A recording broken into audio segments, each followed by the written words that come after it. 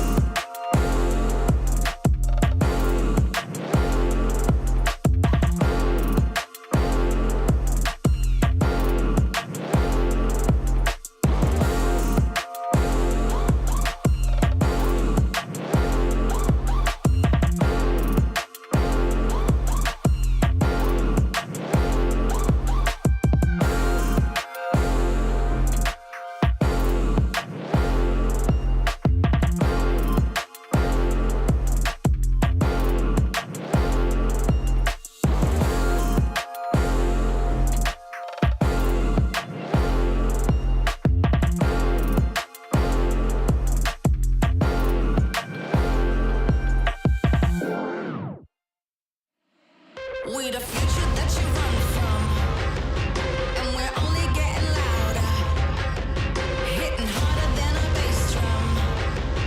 Now we're only getting louder. She is powerful, she got everything she needs. See her flick her hair, see her be her own queen. Never underestimate the strength you have within.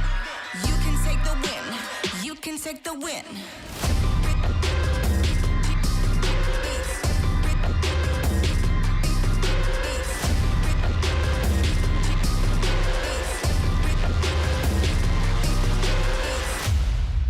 We the future that you run from, hitting harder than a bass drum. And we're only getting louder, and we're only getting prouder.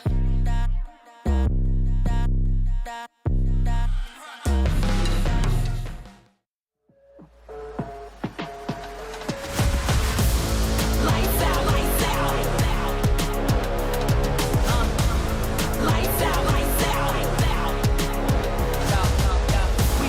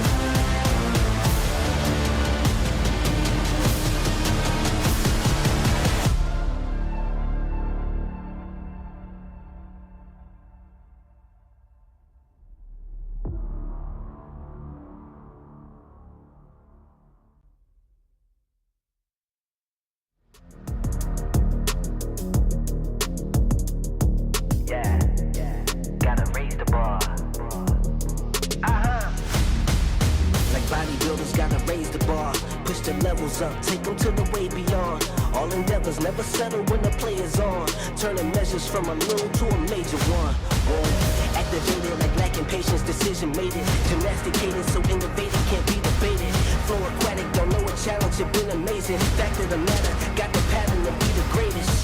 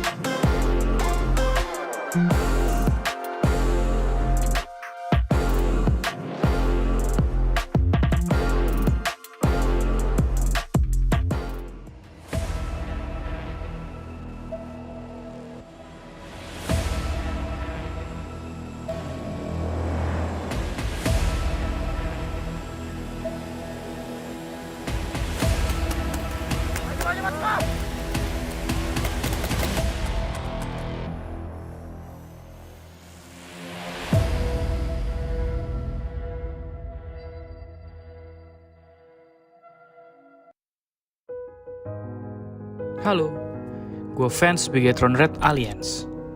Bisa dibilang, gue rindu banget melihat mereka juara. Gue udah ngefans sama Bigetron dari awal banget mereka muncul. Melihat determinasi mereka di kompetisi, jadi salah satu faktor kenapa gue bisa suka banget sama gameplay mereka. Selain prestasi yang mereka raih di kancah dunia, mereka juga selalu bisa bikin harum nama Indonesia.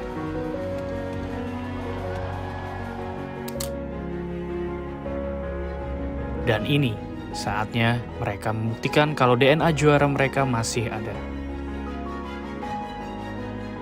Dengan amunisi baru, gue berharap ini adalah awal kebangkitan Bigetron Red Aliens. Meskipun Zuxi tidak bisa merasakan medali emas yang diraih Luxi, di PMWI nanti, gue berharap mereka bisa angkat piala bersama lagi.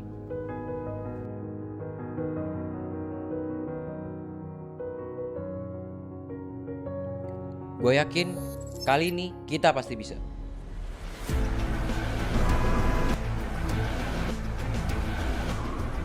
Kalau ngomongin soal mob, bisa dibilang ini soal loyalitas. Karena gue dong support mob dari awal mereka ada. Paling Zai dan Frenzy, serta pemain baru lainnya, bakal bikin mob jadi tim yang akan diperhitungkan nantinya.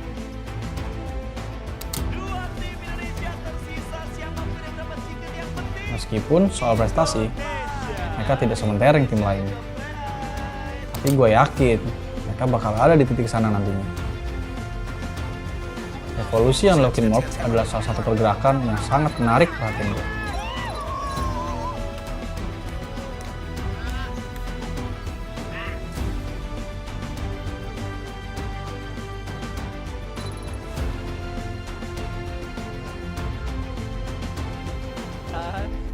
Sabar, pelan-pelan aja, pelan-pelan, jangan ngegas. Di PMWI nanti, bakal jadi panggung pertama dan pembuktian mob yang baru. Tim Indonesia yang akan mendapatkan Sudah saatnya mob bangkit dan jadi tim yang diperhitungkan di kancah dunia. Dua tim Indonesia sudah mendapatkan winner chicken dinner. Sabar, pelan-pelan aja, pelan-pelan, jangan ngegas. Smoke setup.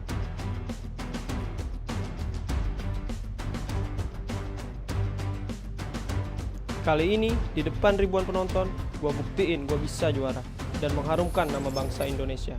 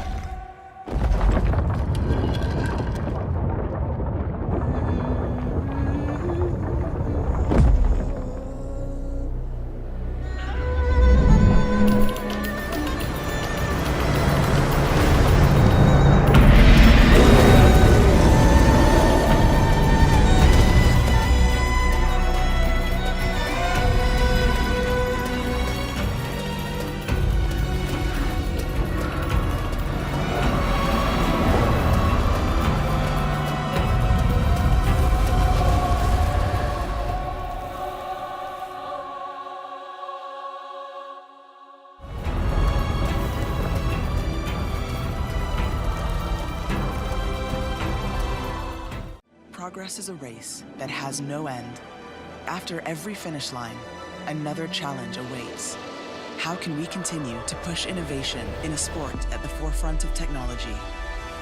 This is how.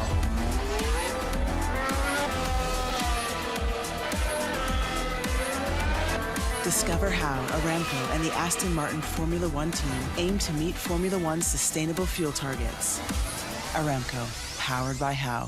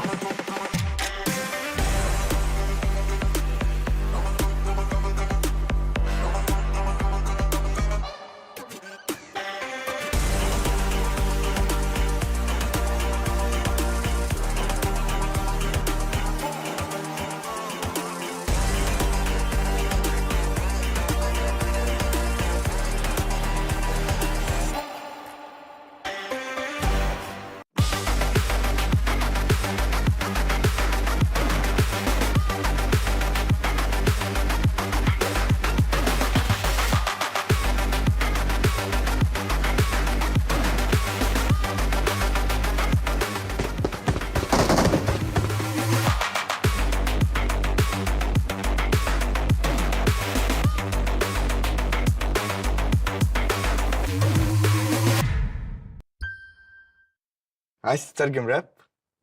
تعالى لي. ملوك السين دي انا ملخصها في سطور، بس مين يقرا؟ فاهم؟ كلام الشارع ده انا هرش كل المجال حبايبي بروز. وانا كاكازوكو مصدع القي نظرة لو على الحلاوة عندي كاستر والاسم عفرت يا عفرت، هتفضل معفرتها ولا ايه يا برو؟ انت مين يا هو ازاي ده دخل هنا يا جدعان؟ نكسر الدنيا الاول وبعدين نتكلم، عيد من الاول. لا لا لا لا لا لا مش مسجل. اخواتي عشان فاهمين السين، سبوتيفاي عمل لك بلاي ليست الاقوى راب مصري، اسمع ملوك السين ببلاش. مع التحديث الجديد لستي سي بلاي، تجربة جديدة للكل. لو جوك دايم تحديات، نافس وانضم للبطولات، استكشف الشات والتايم لاين، وتسوق من متجر التطبيق. الليدر بورد على تفاعلك بالتطبيق، والجوائز الأسبوعية والشهرية على نظام النقاط تنتظرك. ستي سي بلاي، مهما كان جوك هذا محلك.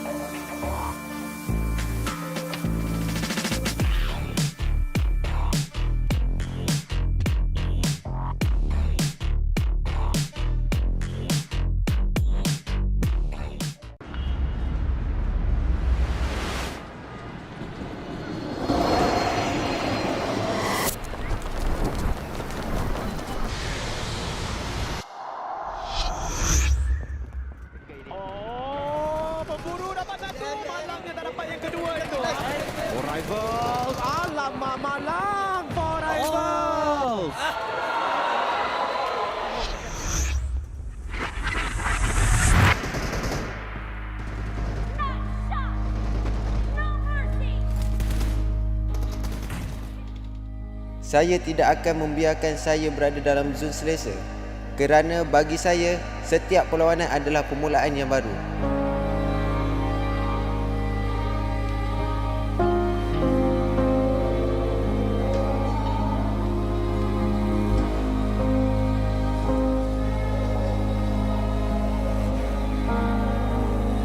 Yang menakutkan kita orang bukanlah kekalahan, tapi kehilangan yang asal dari titik permulaan.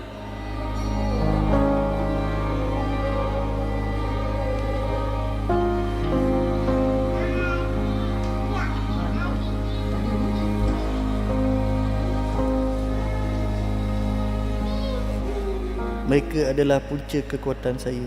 Sesukar manapun perjalanan ini, saya akan mengarunginya dan membawa pulang kejayaan kepada mereka.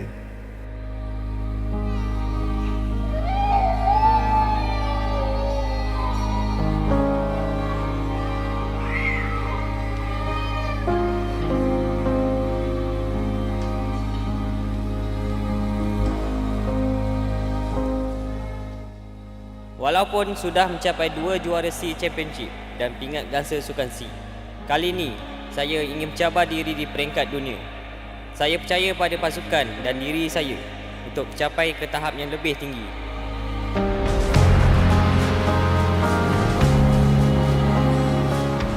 Dah bertahun saya meninggalkan halaman kampungku demi mengejar impian saya di kota ini. Semua usaha selama ini adalah untuk membuktikan diri dan mengibarkan jalur gemilang di pentas dunia. Kali ini kami telah bersedia. It's now or never. Tidak kira pengakhirannya. Kami akan buat yang terbaik untuk mengharumkan nama Malaysia.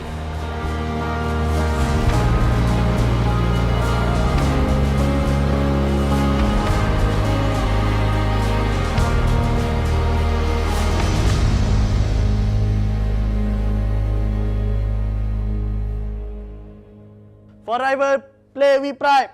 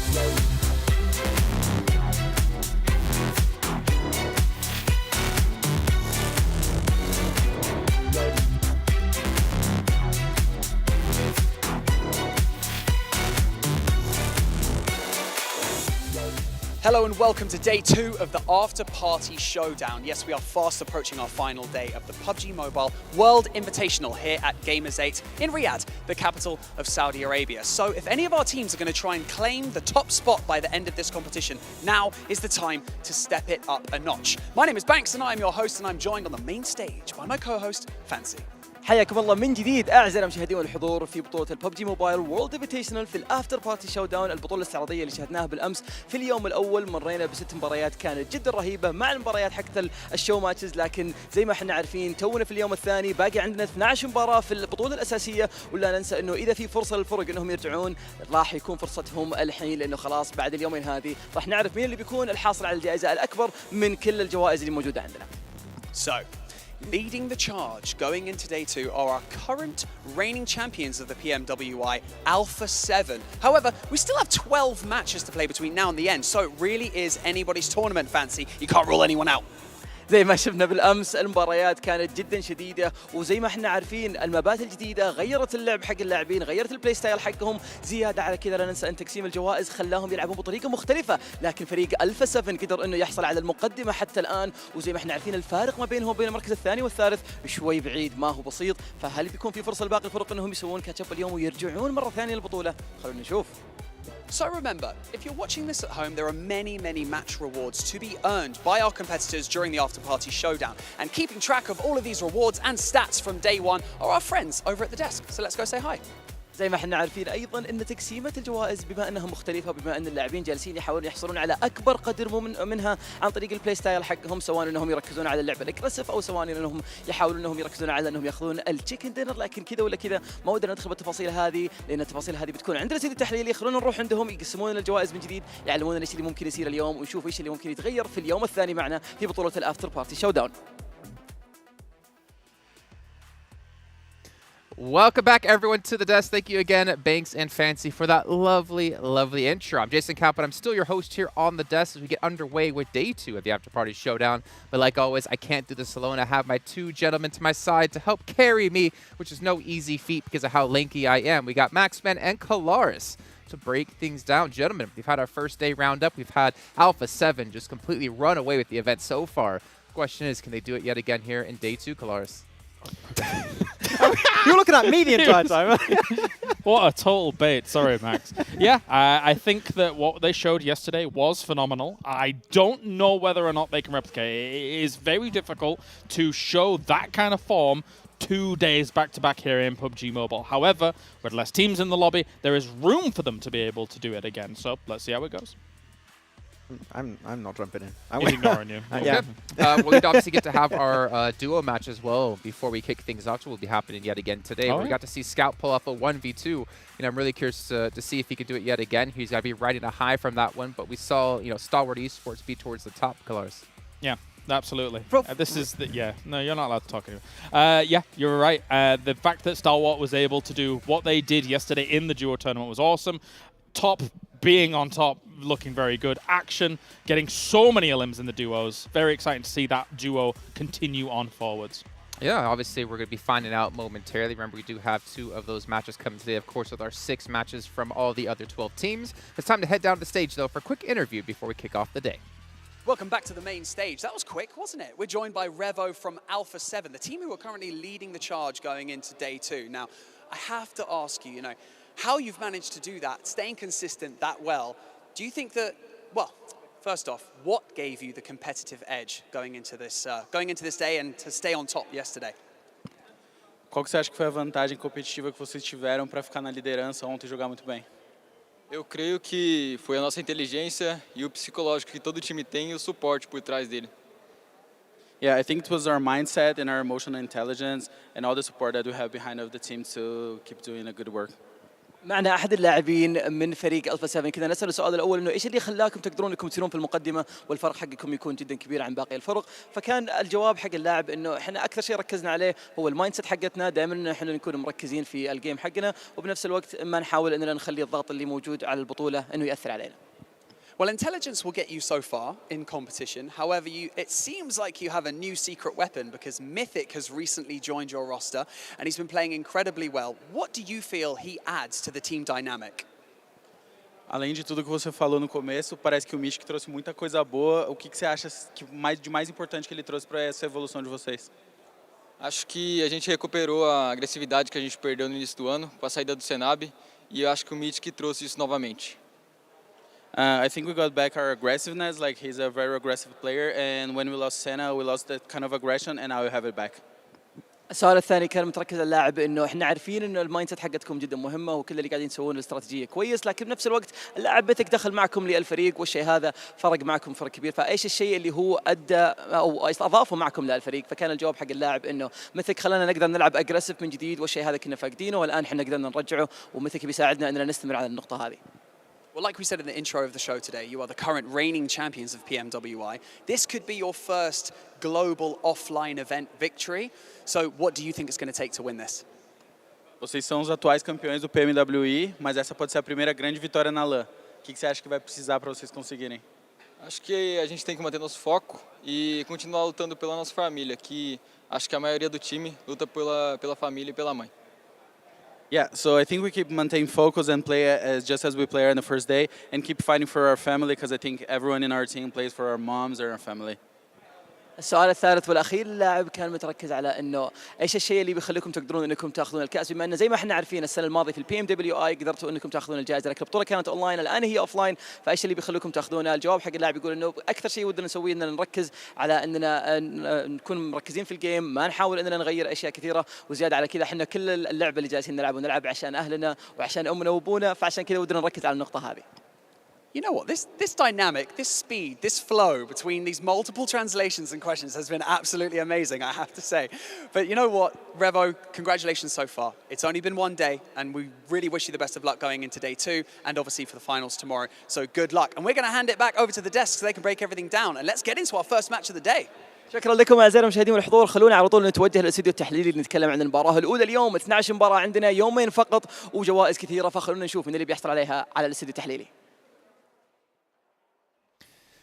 Interesting to hear Revo talk actually about Sena Texas, Sanab, whatever you want to call him. The replacement of him has worked out extremely well for their team with Mythic coming into their roster, able to fill his shoes extremely well, obviously, as we have seen. And maybe, just maybe, we'll see Alpha 7 finally pick up their first LAN event, the first international LAN event, I should say. It would be amazing. Like, that was talking to Colors. I'm sorry. Talking to Colors. Thank you. Yeah, that's right. Because of course, Revo and Carrillo are very much up there in terms of the top eliminations and stuff like that. But when you talk about in Mythic as well as Mafioso as well, they're still big, heavy hitters. So there's a lot of room for this team to kind of flex out and do more damage. All right, let's take a look at the format. If you guys missed out yesterday, well, you didn't see exactly how things go down. There are 12 teams, no more 18. We've gone down to 12. Right. We're playing 18 matches in total. But as you can see here, Claris, Vikendi, Karakin, and Livik going to be in the pool. That's right. It was spicy yesterday when it came to all of the drops and how things were going to be playing out. Obviously, some teams I think even got caught a little bit off guard by maybe how fast the circle was going to be moving to be able to get themselves into the right spot a little later on. I think today they'll be coming in with a bit more of a fresher mind for a lot of this, being able to adapt to that. And maybe we'll see some more attempts at trying to be central as opposed to playing the edge, because the edge gets a bit dangerous on some of these maps with the circles moving how they are right now. Yeah, with the hard shifts we've had, it's been a little bit rough. But I'm looking forward to Vikendi, actually, just because the one we got to see yesterday, the zone was just super north. Yeah, I'm looking forward to Vikendi too, especially when it comes to potentially a castle finish. I know that there's not many of us here at the desk that are looking forward to something like that. But, you know, I'm keen. All right, we can see here the prize pool, $1 million on the line. But as you can see as well, the match rewards, it mostly comes from this, the individual awards you win within the match to get you extra money. But at the end of the day, well, at the end of tomorrow, $60,000 goes to that first place team. So let's actually take a look at our match rewards and see how people get this kind of money. And Max, man, I'm going to let Claris take this away because you can see $10,000 for chicken dinner. Ah, we can't do it too long. He's going to, look, he's actually sat down on the floor now. You've not seen him, but what does Max think, eh? I can't see the graphics from down here. I don't know.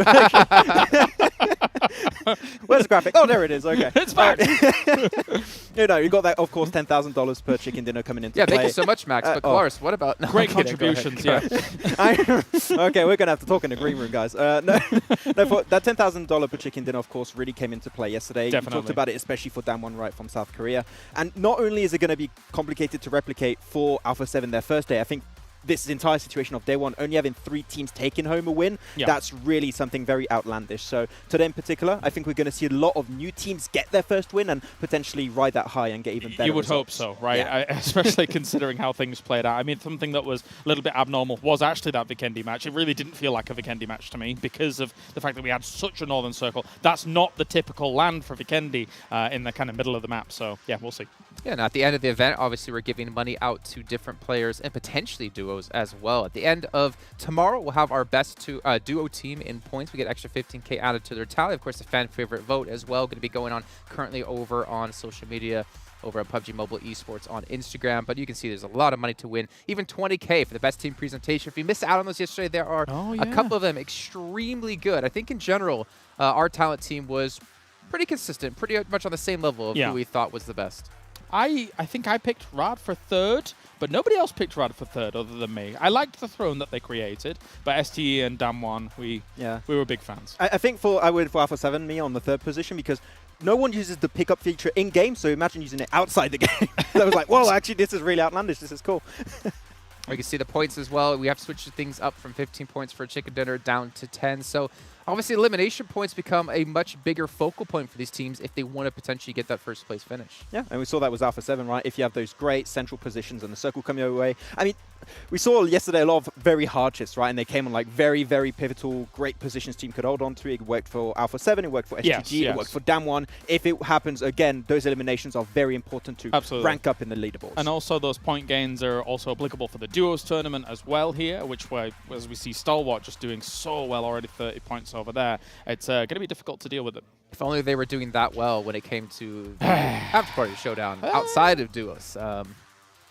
It's fine. You know what? We'll see where they're going to stand actually currently. We've been talking a lot about Alpha 7, so let's get an idea of where the teams do stand here overall within points of our event today. 76 points for Alpha 7, currently sitting in first place by quite a large margin. However, only 10K ahead of Damwon Kia.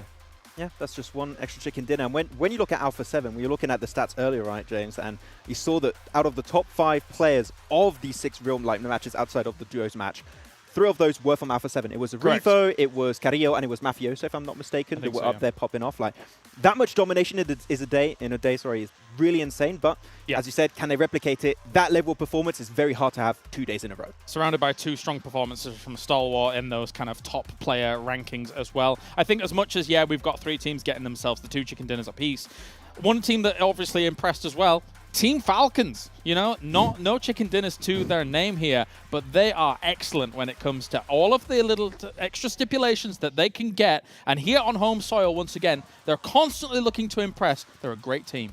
There are 3 things guaranteed in life: death, taxes, and Kalara's talking about Team Falcons. They're really good. On to the second page, though, with the other teams we have remaining.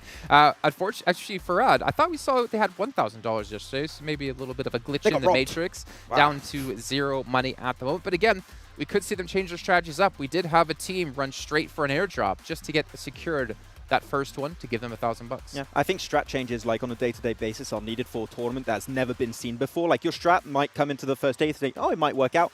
Complete fumble, right? It doesn't work out at all, and you're going to have to make some VOD reviews and completely change your approach. And I think Rad is one of the teams that need to bring a big change to the table to hopefully rank up a little bit higher. Based on the money structure of this tournament, it's a game of extremes. You can't play the middle ground. You can't play the middle road and just like, oh, look, we got nice few eliminations there. Oh, we're another team. I don't know. I'm trying to emulate here. But the point is that if you do that, you're not going to be getting the most eliminations. You're not going to be getting the most team eliminations. You're not going to be getting all the drops because you're playing conservative. It's a weekend of extremes, and you've got to be extreme. Ta-da. I want to hear you go extreme. Come on, Max. Let's hear it. What? Extreme! I'm done. This is why we don't let Max talk often. Yeah. Let's take a look at our schedule today. Obviously, 2 show matches coming through at the start and the end of the day. It'll be Sanhok and Livik only. Tomorrow will be the last one, and that will be before we start the event. So we do have Erangel, Livik, Vikendi, Karakin, Sanhok, Miramar as well. On top of this, gentlemen, I'm really excited to see how today's going to go, actually, because we did see some change up in strategies. But for now, we're going to focus on the format of our duo event. Yeah. I mean, duo event in particular is very interesting with what players are used. We saw it happen for 7C, right, where Scout comes in purely for the duos. Yes. I think some teams could try and use their sub, especially for those, because 8 matches a day is a lot of matches, right? And I think that having that sub come in for the duos is actually a good plan for some of these teams if that's their approach. I think it's going to be hard for people to knock Stalwart off their perch here throughout the duo tournament. Top Action is a devastatingly strong duo. We saw, was it Action? He has 11 eliminations out of the 14. Was it Top? It was Top that had like, he had almost 3 times as much as second place Top Fragger. It's insane. The next is like 3 or 4. Yeah. So, you know, Stalwart is looking primed and strong here to be able to take it. Only 3 matches remaining. They are scary. And they should have got potentially 2 wins, right? That first win was very close. Scout did play spoiler, so like it was like 1 win and 1 unofficial win. Sanhok's the perfect battleground for that kind of scenario to occur. There's so much foliage covering, not easy to see everybody. Gentlemen, our reporter, 7 Worlds Gaming, live down on the stage, has actually informed us that apparently Scout is playing all matches today. Oh? Yesterday, he only played the duos. Including squads. That's an interesting So, if he doesn't, you guys all know who to blame. 7WG over on Instagram and Twitter. Yes. That's 7WG. I blame him for anything anyway, to be perfectly honest. That's true. So, That's true. true. We typically do blame the shortest on the show for most of the problems. That's right. Normally it's me, but this time it's 7 because he's even shorter than me. I don't know how it's possible, but that's why we bring him to events, is for his height. That's his redeeming quality. Good point, Jason. Yeah. Yeah. Big shout out to Sony Xperia 1.4, which was created in collaboration with professional esports players. You can see all the players currently on the stage using these devices, and they're official smartphone partner here of PUBG Mobile. Also need to give a shout out here to Savvy Gaming Group because they have been able to make this event possible. All of our sponsors are able to make this possible for us to enjoy, whether you're playing or watching from home. And last but not least, the fan favorite player. I talked about it before. You guys just need to head over to the PUBG Mobile Esports Instagram page and give likes and leave comments about your favorite teams. Currently, if I'm not mistaken, Scout was winning, but obviously we'll find out when we do finish off this event. I can see over his shoulder, we got about 50 seconds until we are into game here. We're going to be heading over to Sanhok yet again. Gentlemen, it's going to be 7 Worlds Gaming and Avenger to walk you through Scout 1v2ing for the win again. Thank you, Jason. I'm actually hoping that happens. You know, there was a lot of non-believers for Scout, although you and I were the ones that believed in him, especially you. I was just kind of hoping that he would clutch it up, but I wasn't too much of a believer. We'll see what they're going to end up doing. With the duos, though, if we're actually going to talk about 7Cs, that duo has been playing it super, super slow, and they have been playing that snake role, just waiting for all the other teams to fight it out and trying to sneak their way into the zone. We saw it almost backfire yesterday with Scout just barely being able to get into this zone and then clutching that 1v2 that we ended up seeing against Stalwart Esports. I wonder if they're going to continue to play that kind of strategy, just super slow, try to snake your way in, and then just wait for the right time in third party. Yeah, I'm really interested to see how it's going to lead out here in our show match for the start. The duo is always a really fun take on how things can run out. And of course, with the domination we've seen from Stalwart so far, is it going to continue? Are we going to see some creative things? And also, to your pleasure, Seven, we are playing Sanhok twice in this time span of us casting 4 games today. So that is super exciting. But for this one, and especially here for the duo, only being 24 players, there's a lot of space coming out here on Sanhok. So all the players, they should be getting their favorite setup and be looted to their teeth. Yeah, there's going to be so much room for them to loot, to just wait and see what's going to be happening with the later circles, too. I mean, even yesterday, and we're talking about that, and guess what? There's already a knock. Even though there's 24 players, a team decided to just hot drop, and it's going to be RA Esports and S2G. And RA Esports, it's already out within the first minute yesterday. Avenger, it took us at least 5 minutes to get 1 elimination, and that was with the actual full 12 teams, 4 players. Right now, less than 1 minute, and we already have a team out in RA Esports. Yeah, and it happened so early here. You know, like we were just expecting the drops to just evolve, and STG was able to just completely close them out. We actually get a quite nice circle here. This is a more rare one for Sanhok, far northern one. Tadmog is decent still. Paradise is decent still. So that's obviously the good start for this one.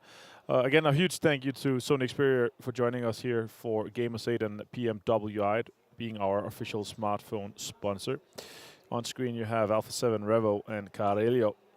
And I was going to mention, wow, for everybody that's currently watching, watch PMWI together in-game esports center with your friends to win PMWI special sets. And don't forget the PMWI packages are on sale for a limited time. And you can also win PMWI treasure crates if you play PUBG Mobile during PMWI. Now, I'm looking at the stats from yesterday in regards to the show matches, and I believe this is the first time that S2G is able to get some eliminations on the board for this matches, so that's good to see, and you can see right there how it happened. Silas being able to get the high ground. One of the other players from R8 Esports didn't even have a gun yet, and he switched it on him too. Wow, okay, Silas. I appreciate that. I appreciate the aggression right off the bat too, even though you guys have so much room. QBU unscoped as well. That's kind of crazy. All right, Falcons here as well. Looting, it's obviously Yusuf and Powerful. Amazing players. They've been doing quite well so far throughout the tournament. And as the guys in Des were mentioning, and they were talking about, well, mainly Jason and Kylaris was talking about, they didn't give much talk time to Max in that case. You know, cheering on Falcons and them being able to do well in our main Afterparty Showdown. Obviously, here we are in the show match. Yeah, before we actually got to Saudi Arabia, I got a chance to... Oh, you know what? I'll tell you in a little bit of Rod. They were talking about Rod starting to change it up a little bit. Guess what? It's not going to work their way as Damwon, Kia, Fabian being able to get the knock and getting the finish there on one of the Rod players. And Munir is going to just try to back off, try to do the strategy that worked out yesterday for Scout and 7Cs. Play that snake, play that patient role. Now, what I was going to tell you, I got a chance to share an airplane with Kalaris, and he was telling me Team Falcons is definitely going to surprise a lot of people, and so far he has been right. Yeah. And obviously, them being able to do this well without winning any chicken dinners, that's kind of amazing, kind of surprising. So that's great, him constantly cheering them on. And obviously sometimes Maxman get to get a little chat here and there. He's been pretty accurate in some of his points as well. I actually liked some of the points that he was making. Also, you know, cheering on Stalwart, cheering on these guys. Yeah. And, you know, I agree. We've seen some crazy things from Stalwart. And actually, they've been super impressive throughout. Also here in the showdown, it's just been insane how well these guys are able to play. Yeah, I mean, we saw what Top was able to do yesterday, just being able to smack everybody that came close to him. That shotgun in Livik is just absolutely insane. And that's one of the matches, too, that I'm going to be keeping an eye on for today, because Livik, it's so small, it's so compact, so many third parties, so many angles that you can pretty much see across a majority of the map. And once you get close, that shotty is just absolutely unstoppable. And you were saying Maxman does like Stalwart Esports. He also likes Damwon Kia. But so far in the duos, I mean, Damwon Kia hasn't really been able to do much. I think they're currently standing in the 10th place for the duo standing, with Stalwart Esports being in first place, followed by Nigma Galaxy and 7Cs, obviously, with that win that they were able to collect yesterday. Rod Munir, we saw what just happened to Desha 999.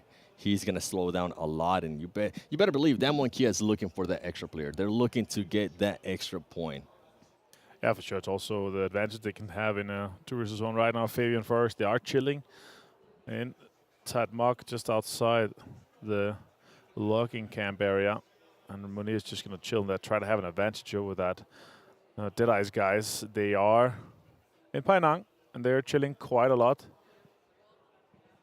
And yeah, we're obviously looking at some more passive playstyle here. And as Kalaris actually mentioned here, it is very much the two different edges we see. You know, we are having two extremes, as he was pointing out. And it's the same case here for the duos, right? You want to be able to get as many points on the board. It is 10 points for the win, 6 points for second place, and obviously 1 point for the eliminations, the same as the main stage of the Afterparty Showdown is. So you see quick fights at the beginning, then it slows down and people are really considering how to salvage if they're losing a few players or how to get the most out of every single game. And for Alpha 7, it's really worked out well. And I've been super impressed with them, you know, also picking up Mythic, one of the best players coming out of Rise Esports from Brazil.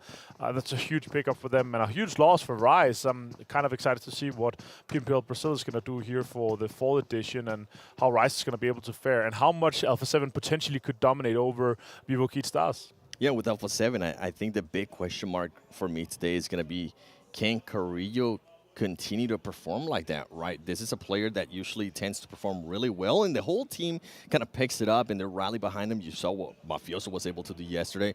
But when Carrillo starts slowing down, such a big fragger, it slows down the whole team. So I'm really intrigued to see, maybe not so much here on the duos. Yeah, I'm hoping that they're able to win it, right? But on the first match, for the actual points that are going to be counting towards the other prize pool, I'm intrigued to see how they're going to be playing. Are they going to continue to play that aggressive style that we saw them yesterday? It didn't matter where they were at, they were willing to take the aggression to the teams, and I think that's just a style that plays for Alpha 7 in a big way. As we're currently looking at the map here, you can see 7C Scout currently very far away from his teammate Sir Ryan. I think they're trying to figure out how they're gonna try to rotate out of this. Scout did tell me, I got a chance to talk to him, he did tell me that he was gonna be playing every single match today, so hopefully that will be the case. That's gonna be crazy.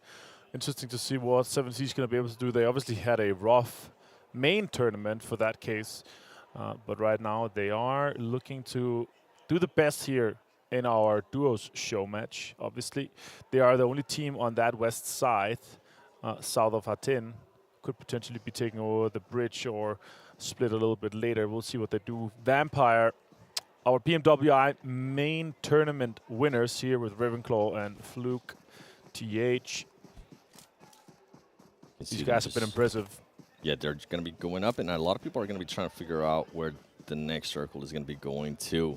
Is it going to be going to the island towards the west? Is it going to stay on the main island to the east?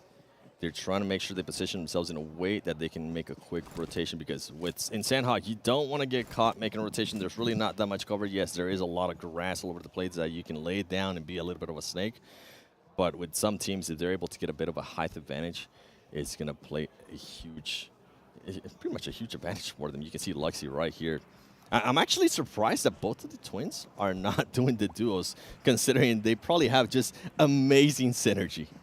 Yeah, Liquid has really been a standout player for them, so that's mainly, I think, I would assume one of the reasons. But yeah, you would assume, you know, twin synergy, there's something, like sometimes you've heard these stories where twins, when they're not together, they can feel when the other one's sad. Yep. So it's like really next level synergy. Luxy takes some shot towards Falcons, and Powerful is just able to take that buggy and just send it through and past everyone here, not taking too much damage. Oh, I say that, and he catches a headshot at the very end. Does have only one first aid, and he nearly used it, so I would assume that he's going to use the bandages instead. Oh, he is going to use the first aid. It's going to be no first aids after that, so that's kind of scary. I'll probably have chosen to take the bandages in that case. The situation that he had 10. Yeah, I'm with you on Only one that. of each stim. They're kind of also, or he's kind of low on stims as well, only one of each. He is stimmed though, so that is fine. Let's see how much information he's able to gather from this location. Considering that Yusuf, oh, Powerful, actually able to get so much information from that. Yusuf does go down to Liquid, and that is super unfortunate. The question is, can he catch him? No, I think he's able to crawl around that corner, Yusuf, and Powerful might be able to pick him up there, Seven. Yeah, both of those teams are going to be able to recover, but guess what? There's going to be a lot of teams surrounding him, and we saw it yesterday, and I think we're going to continue to see it today, those third parties. And this is actually something that I got a chance to talk with Luxy earlier during breakfast, and he was telling me how much faster the gameplay is. You can't really take on those fights, and if you do take on a fight, you better finish it off quick. So I think Bigetron is going to be looking to do that, but guess what? Damwon Kia, Fabian being really sneaky here, just waiting patiently, and he needs to be careful because Bigetron, if they hear any kind of footstep, they're just going to automatically shift towards where he's at. But right now, there's some focus, and Luxy actually gets third party by Viper Esports. This is what I was talking about. You have to make sure you cover all your angles and you don't get just too tunnel focus on a single fight. And guess what? Fabian finally decides to come out, and he's going to say bye-bye. This is the moment I was waiting for. Let me get those 2 easy elims, and while I'm at it, I'm also going to loot you. And he has a little freedom to invest for that as well. So he's going to be stacked to his teeth. 3 eliminations so far. Damwon Kia rocking up and saying, let's go. Vampire on high ground too. Falcon able to fully recover from that situation. Really good for Team Falcons. Super unlucky there for Bigetron. Just they see a player almost get a knock. They do end up getting a knock, and then one of the players gets traded out as well, and then they get sneaked up on. And then you can see Damwon Kia now starting to make the rotation. I wonder how long Team Falcons is going to stay there, because they are being overlooked by Vampire Esports. It will be interesting how they rotate out of that. Stalwart Esports taking on some shots to some of the other teams on the horizon as well. S2G, I see Rod too, Munir. Remember, he lost a player earlier to the M1 Kia. And here we go. Powerful and his teammate are currently all the way healed up. But as you mentioned, the make it. I wish he would have used the bandages. I was going to talk about that earlier. I mean, he knew exactly where Bigetron was. He knew more than likely they didn't have a vehicle because of the way that they were just positioned in regards to Bigetron. He should have been able to use those bandages. For sure. And just take his time because anyways, he ended up waiting for his teammate to get there. Stressful situation for sure. He wanted to be fully healed before he could start peeking and gather some of that information. Fluke.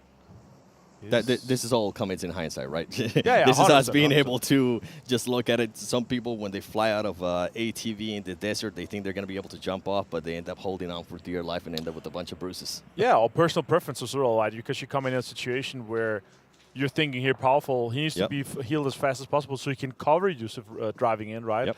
But for sure, not being able to have any first aids in for the future is going to be a rough one. On top, and he finds Scout.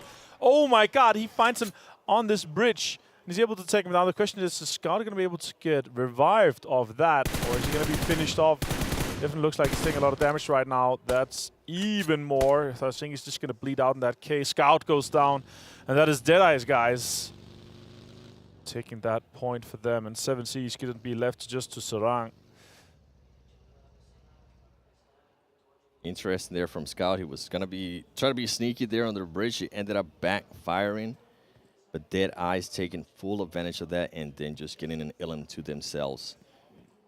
See how these teams are going to end up rotating and how their circle is going to end up as well. Deadeyes Joker just looking around, trying to see what he's going to happen. And then ultimately for 7C, Saran being so far away from Scout ended up helping him. As we're looking at the map here, you can see Alpha 7 towards the north. They are taking their sweet time. There's nothing really to worry about. And this is what I was talking about earlier too. How many teams are just positioned in that intersection? See S2G, you can see the player from Rod. And who's going to benefit the next circle that we are going to be getting here? Nigma Galaxy currently playing a really slow. This has been their pace as well. Looting in boot camp, seeing what's left. And oh, this circle's a good amount there of the river. Yep. 7 scenes. Interested to see how he's going to decide to just rotate. I wonder if he's going to go for the swim or if he's going to just decide to go through the bridge and maybe end up with the same fortune that Scout had. Yeah, and that's really the faith in the hands of the Deadeyes guys. Two interesting things is that we have these two compounds. They are in play, and the two high ground and low, or the one high ground compound, one low ground compound is kind of interesting. The one above the bridge on that southern side is really interesting and could take a lot of control. Now Ravenclaw is pushing, and top is the last player for Stalwart. See a lot of teams coming in from the east here. We're just looking on and seeing right now. 7C is being able to get some revenge there on what happened to his teammate earlier. Saran being able to spot at least her from Deadeyes. Is he going to be able to spot up Joker? Oh, the grenade ends up bouncing on the top. Did he realize that? I think he did. He started backing off a little bit, and this is how action ended up getting eliminated to Ravenclaw from Vampire Esports. There you see Deadeyes there. I think he has been spotted. Can Saran get this nade and just ultimately get the ilm? They are going to be getting pushed by the zone. He is able to cause some damage, but he's not able to get the elimination. He's going to be able to heal up. He just keeps going from tree to tree. Yeah, Joker just have to try to do something here. Shots, ooh, connecting just a little bit. Sarang can move with the circle and then maybe take on Joker just a little bit later. I think it's unfortunately it for on top. He's going to be bleeding out to the blue zone in this case. Damonkia lost one player. Fabian's on the ground. Kirill also knocked, and Revo further away. Utility could be used and could be connecting. That's a potential big one. Ooh, does some damage. I think Kirill is going to go down though. And it's effectively a 1 versus 1. Fabian still alive. Revo with 3 more grenades in hand. Revo just letting those nades rain. I think Rio might have been able to just relay some information in regards to the footsteps that he was able to hear close by before he ended up getting fully eliminated. And this is going to be an interesting 1v1 here between Forrest and Rebo, who's going to take it. I know a lot of the Brazilian players carry momentum, regardless whether this is a show match or not. Oh. And take a start of Haven, as we're saying that, guess what? Yusuf and Team Falcons Powerful are going to try to third-party this DBS. fight. Forrest with the DBS, can he get some shots? He's able to get some shots. He gets the first knock. Can he get the second knock? He needs to back off because he did end up getting a little bit damaged by the nades. And ultimately, Falcons. Powerful from Falcon. Too much with those nades, and now Revo's looking to be able to third-party that and hopefully get some elims from Team Falcons. 6 nades now. You found more nades. Revo is continuing this artificial red zone, but not connecting on Falcons. DPS in hand for Powerful 2. Yusuf is going to try to get some more information and push maybe around that rock. Revo is disengaging from that fight, so he will be moving around the northern side and just try to get a bit more terrain inside the new circle that has popped. It's gone northwest, and it basically only has one compound that is basically guaranteed to end right next to. And yeah, that's the huge question is, how does these teams at the east side approach? The next thing is it says S2G doing some damage towards Falcons, and they're also prioritizing getting into the circle. They realize they have to, otherwise they're not going to catch a break with that. Circle is closing in just 10 seconds. Yusuf, Powerful, has to take S2G on straight head-to-head or push towards Revo and have maybe a better chance to sweep towards him. But the terrain is just running out here. Sarang has found a decent spot to survive for some time here outside the border. He's going to be fine with that for some time. And Nigma Galaxy, they are inside this compound that are in the dead center of the zone. Fluke finds Joker. And Deadeyes Guys are eliminated by Vampire Esports. Falcons does have one player down. He's going to try to be able to get out of this. He's not able to get out. S2G just bringing in the eliminations, eliminating Team Falcons while they're at it too. And you were talking about Nigma Galaxy. They are already positioned within that compound as Silas does end up getting knocked by Revo. Revo with the big rotation earlier deciding to back off. That ultimately ended up paying off in a big way. And he might be able to get some elims. And guess what, Kalsi, can you get out of this? You are going to have Revo looking at you. Can Revo connect? This is going to be a big question mark. And ultimately, he can connect. Revo on a tear right now. 3 elims to himself. Remember, just better. Yeah, just better. He's got the Brazilian samba in him. Monia probably could be going down to zone in this case. Rad, yes, they go out. We're down to just 4 teams. Rad able to get that 5th place elimination, getting 3 points. Vampire actually in a pretty decent spot here. Would you see the next circle has popped top right of the minimap? They're actually slightly inside. That means Nigma Galaxy have to move out. Ravenclaw finds Lord, and that's a huge opening. That is the go sign for them. They have to send this in, and they could finish off that potential elimination. That's exactly what Ravenclaw's going to be doing. He's ripping up his nade. Is this nade going to be able to hit Hamodi? Decides to back off. I think they are going to end up losing Lord. And he needs to be careful because now this is going to be 2 players from Vampire Esports. Ravenclaw does end up getting some damage. Grossa in hand. Fluke. Here come the nades. Is Hamodi going to be able to hear where Fluke is? That's a great nade right there. It makes him back off. He does end up half damage. Ravenclaw able to heal up. Hamodi just backing off, and while everything is going on, guess what? The other players that were just solos in Revo and Sarang from 7Cs are going to be able to just relocate, and that's exactly what they're doing. They're positioning themselves to be in a great place after this fight is done, or if not, being able to third party. Just so many third parties in the matches that we saw yesterday. Sarang playing it patiently. I wish he would use this time to actually find some kind of bush and get himself a better location. That could be a good nade. Could have been a good nade. Could be a good nade with that one. Ravenclaw spots Sarang now, trying to get him down and finish him off. He's just swimming, trying to survive for a bit longer here, but it could be 7Cs giving his life up in the Cs. And it's going to be a 1 versus 2 Revo. Potentially with Vampire Esports, if they're able to close out on the Nigma Galaxy player that is still in the compound. Hamodi, Sarang taking some damage now. More damage. Oh, Ravenclaw is actually going to be able to find that one, so that's a point guaranteed for Vampire. That's 5 eliminations for them. That's 5 points, plus the guaranteed top 3 here. That is also 5th for 3rd place, so it's 10 points for them in this game so far, guaranteed.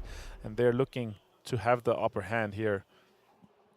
I think Vampire Esports might have heard me. They decided to disengage a little bit there with Hamodi, especially with the new circle that they ended up getting. And keep an eye on where Revo and Sarang was. We saw what just happened to Sarang, and now they're trying to spot Revo.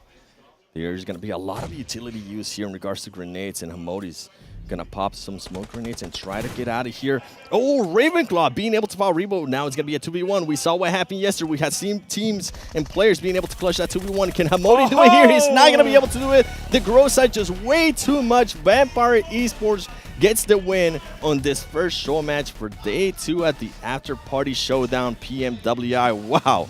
What a match there for Vampire Esports, being able to get themselves 17 points. That's definitely going to push them up to the top, because this was a team that only had 1 point after 2 show matches. Great showing there from Vampire Esports. Yeah, just had to adjust to the format being only 2. They're used to being 4-man strong, right? And when you adjust to that, you can definitely tell the mechanical skill is through the roof for these guys. Really well executed. And with a Grossa in hand, there is not much to do against those guys. It's super easy with that last spray down. Yeah, when you have that close range, DVS, Grossa, you just try to back off. Just try not to get in the way. But overall, great play. I'm actually surprised Rebo was able to survive that long. He played it out really well. You called out when he started rotating, that ultimately being the best thing that could have happened there for Alpha 7. Yeah, exactly. All right, guys, we are ready to go to the match standings here, sponsored by HTC with our desk. Let's see how much Maxman is going to be able to talk for this one. Well, the correct answer is none. Maxman is currently ill in the restroom, puking. Oh, he's back. No, he is here. He'll be talking the whole time, actually. We're going to go the full other way. So, Maxman, take it away. Analyst and host. Oh, no, everything now? Okay, that's fine. We'll take it. Yes, congratulations to Vampire Esports taking himself the chicken dinner on this game. And not a very easy push to take on to Nigma Galaxy. We were talking about it a little bit before, right, Kalaris? Like, Nigma Galaxy had that compound for the longest time. And yet the fact that Vampire are able to take that location away, remain as a 2-man squad, and keep the other teams at arm's length was a very big achievement for them. So great from Vampire, but we also see that Alpha 7 are still popping off. They still got the groove going. They're just so hot right now. Let's put it that way. They're pretty good. Yeah, they're in every facet, in every phase of this tournament here for the second weekend. But yeah, watching Vampire Esports hold this down, lock this down, I mean, it doesn't help the other teams around them as well that are grosses in hand as you go into some of these final moments. Very difficult to deal with their position. Well, we're past the halfway point, though, for the duos tournament, as we have only 2 matches left to go. One at the end of the day today, one coming up at the start of the day tomorrow. So if you are a team trying to catch up to Alpha 7, well, this is one way to do so, at least for Vampire Esports. So not too bad out of them. Do we have a second page? No, we don't have a second page, I believe. Because under 2 points, we want to see people under 2 points. I will say, though, a little bit unexpected. Oh, we do? Hey.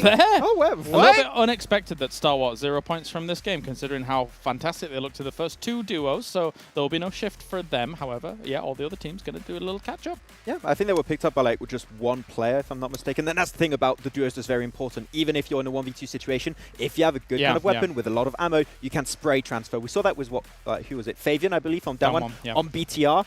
1 clip, 2 elims, squad wipe. That's the big issue. You've got to be very careful. 1 player could be your downfall. A huge difference compared to squads, because you can't get away with something like that in squads too easily. Yeah, you can. Well, yeah, I mean, okay. you can spray down 2 people, but there's likely going to be 2 other people looking at you from different angles. But here in the duos, yeah, if you spot someone out, and there is the tendency to clump up in the duos because you don't want to be too far away from your teammate, yeah, you can get those spray transitions nicely.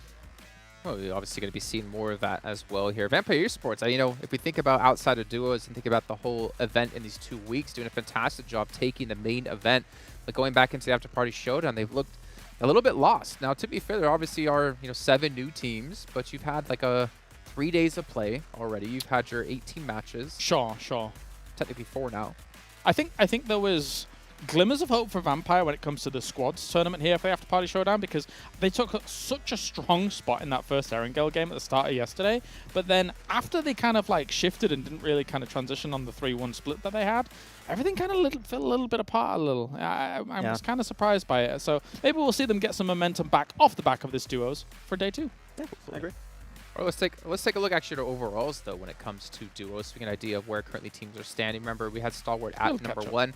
They're still going to be at number 1, but wasn't it 17 points that last match for Vampire? I mean, they only had 1 point before this.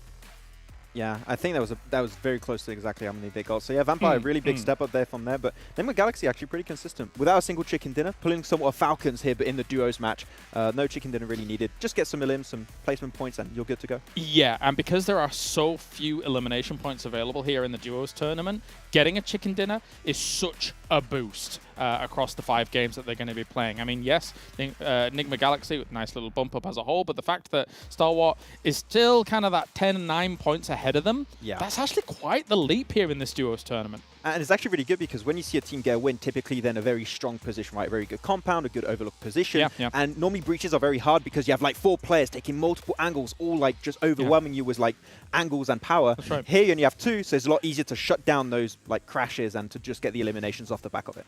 How did they overwhelm you with 4 Kalaris? He was he did this. We didn't see it on camera where he was doing it, but it was good. It was good. It's true. I did hear the roar as well. By the way, at the start of these highlights as well, the fight in Paradise, the fact that he finished it off with a QBU, some extra tap-in potential at the end, love it, because it's not exactly the easiest close-range weapon to wield. Yeah, and also you did they lost it yesterday on the first match in Sanhok, right? S2G did go out early, so a little bit of vengeance here coming into play. So S2G looking hot yesterday, and also seemed to potentially start off well in the duos. Yeah, and the thing is, right, we looked at Alpha 7 yesterday. Their duos, they didn't fare too well, obviously doing a lot better when it came to the Afterparty Showdown. Stalwart Esports, I mean, they were top. They did well in duo. They didn't do so well when it came to the rest of the event. I'm curious to see if they can bounce back, as you guys did obviously miss out on yesterday. We had only 3 teams take chicken dinners, so that means each of them got 2 apiece.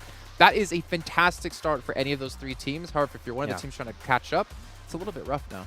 I would say, though, yesterday is a very big outlier. Like, the circles were rough. Like, a lot of the time you would see, like, BT on a good position, RA in a good position, Stalwart sometimes be in a good position, then hard shift, half shift. And I think that that's something teams need to work on today, is being able to adapt to those rough situations. If so, a win could happen. But I still think we saw some consistency somewhat from Stalwart, right? Getting a few points, but not able to quite get the win. Yeah, if we see the same tendencies today, we said it at the top of today, in fact, that teams might need to navigate more central and try and play from their edge. If we're getting all of these hard shift constantly across all of these battlegrounds, sorry, but there's too many battlegrounds to try and account for trying to go for wide rotates and trying to get into edge circles constantly. So a central position might work out better. You know, one thing we've not really discussed whatsoever, and I want to touch on really quickly, was the fact that in-game leading with all of these new maps coming into the pool, and of course with the change to how the zones work, that is extremely difficult to do. And we saw Alpha 7 just be so consistent throughout the entire day. You got to be an encyclopedia of PUBG Mobile. Encyclopedia. An encyclopedia. But going from 6 battlegrounds across the whole day, and so an understanding as well in terms of, even as I've already used it as an example today, but that Vikendi circle, it's not a typical Vikendi circle. Approaching that is difficult. You saw people swimming in the ocean for so long. It's difficult to adapt to. I think this is like a really good way to show if you're a great IGL. If you're able to find consistency in maps like this, you're really one of the best IGLs of the world, potentially. All right, we got a minute and 15 till we head into our first match here. Take our second overall. I want to give a quick shout out, though, to Aramco and, of course, Saudi as well, making this event possible for all of us to enjoy, especially the players who are having a great time live in Riyadh, Saudi Arabia. But you know who's also having a good time here? Our 2 commentators. We got Avenger and Seven Worlds Gaming coming back yet again to cover all the action of Erangel. I have been having a great time. We've been playing PUBG Mobile at night, going to the pool, talking about PUBG Mobile, eating lots of goodies, going to the gym as well. I mean, and then we get to cast. Wait. Going to the gym? Yeah. I haven't seen you in the gym. I go when you guys aren't there. Oh, okay. Yeah. Wait until you see these gains in PMGC. You go past it, or you go into and they go back out? Or? No, see, what I do is I go inside, grab a water, just to make sure I don't get dehydrated, and then walk out. Oh, okay. Yeah, I think Jason thought that you were just on the way to get your massage there, because that's kind of going through the gym, and then you go in there to get your massage. But yeah, maybe not. Games are starting very shortly. We are on to Erangel here, very shortly 7. And as we see on screen, we potentially could have a spicy plane path. And maybe, just maybe, we could have a military base. But let's see what happens once we get out of the plane and once we start everything. We are on to Erangel, the first and most known map here, and I actually want a little bit of reiterate of what the guys were talking about here. We are playing these maps. We're playing 6 different maps throughout the day. Really interesting in terms of how you approach the games and the amount of information that these IGLs they have to have, like where do the other teams land, their timings, their location. There's just so much information.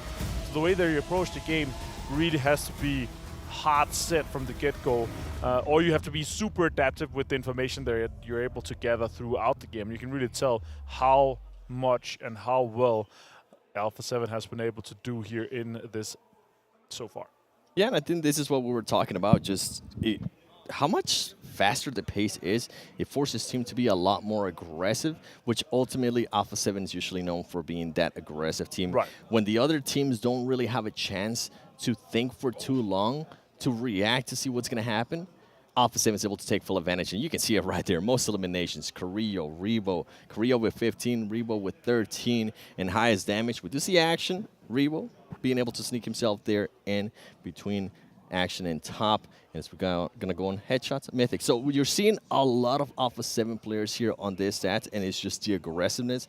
And with this playing path, I was going to say Vampire Esports and Soggy Crawdads would have loved this playing path because they love going to Primor. So, you know, just something to keep an eye on.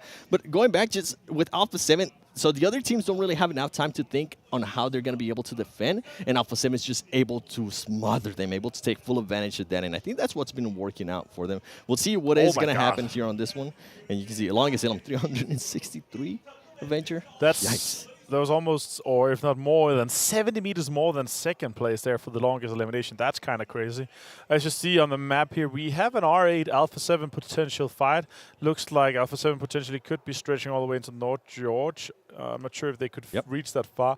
It looks like they could also be taking a vehicle and getting out of their R8. It's going to be taking South George, and Alpha 7 is going to try to go to North George. 12 teams, plenty of room, but it was a rough playing path. So, yeah, of course, everyone is not going to be completely satisfied with where they get. Of course, again, thanks to Sunexperia for being our official smartphone partner here at PMWI and Gamers8. We have some amazing stuff in store for the rest of the year as well. See Nigma Galaxy taking full advantage of the playing path, going to Pochinki. And while we're at it, make sure we watch PMWI together in-game esports center with your friends to win PMWI special sets. And don't forget, PMWI packages are on sale for a limited time, and you can also win PMWI treasure crates if you play PUBG Mobile during PMWI. I feel like that's why we've been playing so much too, because I want to be able to win some of those treasure chests. That doesn't sound bad at all. That'd be nice. Here, South George with R8 and SK Ton on screen. ID 7 also in there. Alpha 7 here on the north side. They managed to all of them get over there. No problem. And everyone is alive here, and this is where we were talking about, and what the desk has also been talking about before the last game, is of course that we're going to have this very, very extreme approach of how they're playing the game, right? Because they're super hard focused on getting those points from, getting the points from the game that you're able to get into the first prize, which is $60,000, but also focused on your special eliminations, the first T elimination. So you want to be able to be full four-man strong with your favorite setup, so you can take these players on and potentially take home the chicken dinner, but also all these special rewards that we have throughout here. First airdrop. Most airdrops is kind of crazy too. Team with the most eliminations and most teams eliminated. So really big on eliminations in general. If you're able to wipe a few teams, if you're able to get a few eliminations throughout, as you saw with Damwon here yesterday as well, crazy amount of money on the line. $23,000 just for the rewards and $10,000 for the chicken dinner as well. So there's just so much money in the line. Potentially here, life-changing money for these players. Yeah, we saw some of the players yesterday actually, in a way, change their style of what utilities they tend to use. I think it was one of the players from Alpha 7 and some of the other players from different teams too. We saw a lot more grenades, and that's because they're trying to go not only for that first special elimination, but for the most special eliminations. And I can't wait to see what nades we're going to be seeing today, or which teams are going to be running each other over with the vehicles, because that does count towards it.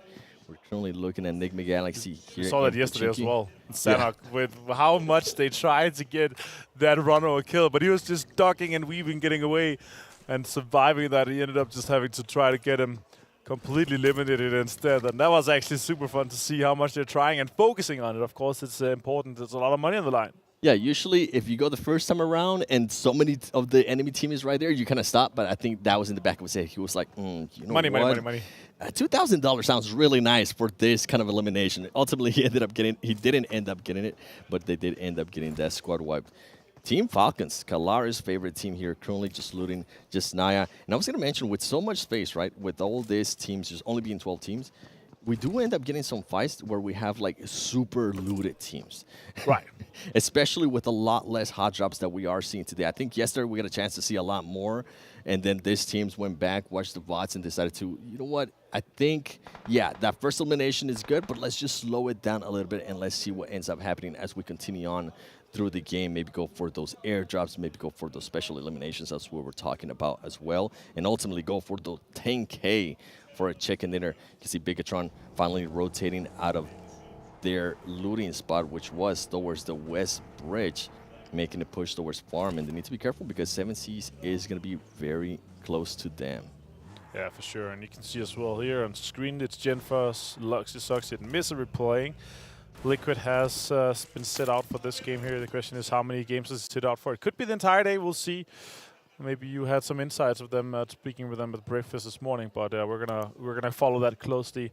The desk can maybe also see how many games. Obviously, it's important. How well are these players be able to do? And you have substitutes with you, right? Yep. You're gonna be able to focus on that.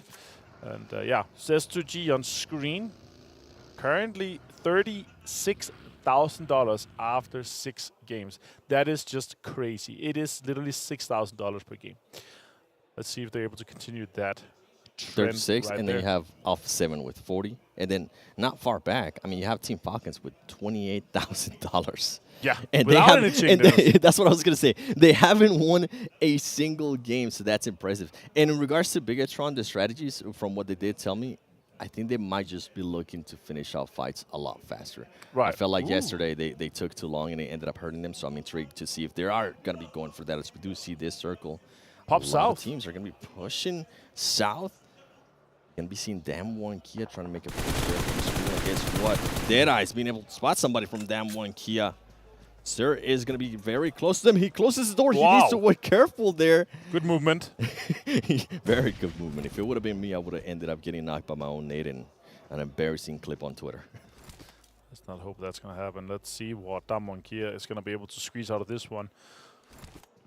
Deadeyes Guys kind of have the upper hand, being on the roofs already. Garage over there by Song and Fabian can be approached quite easily when you have on top, literally on top of that 2-story balcony building. Has a lot of control and information, and also one nade in hand, potentially the Molotov could take something down there. Is it going to go in? It's going to go in. It's going to do a lot of damage onto Song. Fabian is on the outside there on the back door, so he's trying to hold that corner. It has been smoked. Damwon Kia is getting reinforcements. You can see Forrest now starting to move up with this other teammate as well. He went and picked him up, and now they're going to be making this push to make it a full squad. They need to be careful because somebody from Deadeyes is going to be right there. They crash into the rock, and now they're being spotted. Smokes are going to come out. Deadeye top Sir, is he going to be able to blow up that vehicle? He does end up getting some shots on himself, and now you're going to be seeing the other Deadeyes players starting to rotate and see maybe he can get an angle on the players from Damwon Kia that are stuck in the middle and out in the open. Pre-needing every corner right now currently. Turlov is trying to just make something happen here now. Forrest and Juni is going to be able to just push and try to do something more. Shari tries to pre-net that corner that Fabian potentially was holding. More utilities being used. Again, a really heavy utility wall in this case. Molotov on the top. That is a really good Molotov closing out that top. You cannot run up. Shari pushing in. Oh.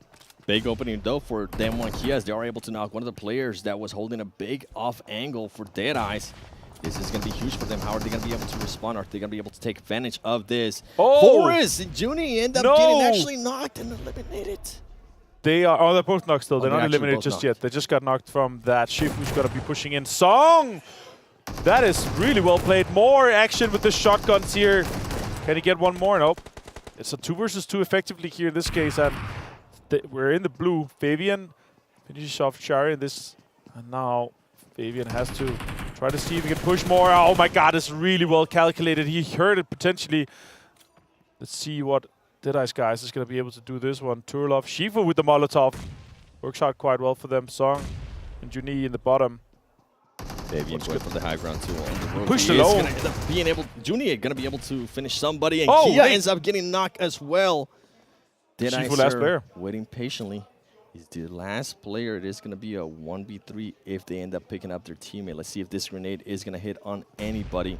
It is gonna get that elimination, and he is able to secure himself the first special elimination in $2,000. That's great. That's Shifu comforting now. considering that your whole team is For already sure. eliminated. First team elimination now. Oh my god, Janine, no, that is just so unfortunate. Now Shifu saw that, and he's going to be pushing right now after that first aid pop-off. Saiga, oh, that's a good nade by Fabian, really calculated. Now Junine's going to be able to be picked off, and Damwon Kia is able to take out Deadeyes Guys. If Junie is able to knock himself, does that count towards the... Just kidding. Imagine if it did. As we are seeing a replay here from S2G and Stalwart Esports. Stalwart Esports already eliminated Deadeyes Guys. We just saw what happened to them, eliminated as well. Yeah. First team elimination for them, $5,000. Yep. Being able to close that one out. That was great to see. Now 7C on screen here. 7. They're going to be rotating in. The circle has popped, and it's kind of centered on Milta and the compounds around it on the north side. That's why you see 7 trying to get into those. They have Nigma Galaxy ahead of them. Falcons 2 in the distance. Aladdin a little bit far away from his teammate here. He needs to be careful because all the other teams are going to start trying to get just a little bit closer to Milta, get an angle, and see if maybe they can third-party any of those teams that might be out in the open. And guess what? Scout was right. He is currently playing this match as well. This is the actual non-first show match that he's going to be playing at the After-Party Showdown PMWI. You can see Nigma Galaxy slowing it down. I think they have realized that Rod was getting an off angle on them. Is Lord going to be able to capitalize on this? He's trying to go for the headshot. Oh, he thought about it. It was lined up. That would have been sick. 7C. Inside the north side of Milta, I kind of like that. They have a good amount of control here. The question is, where does the next couple of circles go? 2-2 split with that warehouse and that garage building, flat top. Vampire on that northwestern side, actually holding out the dirt road. Freak finds Dasha with a headshot. That's huge. An R8 is going to be pulling up on the high ground tower on that west side, on the farm. They're going to have some control there. And now we're really seeing more teams trying to get in and focus on getting those placements locked down. 2 stops, taking some 2 shots towards the compound. All right, Falcons one of the teams that didn't really have one of the best day ones. They're looking to turn it around. Let's see what this new circle is going to end up looking like. You can see Damwon Kia after being able to eliminate Deadeyes. They did end up losing 2 players, but those Ilims, I bet it feels good. And this is a team that can definitely slow down their play and just wait and see what the other teams are going to be doing. And look at that right there. Bigetron, in a way, blessed with that circle. And it's interesting to see how some of the other teams are going to be reacting to that, because if we really try to predict, I think it's going to go straight down in the middle where there's absolutely no cover, Avenger. Huge amount of field there. There's a big wide compound in the center. Shots coming in for Prestige. Takes down Colsty with a headshot. Nice aim from this young man. He's able to connect a few more. And they obviously know that now it's S2G. They know that they lost players in the kill feed earlier, or elimination tracker in that case. Colsty is going to be having to heal up a 2 R8. Are they going to push aggressively on that, or what is going to happen? I think he was just readjusting his buggy. I thought they were actually going to go for the push. I was hoping that they would. Prestige just trying to hold the angle, trying to see if anybody's going to hop on that car, and SGG trying to figure out how they're going to be able to escape this. It seems like their car is still intact. It might have all of the 4 tires. Tall guy, you see, his helmet is sticking out of the roof. That's basically Jason driving around his cars. So that's what it feels like being tall and driving. He has to have a sun top roof, you know, like it has to be popped off. S2G. Oh, he got knocked out. That is so unfortunate. Try to go for that center shack. More shots come toward Colsey. Can they get him? Bandar connecting a little bit, but not enough. Colsey's going to be able to go into that. But now they have this information that there's just 1 player left from SGG. They could push that.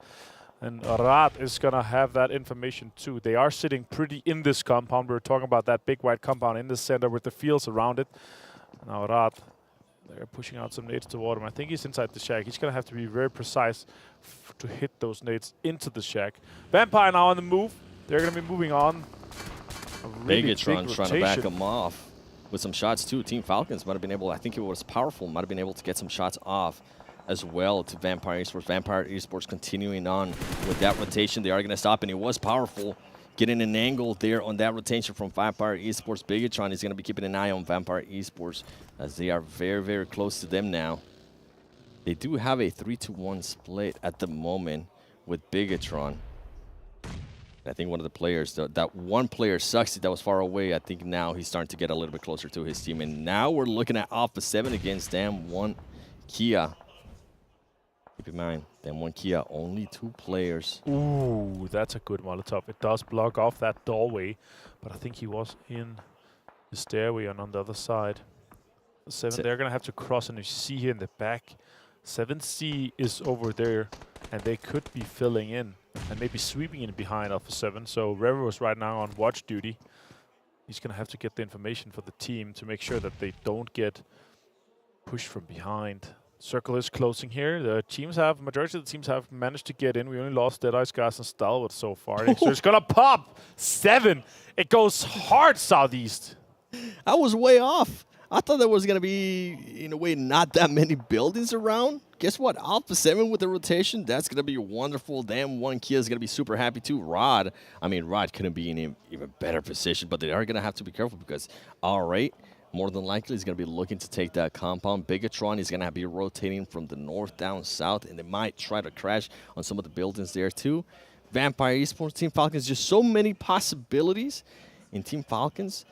More than likely just trying to wait, see how some of the other teams are going to be rotating and trying to get some kind of elimination as they are rotating. You can see Spray God there being shot at as he was trying to make his way towards that building. Scout trying to spot somebody. The rough setup though, only a 1 helmet and 1 vest. 30% damage reduction, that offers only less durability. Mafia also takes some damage. He has a 2 vest and a 3 helmet, so he's happy. He's going to pop a first aid. So let's see what Falcons is able to do from this location. They're going to have to push on to the Nigma Galaxy guys. They're going to have to smoke to get all the way over there now. A lot of teams is going to have to push in from this northwestern angle. Vampire, Bigetron, Falcons. Not a lot of space to accommodate all those teams. Not a lot at all. And then you can see S2G there being eliminated by R8. And now R8 getting shot at by Rod. Bandar getting eliminated with the nade by Rod. We knew that push was going to happen at some point, but it's an interesting push from R8. You guys can't currently see it, but the players are actually, you can see it, the players are just so spread out. I think they were trying to see how they were going to be able to approach this. I wish they would have been a little bit closer because now they're going to have to be careful with some of the other teams that are being rotating from the north. We talked about it earlier, Bigetron. You can see Prestige here having to make a push, trying to revive his player. And meanwhile, Bigetron and Vampire Esports are slowly starting to sneak their way in. Rod able to realize that. And now Sadat just laying down and waiting patiently. Genfos, can you hit this? That would have been a wild nade if he's able to put that in. That would have been a great one. And Nigma Galaxy getting eliminated. Alpha 7 Esports able to pick that up. They could potentially be looking good for that. Oh, Genfos takes a lot of damage. Has to try to stay in. Rad in a really good spot to defend this. Loxy goes down. And now Genfos is left in the smokes. He's going to try to confirm those eliminations out there. And now Soxy, Misery inside this building here. Saw Desha, has to relocate. Has to try to get up. Gets one more. Stat gets down to Soxy. Munia is able to defend this. Misery's on the top. And with a DPS in hand, Desha could be pushing that. And Genfos is still going to be alive. He's able to heal up. He might be able to get an angle. Misery being able to knock one of the players there from Rod Kait. He was trying to get an angle, but ultimately he exposed himself for too long. Here comes the DBS. He's not able to connect. Desha with the DBS going to be pushing Misery. Misery heard that DBS. He's like, you know what? I kind of don't want anything to do with that. We saw what happened yesterday with Top in Livik. Really good movement for Misery, though. Jumped up, jumped into the balcony, and then jumped out off. SK-Ton outside. Munir, Desha, last 2 players for Rad. Misery putting out some more utility. Nice shots coming in for Misery. He's able to take down Munir. Now it's Misery versus Desha potentially in this case. They have to clean it up quickly because R8 is lurking in the background. Misery taking his time, making sure he gets that elimination. You mentioned it, R8 is going to be making that push. Luxy does end up getting knocked, and he is currently getting shot by some other team. I think it might have been Team Falcons. Team Falcons earlier did end up eliminating Vampire Esports. You can see Mystery trying to go for that rebuff. Is he going to be able to get it on Luxy? The only team right now with 4 players alive is Alpha 7 Esports. And if I'm not mistaken, I think they already eliminated some of the players too from 7C Esports and an engagement that they had. Genfos still alive. Desha, last player from Riyadh. He's going to have to try to relocate a little bit. Genfos takes some damage here from Esketon. Now Desha saw him. And now they're going to have a fight. M4 in hand, pushes him aggressively, takes him down with the drop shot. Also counter drop shot. And Desha is able to take Esketon down from R8. Super well executed by Desha. You can drop shot me. I'm going to drop shot you as well. Mystery. He knows exactly where they're at. Let's see if this nade is going to be able to hit. Oh, a little bit too short. Desha trying to get that heal off, and he is going to be able to get it off just in time. Genfos here with the ghillie suit. Not helping him out, as I think Fabian from Dam 1 Kia might have been able to spot him. That's actually Revo from Alpha 7. Mystery.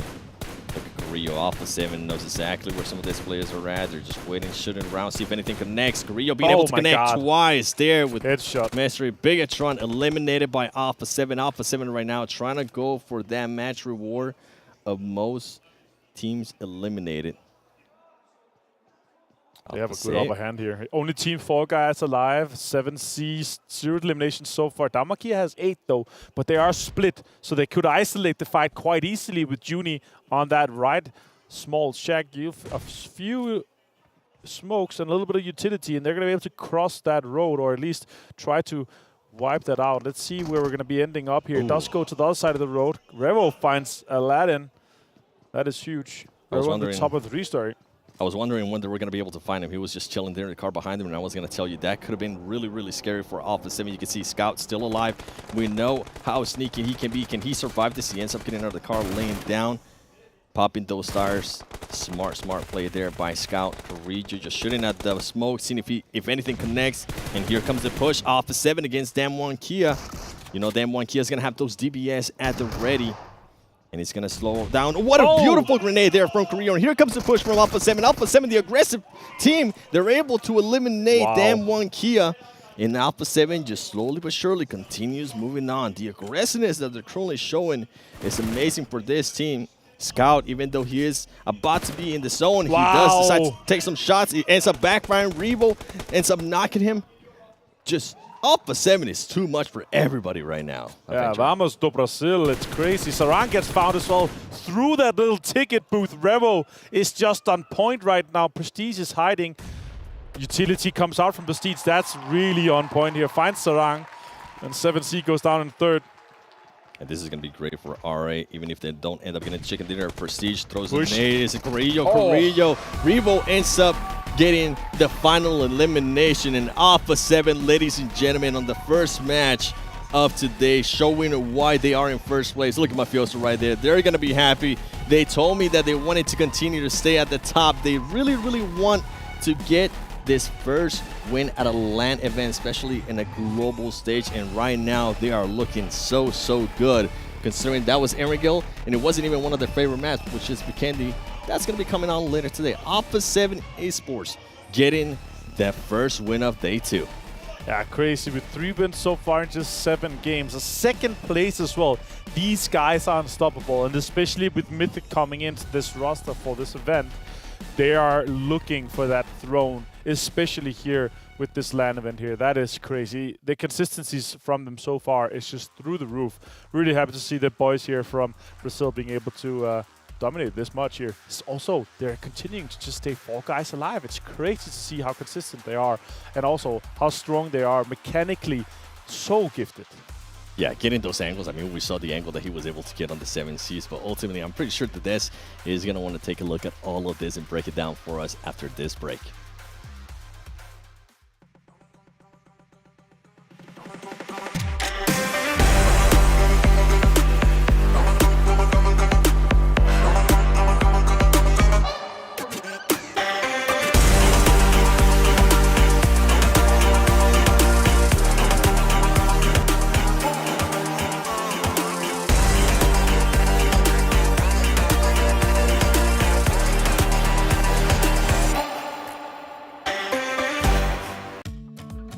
التحديث الجديد لستي سي بلاي تجربة جديدة للكل. لو جوك دايم تحديات، نافس وانضم للبطولات، استكشف الشات والتايم لاين، وتسوق من متجر التطبيق. الليدر بورد على تفاعلك بالتطبيق، والجوائز الأسبوعية والشهرية على نظام النقاط تنتظرك. ستي سي بلاي، مهما كان جوك هذا محلك.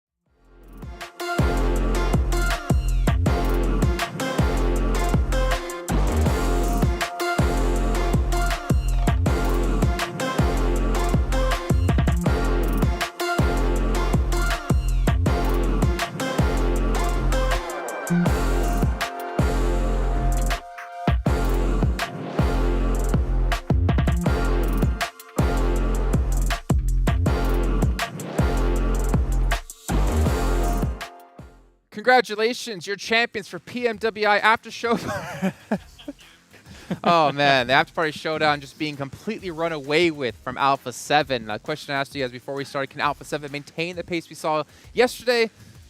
Yes. Yeah, and we talked about it in PMGC last year, right? They're a team that loves that momentum, right? When they have a high, they just keep riding that high, and they brought it in day 2, which is exceptional, and they got already 3 wins. Like, I think they have like twice as many points as second place now. Like, that is wild. It's not like this game was even easy for them either. Yeah.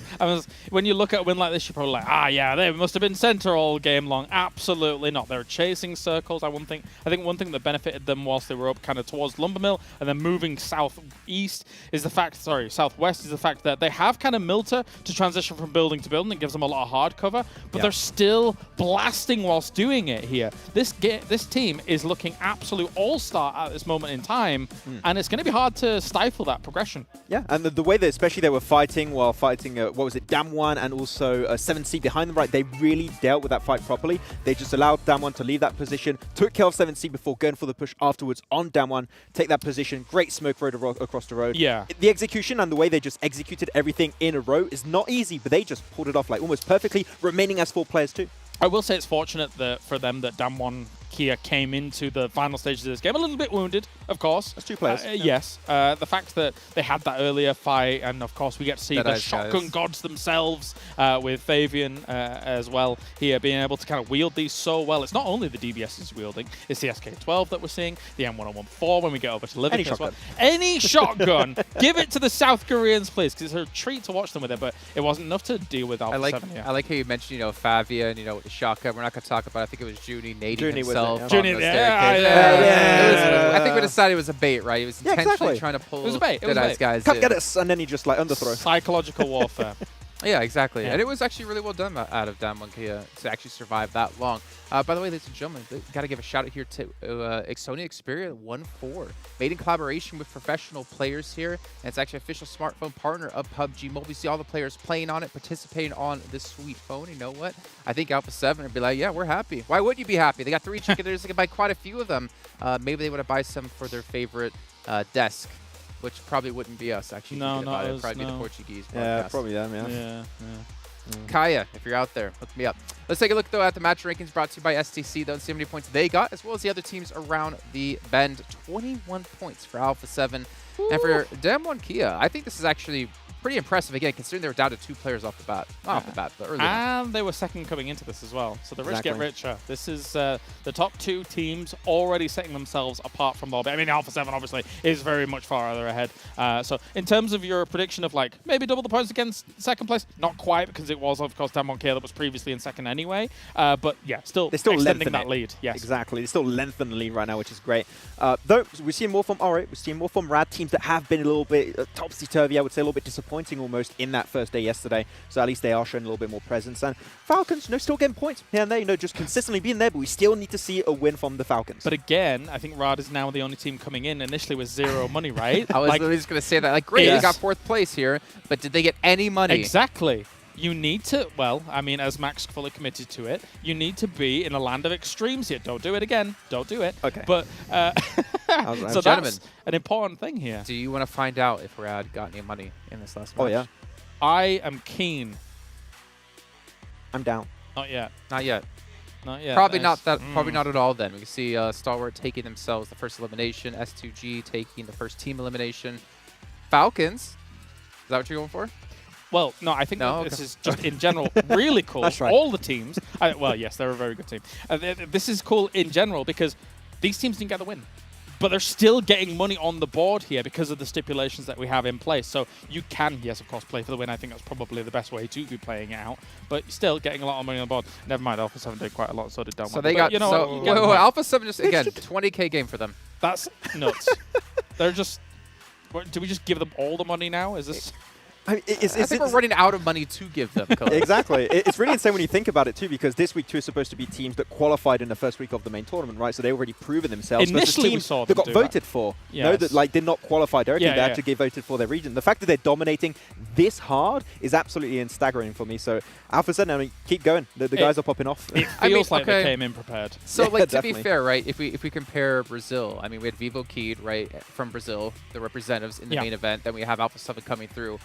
Vikendi haven't played an offline international event before, and Alpha 7 have played this quite a few times, right? Yeah. So I think it's a little hard to compare those two regions in particular, but I like how you do bring up teams that were here voted in are actually performing better than teams we had in the main event. Yeah, I mean, I think especially they had a lot of time to prepare, watching the main tournament and seeing what was the overall style, even though I think that we can agree, right, week 1 and week 2 is going to be completely different in terms of how teams are going to approach it, but at least they have done their research, it seems, and they came in swinging, and they're still swinging in day 2, so it's going to be very hard to shut them down, and if they keep lengthening the lead today, day 3 is going to be almost an impossible task to overtake them. It's a pretty deep talent pool in the region as well, when you look at kind of that LATAM South America pool as a whole, so when you've got a team like Alpha 7, okay, you didn't quite qualify against the Vikendi of the world, etc., and stuff like that. But they get voted in. They are some of the fan favorites from the region as a whole, and they show in just 1.5 days, not even 1.5 days, why they're able to blast quiet like they are. Again, this game was not easy for them.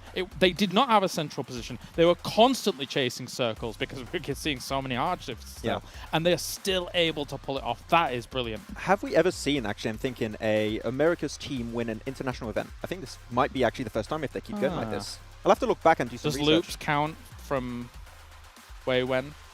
I don't think they won an international event either. Didn't they? No. So they were just really good and just didn't win. I'm trying to think about PMWL. I think Cloud9 won that. Wasn't it Footballers? Or Footballers. Footballers. It was definitely not an America's team. So that could be a first. This could be like a first time that's going to happen here. Yeah. Remember, guys, when we started PUBG Mobile all that time? Nah, just sit here and reminisce about the good times. I miss Beowulf. Yeah, cool. I think I said Cloud9 because I miss Beowulf. Beowulf? Beowulf? Oh, yeah. Yeah. He's a good handsome lad, guy, great guy. Sad to see him go. Big shout out though to Dr. Suleiman Al Habib, one of our sponsors here to make this event happen for all of us at home. And of course, STC. There's a lot of sponsors, but you know what? When an event takes 5 to 6 weeks long just for play, not even the setup, you're going to need those sponsors. Let's take a look, though, at our overalls when it comes to, I believe, points and who's currently leading. We don't even need to guess who it's going to be. Alpha 7. So just in 1 day and 1 match, they've earned what first place gets at the end of this. Yeah. That's a really cool cool dynamic here to see play out. And also just a casual 37 points ahead. Yeah. It's all right. I mean, they're used to being like hundreds of points ahead of teams, right? Yeah, fair. Yeah. I mean, if they remain in that position, that's 120k they're just taking home, right? And as you said, we're not even reached the halfway point of the tournament. There's a chance they could double that amount by the end of the event, maybe even more if they just keep popping off. So Alpha 7, definitely the team to beat. And this is the interesting thing about kind of, I guess, not playing the game of extremes. Like, if you look at Bigetron Red Aliens, for example, only 6k on the board, but still kind of edging towards that top 5, which is interesting in itself. They're definitely playing, it feels like, more for a placement than the actual raw fragging potential here. Well, you look on the second page, right? You see some teams, well, no, a couple of teams. Rad. Well, Yeah, nothing for Rad is unfortunate. But Nigma Galaxy, they're right behind them behind by 1 point. You'll get if I it, get my man. You'll words get out. But they have 10,000 more bucks. You also look at Deadeyes Guys, who's in 11th place, and they have 2,000 more bucks. 7C in last place have still 1,000 bucks more. Like, obviously, it seems like you mentioned before, Bigetron seeming to be playing for the placements rather than the money. The middle ground. Yeah. And I think that probably kind of plays better for them here at this tournament. For me, Bigetron Red Aliens has been just such a emotional love story of like we watched them for so long be so excellent. There was a downward trend for them for a little bit. Here on the international stage right now, they don't quite pack as much punch as they used to, but they are still a great roster. Yeah, I think it's just going to take some time for us to see like Bigetron back to their excellency that we saw in the past, right? It's going to take a little while. Exactly. So I think you give them some time though, and they could potentially make it. But they were still one of the top teams in their region, right? They were not that far away from Morph, so never know, just a few extra months, another season, especially in fall, and they can make it up there. That's not... Yeah. But yeah, so I think it will take a little while longer. But I think everyone kind of wants to see it, right? That's the cool thing. The rest of the world kind of caught up with them around it, and I'm going to offer you a question. Will they ever bounce back to the point that they'll be one of the top teams in the world again? Will it be a completely different roster without Luxy and Zuxy? It's going to be tough.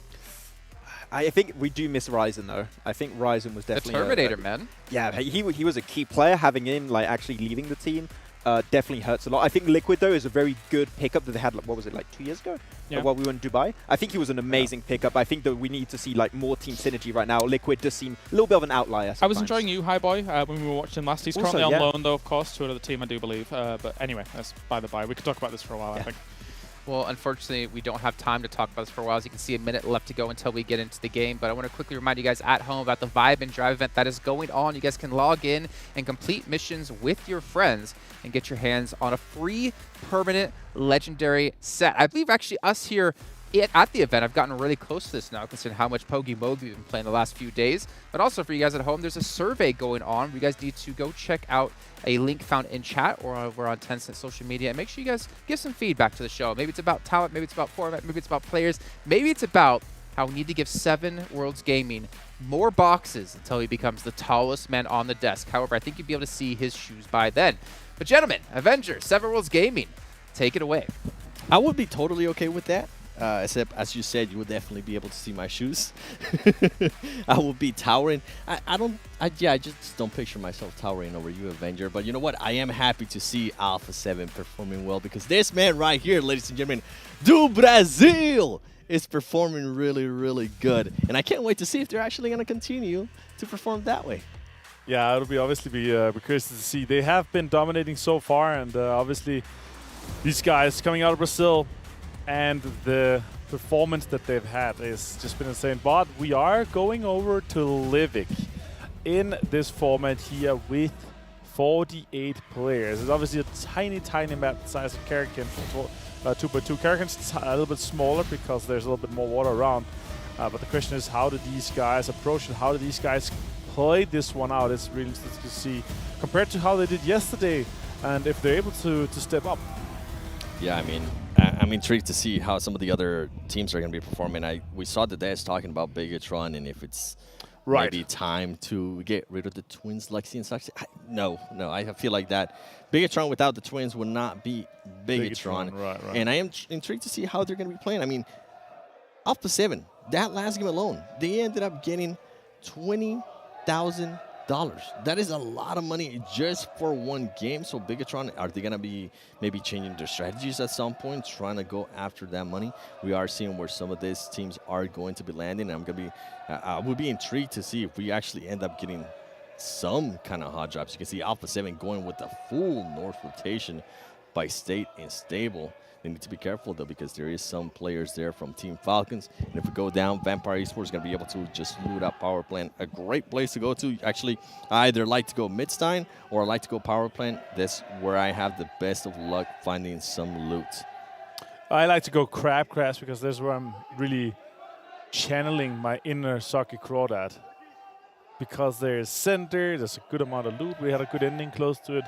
And yeah, I really love that one because it's just center, good rotations, the roads are close to it. Yeah, next circle is going to pop, and it's not going to matter too much because literally the entirety of the circle is almost in here with the first one. The guys in the south obviously is going to have to move. Yeah, and I love that I'm hearing the crowd right now. Oh, they're getting hyped. R8 had a great performance in that last match. And guess what? Team Falcons is going to be getting the first elimination. And they are going to be getting that first elimination reward. $2,000 going for Team Falcons. That's going to make them really, really happy. This is a team that's currently in 3rd place for the overall, and they have been racking up a lot of those match rewards. Deadeyes, I love hearing that crowd, and I love that everybody's currently watching PMWI together, and you at home can watch PMWI together in game at the Esports Center with your friends to win PMWI special sets. And while you're at it, don't forget that PMWI packages are on sale for a limited time, and you can also win PMWI treasure crates if you play PUBG Mobile during PMWI. I mean, look at those crates; they looked amazing. I definitely want one. Yeah, for sure. The skins are absolutely nuts here. As you see, our rewards are ranking earnings so far $60,000 for Alpha 7. Just crazy. Kia Falcons 32-30 and S2G on 41. It's been very top-heavy so far. You can definitely tell here in our earnings leaderboard. It's kind of crazy to see these teams being able to get this much. Yeah, let's see if they're able to close it out for sure for the rest of the one. But we are day 2. We are playing a total of 3 days, 18 games total. And once we're done with our game of the day, the next one after this one, of course, we are going to be halfway through. We're going to have a really good idea of how the situation is. And, you know, the guys on desk, they're quick to just announce the winner. All right, it's the PMWI Afterparty Showdown. But I think, obviously, I mean, once we go into day 3, the other teams are going to be super aware of that. Alpha 7 needs to be stopped. And once they pop up in the elimination tracker, they are going to be, you know, kind of hunted and focused on a little bit. Otherwise, there's just going to be those guys winning, right? Yeah, I mean, Alpha 7 currently 37 points with the lead. It's different between 1st place and 2nd place. Yeah. But I think that's achievable for a lot of those teams. They could try to push for that, right? Maybe not in just one game, but they might be able to do it within 2 games. And if Alpha 7 does end up having a bad match, which we have seen over and over again in PUBG Mobile, yeah, you might be very dominant on the first day. You might be very dominant at the start of day 2. But if you don't continue on that consistency, you can fall off very, very fast. Alpha 7, though, it's not looking to be like that. But Damwon Kia and Team Falcons, I'm pretty sure they are looking at that gap and wanting to close it down. Stalwart Esports getting on some shots there to Team Falcons, making sure to back off. And I'm excited to see, oh, I do see it right away. Top does have that shotgun on his back. Smart man, especially with what he was able to achieve yesterday during that show match. Yeah, for sure. Fights are coming out already. Stalwart, 4 guys really close to each other. Never alone here. He's going to stim up, try to move around a little bit, get some information. He's alone in this crossroad compound. Question is the other guys going to come to him, or is he going to try to kind of evacuate the situation? I think he's just going to be waiting to see what his team is going to be doing. The team is going to go up to Ronhez. And he just might be waiting, honestly. S2G, very, very close to 7 Cs. You can see Powerful from Team Falcons back there, too. And the Afterparty Showdown, we're talking about the points. Well, guess what? You just got a chance to see that 37-point lead for Alpha 7. That's some oomph to that. 37 points after 7 games. That is crazy, considering you get 10 points for a win and 1 point per elimination. Silas. S2G. Yeah, you're looking at what the situation could be for that one here. Could take some 7 Cs. And S2G actually, towards it. They're going to decide to be aggressive here. Silas, all of the S2G squads, the shotguns are going to be coming out. They're going to be getting down some angles. S2G being able to knock 3 players. Now it's only Adeline from 7 Cs. Can he survive? It's going to be a very tough one. S2G playing super, super aggressive right now. I don't think Adeline has any of the shotguns. This is going to be too much. S2G just coming in and destroying them. 7 Cs is able to knock down Racy, but not able to confirm that elimination. Great push there by S2G, and that's what we want to see, especially on smaller maps like this. If you are going to be taken into a fight, make sure you fully go for it and finish it quickly, because guess what? Team Falcons was close by, and if that fight would have dragged on a little bit longer, I feel like Team Falcons might have decided to actually third-party that. Instead, Team Falcons decides to back off and not try to third-party. Yeah, I like that. The push from that really worked out well for them. Vampire here. Ravenclaw takes on Chari from Deadeyes Guys. Let's see if he's going to be able to finish this off. More supporters coming in. Circle has popped. It's gone kind of south, so it's not going to change too much. Chari takes himself down with the grenade, and it's going to be finished off with that. That Schweppes just sweeping in, getting that confirmed together here with Ravenclaw. They have 1 elimination point confirmed now in this case. And they are onto a kind of a situation here in Crabgrass. The question is, do they continue to fight for it here, those guys, or do they just kind of back off? Here, see the push from S2G. Their opening there, their opening knock was just such a go sign for them. They're like, all right, guys, let's try to see if we can secure those $5,000 for the first team, full team elimination. They were able to do so. That was crazy to see. And I think 17 was just not expecting that. They were expecting the knock and maybe one of the players starting to relocate and trying to get maybe an off angle on their team. Little do they blink, and then all of a sudden they have the full squad of S2G pushing towards, and I think that's ultimately what ended up working there for S2G. And on that replay, we did get a chance to see Team Falcons, Powerful, was setting himself up to third party.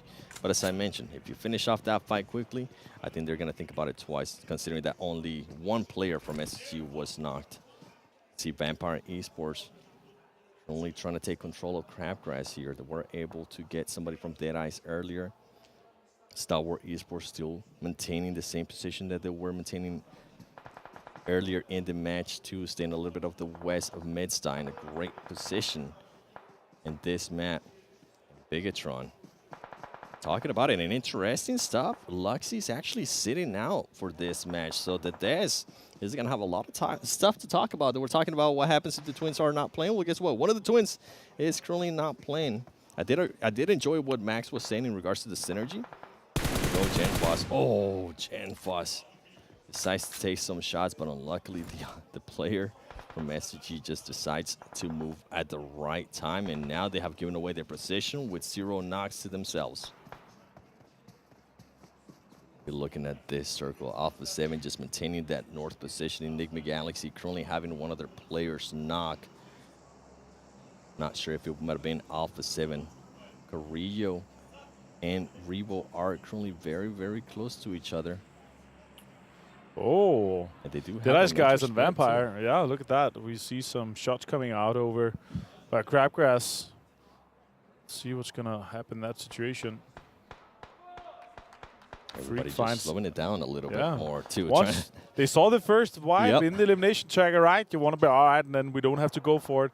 We're not going to be as aggressive anymore. And this is the case here where we see super aggressive playstyle, and then once the eliminations, the first kind of knocks and everything has been taken off the board, and you're not able to get the money from that, then people start playing a little bit more careful and considered to try to make themselves a chicken dinner and prepare that for them. Ooh. That's a Western shift here. That's going to be good for Crabgrass. That's exactly right. That's exactly what I was going to say, too. Your favorite landing, Crabgrass, might have been spot on. Vampire Esports, now it appears that they're just taking full control of Crabgrass. That's going to be good. But as we were talking about it yesterday during the show match towards the south, where RA Esports is with Damwon Kia is, they need to be careful because they can definitely get some angles on them. And you were pointing towards the north, too. I mean, there is still 1 player from Deadeyes. Yeah, exactly. There's Deadeyes Guys up there, and also Nigma Galaxy up by Blobster. Actually, a fun story. Blobster means flowers in Danish. Kind of crazy mental things. It doesn't feel like a lot of stuff is happening here, but especially in this map, I really feel like home. There's a lot of Danish words, Danish things here, obviously with the terrain and the layout being up in the north. R8 Esports Bandar on screen. Potentially could be taking on Damwon Kia in this case. Just playing it slow, playing that snake roll. Damwon Kia just looking around, trying to see if they can spot anybody. And this is going to be huge. I think they might have been able to spot somebody there from R8. Oof. You can see S2G now setting themselves up. There's only 2 players there from Alpha 7. Alpha 7 has lost a player. Can Carrillo hit those shots? He is able to hit some, but he's not able to knock the player from S2G. And S2G, we saw the aggressiveness that they had earlier. Mafioso able to actually get a knock on one of the players from S2G, and he decides to push up a little bit, continue to be that aggressor that he has been this whole time. He needs to be careful, though. He cannot get knocked here because he's going to be by himself, and his teammates are actually across the road. They're not going to be able to pick him up. With this fight continuing, S2G looking to just reset themselves. They are going to be able to get that revive on Hanslow, player that was knocked. Alpha 7 trying to throw some nades, trying to see if they can maybe connect with anything over there, trying to get another knock. Ooh, Kasi does get a lot of damage from a grenade thrown by Carrillo. Mafioso's now going to be a little bit trapped, being in the blue zone. And I think S2G ultimately is going to be smart, and they're going to decide to back off. That's kind of surprising, honestly. But yeah, they did take a lot of damage from this case. That's a good knock right there onto Colsey. Really able to find him. Hamsy's going to go for it. Now he's going to go for a first aid first. They're outside in the blue zone too, so it takes kind of a lot of damage. Nate's coming out. He's going to try to do a little bit. Deadeyes Guys has been eliminated by Vampire Esports. That's a good shot at finishing that off quickly. Colsey, they're able to secure that point. Mafioso. Oh, he's been spotted. That's a good shotgun peek with that. I love that by Hamsy. Going to be able to finish him off too. That's a little bit of a quick situation for them. The question is Mythic going to be able to pick up? Yeah, he's going to pick up Karelia in this case. Circle is closing, and it's kind of north of Crabgrass that we could potentially see an ending here. Yeah, and that's the thing. You cannot take too long with those fights, whether it's a third party or whether it's a blue zone. With the way that the circles are currently closing in so much faster, you need to make sure if it's a fight, you're going to have to finish it very quickly. Now, Alpha 7 going to be in a big spot here as they're only going to have 2 players, Mythic and Carrillo. Been talking about how they've been so good at keeping up their 4 players alive. Well, guess what? It hasn't happened here in this match, and now we're looking at Nigma Galaxy looking to take some shots here at S2G. Not able to get any knocks. Hamodi, can he get a knock? He does get a knock, but he ends up getting traded out as well. Silas making the push. How is Nigma Galaxy going to be able to adjust to this rotation by S2G? Freak, I think he was going to try to go for the revive there on Hamodi. It's not going to end up happening. Silas decides to back off. He actually ends up getting knocked. Ray C, can he get a shot on Freak here? Can he get an angle?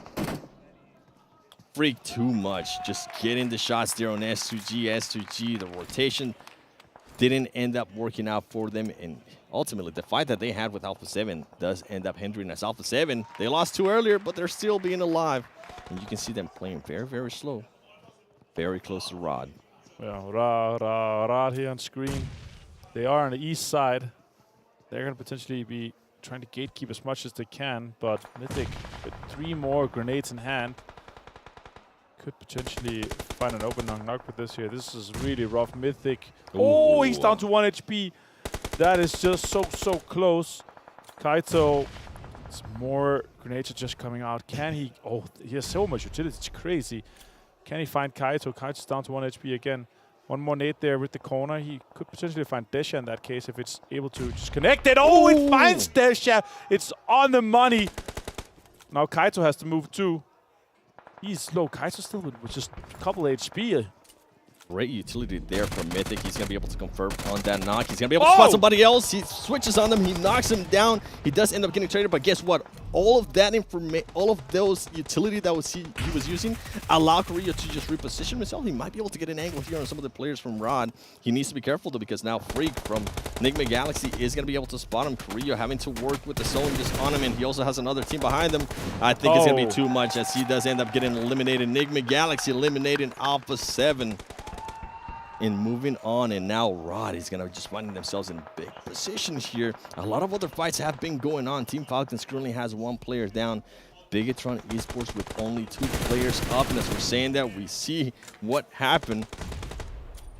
They have Liquid and Mystery, as the other player does end up getting confirmed eliminated. Bigetron trying to position themselves here. They need to be careful because the M1 Kia is going to be pushing up on them. And they also have, as I said, that M1 Kia Fabian getting shot by Lord from Nigma Galaxy. Great spots and powerful returning the favor there for the M1 Kia instead and knocking Freak. This is going to be huge for Team Falcons. That's the knock that they needed. Are they going to make this push? You can see they're all setting themselves up in the car. One of the players actually did not end up getting on. I'm not sure if that was meant to be or not, but Damar, Yusuf, the players from Team Falcons slowly crawling their way up to Bigetron and to Nigma Galaxy. Oh, they find Yusuf, Dammonkey on that push from the side. Forrest Juni left alive, and he gets knocked. Forrest is left to try to heal, but I think that is that for them. They're going to be going out here in 4th place. Dammonkey with 4 points for the placement. There were the few eliminations too. I believe it was 2. Now Falcons could potentially pull up that revive. That's a good Molotov to deny, especially that push Freak potentially could be on, yeah.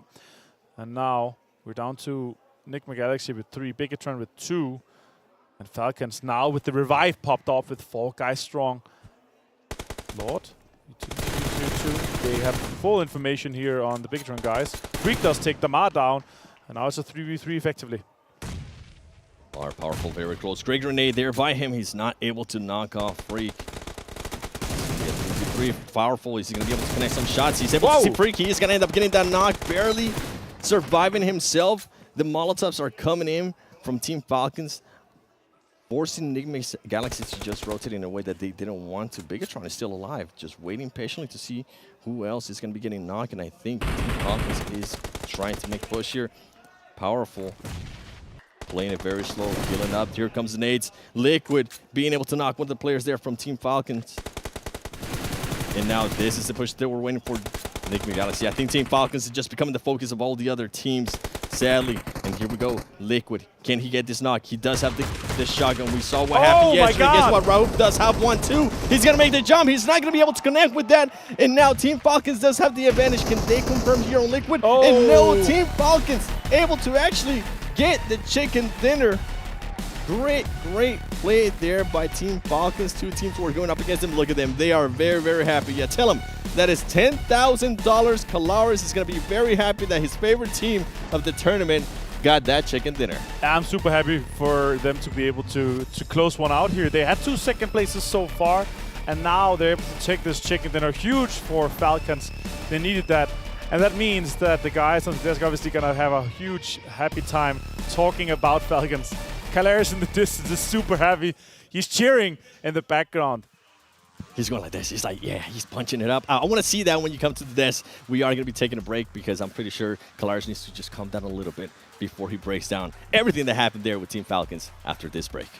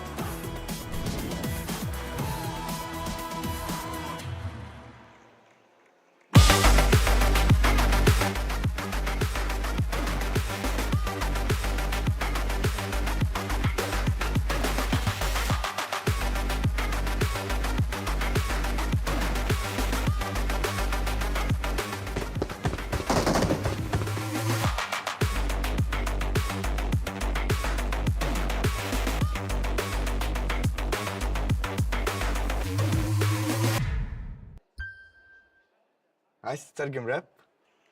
تعالى لي. ملوك الصين دي انا ملخصها في سطور، بس مين يقرا؟ فاهم؟ كلام الشارع ده انا هرشه كل المجال حبايبي. بروز. وانا كاكازوكو مصدع القي نظرة لو على الحلاوة عندي كاستر والاسم عفرت يا عفرت، هتفضل معفرتها ولا ايه يا برو؟ انت مين يا هو ازاي ده دخل هنا يا جدعان؟ نكسر الدنيا الاول وبعدين نتكلم، نعيد من الاول. لا لا لا لا لا لا لا مش مسجل. اخواتي عشان فاهمين السين، سبوتيفاي عمل لك بلاي ليست الاقوى راب مصري، اسمع ملوك السين ببلاش.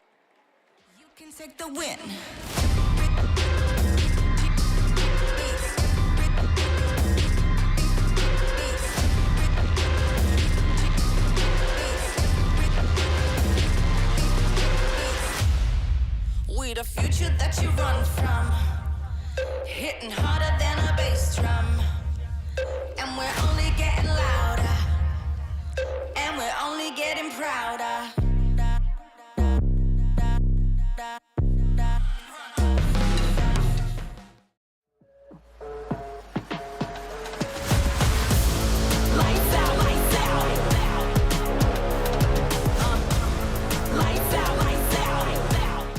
Feeling fine are the Falcons that they're flying high off a victory here. No, go ahead, Kalaris. Fantastic stuff from them coming in. I love it. I apologize, Jason, for interrupting you. No, don't apologize. You are very right. They just won. Let's take a look at the match rankings brought to you by STC as they get themselves $10,000 and 17 points closer to approaching Alpha 7.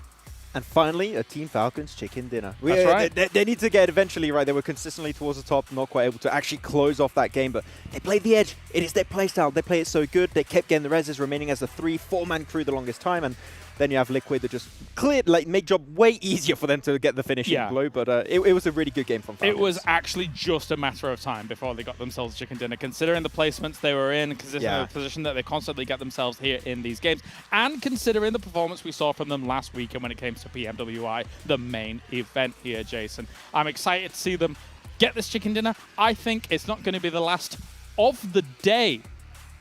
Never mind the tournament. If Team Falcons don't get a second chicken dinner on the day, will you give us your best Falcon impression on air? If they don't get another chicken dinner on the day, I will shave Maxman's eyebrows. What? Hey, wait. Shake your I hands. did not agree to this. That's agreed. Wait, All right. Thank you. For Maxman. Continue. No, I don't want this.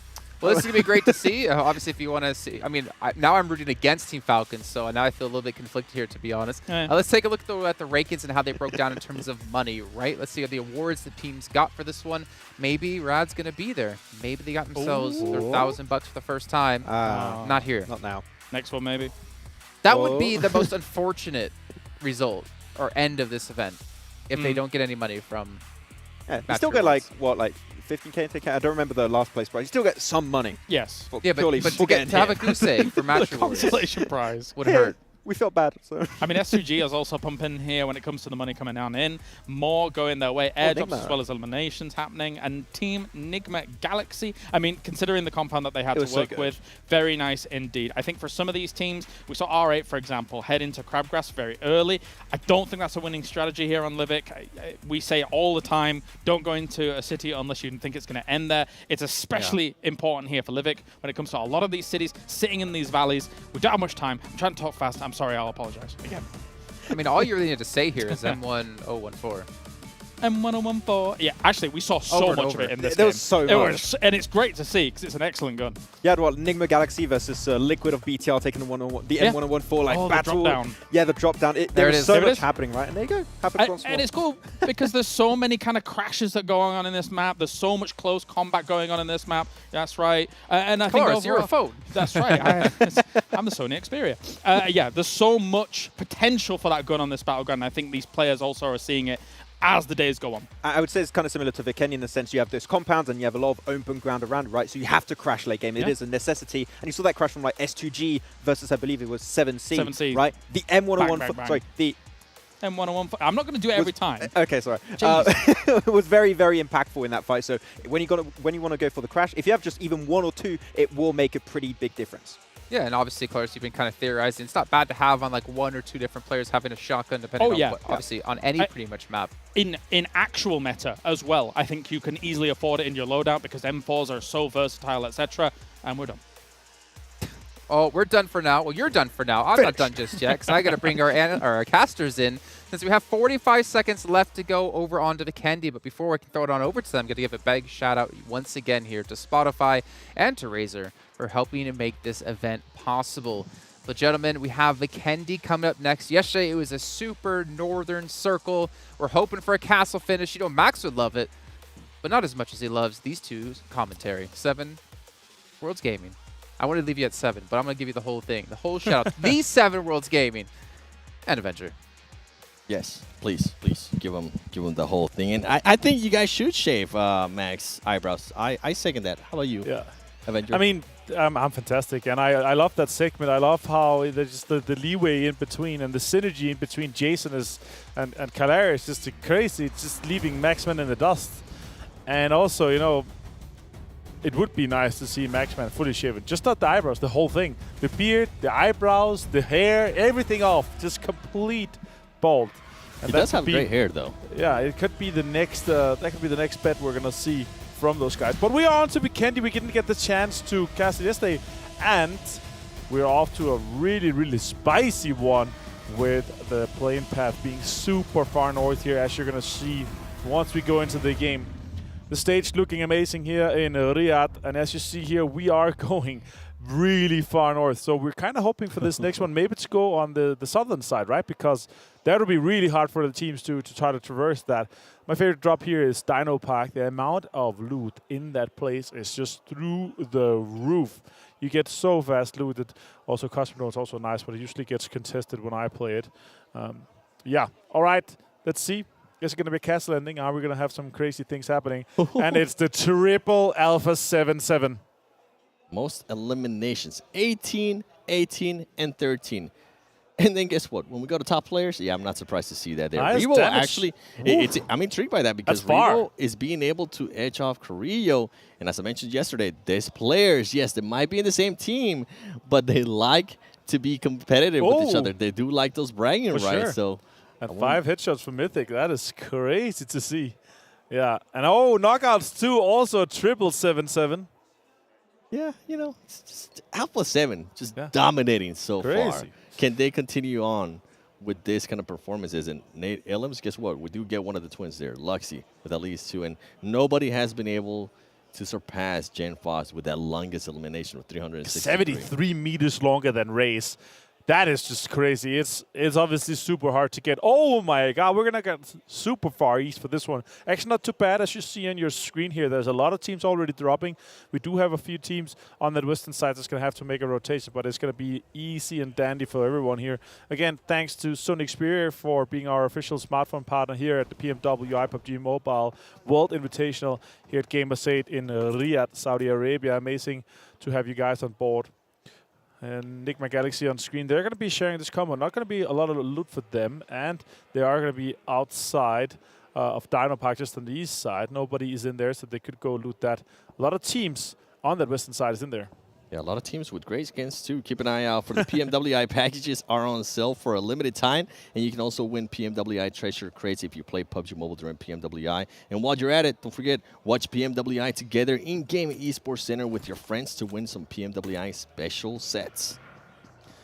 Never alone on screen here for Team Falcons with a fantastic win just last one. As you see on your right side, rewards ranking is updated. $60,000 for Alpha 7, 48 for S2G, and 42 for Falcons now that they're able to put a chicken dinner on the board there. That's amazing to see. But 101 points, 30 points. Falcon actually closed the gap a little bit from the 37 we saw before. So 30 points now down to second place. But the rest is actually really close as well. Falcons, down Monkey, S2G from 50 points up to 66, 16 points difference there, and 21 up to Falcons. A lot of teams have a huge opportunity just with one game. One good game could potentially put you into the top 3. Yeah, I'm hoping that we kind of see what happened in last week where it came down to the final match, whether it was going to be Team Falcons or Wildfire Esports. And I'm hoping that this is going to happen here, whether it's Team Falcons or whoever it might be, Alpha 7. I am a little bit biased, you know, because Alpha 7, but Team Falcons has been performing really, really well, and hopefully they will continue to perform like that. That way, Maxman doesn't end up losing his eyebrows. He really loves him. So I'm hoping, even though I secretly want it to happen, I'm hoping it doesn't happen. You know, the worst thing you can do is shave one eyebrow because it takes so long for the other one to grow out, right? It's just, it does not look good, and it takes so long for it to grow out. Like one of the slowest growing hair or places of hair that you can grow out, except for your eyelashes. Eyelashes, exactly. Those are also pretty slow. Except if it's you, of course. You have luscious eyelashes and eyebrows, of course. So you could shave them off, and then in a couple of weeks they'll be back. Stop it! You're making me blush. Nigma Galaxy making a rotation here with the snowmobile. Boy, it's been a while since we've seen some Vikendi, and I forgot about these snowmobiles. Definitely interesting. When I used to drive them, they were not the best with controlling them. And yeah, they're better off-road than on the road. Yep, yeah, definitely, 100%. That's you can the see big them one, right? switching off there with one of the snow bikes. I don't even remember what this one is called, to be completely honest. But I know that one is, to control it is even worse than the snowmobile. You can see Bigetron right here just taking full control of the compound. And it's interesting, as I'm looking at the map here, Vampire Esports is going to be able, if they do end up rotating towards the east, instead of making a long rotation, they are going to be able to rotate just absolutely freely to Cosmodrome and Trefno if they decide to. Yeah, exactly. They're going to be completely fine with that. The question is, how are we going to see those other rotations? Because right now we see a lot of teams coming in from that south side. Deadeyes Guys, Shifu on screen is going to pick up on top. He has a G36C in hand, I see. Maybe he prefers playing that. I actually kind of like it as well. Fortunately, I don't think it's as good as the M4. It's just somewhere in between. A little bit too weak. The punch is too high. Like it's somewhere in between the M4 and the Scar. But yeah, it's not my personal preference, but I think it's a cool weapon in general, and I think it's nice one for this one here. Luxy with the 4x on it, he's going to be able to absolutely shred people if he's able to close them out. Not that much utility. I see 6 smokes and 1 grenade on them. Here we see Riyadh coming out and rotating. They are coming in from the south side again, a really populated area. Going to be trying to make their way up to the north by Cement Factory. And I was going to point out, 7Cs is still so far out. They were in Double Maestro. And with that You know why? You know why, right? Why? Because we're in Vikendi, so it's a cold map. So they move slowly because they're frozen. 7Cs. Well, it's not just Vikendi. I mean, this team has definitely been moving very, very slow. They are currently sitting at the bottom of the leaderboard. And I think we are going to be getting our first fight between S2G. Oh, no, it's actually Deadeyes and Bigetron. Deadeyes making some of the players there from Bigetron back off. I did end up seeing some of the S2G players, and we know what S2G has been able to do. If they do see an opening, they are going to make that push, especially if they get that knock. But with 7Cs, this is a team that has been playing very, very slow. They are currently sitting at the bottom of the leaderboard. Yes, they have been able to win some of the earnings, but I would like for them to become a little bit more aggressive and not playing so passive. They have the skill. We saw what Scout was able to do yesterday. Yes, it was during a show match. Yes, it was just against 2 people, but I do want to see a little bit more aggressiveness, as we do have Rod here against R8 Esports, who's going to be getting the first knock. We haven't had a nail in it yet, and somebody's going to be looking forward to it. Is it going to be Rod? He's going to be wanting to confirm that. You can see Rod being the first one to eliminate right there and getting $2,000. Oh, he goes down as well. Getting knocked from behind. Yeah, and Rod actually looking pretty damn good here. That was impressive. Rod being able to take down R8 Esports. Super impressive of the guys coming out of Egypt here. Kaito on screen. Well played by them. Now we have Deadeyes Guys. More G36Cs in action. Smoke come out. I think Shifu's going to be completely done here. Yeah, he's going to bleed out. That's unfortunate for Deadeyes Guys losing a player like that. That is Luxy confirming that one. And now the circle is closing. Luckily, it's kind of center. It's going to be kind of easy here for Peshkova. We could see a potential urban ending with that. Peshkova is actually kind of nice with that road that's going through the center and all the open buildings. A lot of fights with that. And as you're pointing out here, a lot of teams are still not inside the circle, 7. Yeah, Nigma Galaxy very separate from each other. I think they're looting. I'm not sure exactly what's going on with that team. Maybe they're trying to get some of the heals. Hopefully they're not trying to go for a heal up. Team Falcons making now their push towards the east. And then you see them one Kia just sneakily making their push towards up north. Right. You need to be careful because they might end up running into Alpha 7 because Alpha 7 is going to take that full control. So I think 2 teams that had the exact same idea, interested to see what's going to happen there if Dem1 Kia does not end up just changing their rotation. Overall, though, most of the teams now in this zone, Bigetron set themselves up perfectly. I'm glad that they didn't end up losing anybody earlier to Deadeyes, as I think they were scouting to see if they wanted to take that compound. Deadeyes did back them up just in time to stop everybody else. And Bigetron is currently playing with both of their twins, Luxy and Suxy. So I think it might be just that Luxy doesn't like Livik. I'll have to ask him and I'll find out for everybody tomorrow. Yeah, exactly. That'll be great to hear. And obviously there's also that touch, right? We're playing these 6 different maps. Some players might have a huge preference. Like, it's one of their favorite maps, right? And the other players, if they hate it, you want to swap out. You want to have these players that have a huge insight and a lot of knowledge, because the terrain on each map is so vastly different. So if you're able to have an upper hand or some information that some of the other players don't have, that's the nice thing about being able to substitute, you know, every single game. The synergy between the 5 guys are obviously very high usually. First airdrop collected here for Calcy for S2G. S2G representing here out of Turkey. Ooh, that is 7C gone down. That is not good for them. S2G being able to find that one. Race on screen, as you see. This 3-finger setup, it looks like. I forgot how wonderful that ghillie suit does look on the snow. Oh, yeah, I love it. Taking advantage of it. It looks absolutely so amazing. hard to see players when they're rocking it and they're playing it as well. Like when they're super slow or move quick, then sit still. Shots coming in here from Race. A lot of G36 in play. I like that. None of this team is having to rotate yet. The circle hasn't fully closed. Alpha 7 did end up moving a little bit more north, kind of freeing the way up for them. One Kia Team Falcons now positioning themselves between Alpha 7 and Dem1 Kia. Guess what? Dem1 Kia now needs to be careful because they might end up getting sandwiched here between Nigma Galaxy and Alpha 7 as Alpha 7 is starting to go a little bit south, seeing if they want to take that compound. It comes down to what the circle is going to do. What are we going to end up getting? Are we going to get a somewhat of an urban? We are. That maintains a lot of water, which means that the teams that are on the east side, close to the water, can play that uphill. But Peshkova is going to be crucial for this. I could see a few teams, maybe even 3 or 4, trying to just rush that and prioritize having that because it is quite heavily centered right now. More teams are trying to rush into some better angles. Right now, Nigma Galaxy outside the zone here, 7. It's not looking good for them. They have a far way ahead of them, and they have a few teams that potentially could be gatekeeping. Does Fabian know? I'm not sure. Fabian's just running in the open here. Rove could potentially take some shots, but he's waiting.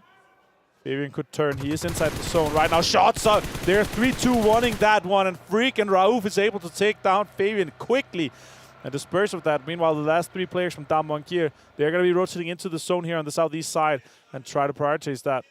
They're going to have to be careful. Alpha 7, Mafioso is going to be holding an angle there for his team, and he might be able to spot some of the players there from Dem1 Kia. Dem1 Kia already losing one of the players from Nigma Galaxy. Great action that we saw there from Nigma Galaxy, waiting for everybody to be on the same page. Now, Stalwart Esports stop getting knocked by S2G. S2G, we talked about this ghillie suit. It's really, really hard to spot. Can he take even more advantage of it as he was able to knock top by surprise? Scree getting knocked as well from S2G. This is going to be a full S2G advantage as they do have the numbers. We saw one of the players also trying to get one of the angles too. Hamsi, Pika slowing down a little bit. Action there with him too. What a beautiful grenade there. Pika almost getting knocked, and there's going to be another nade going his way. He needs to be careful. Almost 5 HP. The only thing that's currently holding him off. Molotov's being deployed for Cold C. He has a 303 vest, of course. Being able to get that airdrop really closely early on. That's a nice push here. That's a sweep around the edge for S2G. They could be pushing on that, try to take down Scry, confirm that one. Meanwhile, see just a few players left. That is it for that. That is super well executed in that situation. Stalwart has to back off, and it's just Action now. Together with Pika inside the smoke. Action finds Raze. That's important. Action with some more pressure onto the S2G guys, helping out Pika. It's unfortunate for Stalwart, down to just 2 players now, not being able to... Oh, that's a big situation for them to take that one out. That vehicle could be crucial for them. Call C with the Mark 14, so strong, even up close range. Pika trying to nade that corner 7. Yeah, these 2 teams are fighting for so long that I'm wondering if 7Cs is very close by. Are they going to decide to make a push and try to third party this? It was the aggression that I want to see out of 7Cs, but I don't think they're going to be doing it. You can see Hamsi picking up his teammate right there. Action and Pika, though, ultimately being able to hold it off for a very long time for their team, and they're still trying to find some of the other people. I think they have spotted some of the other players there from S2G, hoping that they can get some kind of elimination. We do end up getting a new circle, and it is going to go a little bit towards the northeast. I think this is going to be benefiting in a big way. Vampire Esports, Alpha 7, and Bigetron is going to have to decide which way of the road are they going to want to be. Are they going to want to be with Vampire Esports, or are they going to want to be with Alpha 7? As the fight between S2G and Stalwart Esports does continue. Stalwart Esports Action currently getting shot from the back by players of S2G. You can see Pika currently laying down Silas. Action goes down to Hamsi.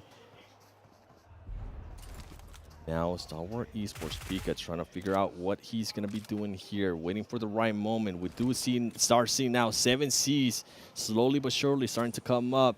Are they going to want to participate on this? And honestly, if I'm 7Cs at this point, just continue on to the zone. It is too late. You don't want to third party this. Focus on the zone, get to the safe zone. And Rod, meanwhile, they absolutely send it towards the ocean, and great thing they did, because they only ended up just getting one of their players. Now you can see Carrillo currently shooting at Ravenclaw. Is he going to be able to connect? He's not able to get that knockdown. Now this is a huge play by Alpha 7. Them being able to take that compound. They just saw the circle go north. Nobody was in there, and they pushed that, locked it down. All 4 guys super strong in this situation. Dem1 Kia could potentially take one of the Riyadh players down. They're trying to defend this off, and that's going to be a dirty fight there on the east side. Meanwhile, Bigetron is coming in on the south side. I think they're going to be fighting Falcons. Yeah, you see right now on screen Nigma Galaxy just gone down here to down Monkey. Such a good play from him. Yeah, wonderful grenades, and that's going to help him for that match reward. Don't forget, special eliminations. That's going to be huge, especially with the most special eliminations as well. Yeah. Team Falcons just playing it very slow, coming on from a Rough great circle game for here them. with so much water, 7. It's crazy, right? Indeed. S2G playing it. Now S2G is trying to figure out how are they going to be able to get into this one and where are they going to end up going because of that fight that took so long between them and the Stalwart Esports is going to put them at a huge, huge disadvantage. Team Falcons, Yusuf able to spot Luxy right there, not able to get the knock. Decides to back off a little bit more. And guess what? Zuxi is able to spot Powerful there. He does get some shots. Very, very low. He's going to be throwing the Molotov. Just decides to back him off. Great Molotov from Bigetron right there. Meanwhile, Jamfo's relocating himself, trying to get some angles. Oh, look at that. Falcons push down here on the lower ground. It's going to be hard for Bigetron to defend. Luxy still knocked. Genfos also in a situation where they can't get the res off. Zuxi's going to go for Luxy right now, and they have very little time. Falcons going to be pushing up aggressively in this. This is a super good execution by Falcons. Kalsi with the mark 14 now pushing Genfos. Ooh, a lot of damage coming out here. It's a dangerous gun. 303 as well. Bigetron in the middle of this sandwich. Falcons just went in impatiently. There is some killings that are going to be end up going to SG. SG, we saw the aggressiveness from them earlier. They are going to be pushing on Bigetron, and Bigetron is going to get eliminated. And now SG is going to have to switch their focus to Team Falcons, and that's exactly what they're doing as they're going to be trying to get one of the knocks. Guess what? Damar is able to start the engagement. He ends up getting knocked there on Kalsi, and they're able to trade out somebody too because Hamsi from SG just went down as well. And Team Falcons, the aggressiveness out of this team is just great. Silas is able to get some knocks. Can he confirm on the other knock? Too powerful, decides to lay it down. Silas with the M4 looking to get those headshots. He's not able to. Powerful, able to remain alive and just go and help out his team. Now they need to worry about how they're going to make this rotation up north towards the circle. Damwon Kia currently swimming.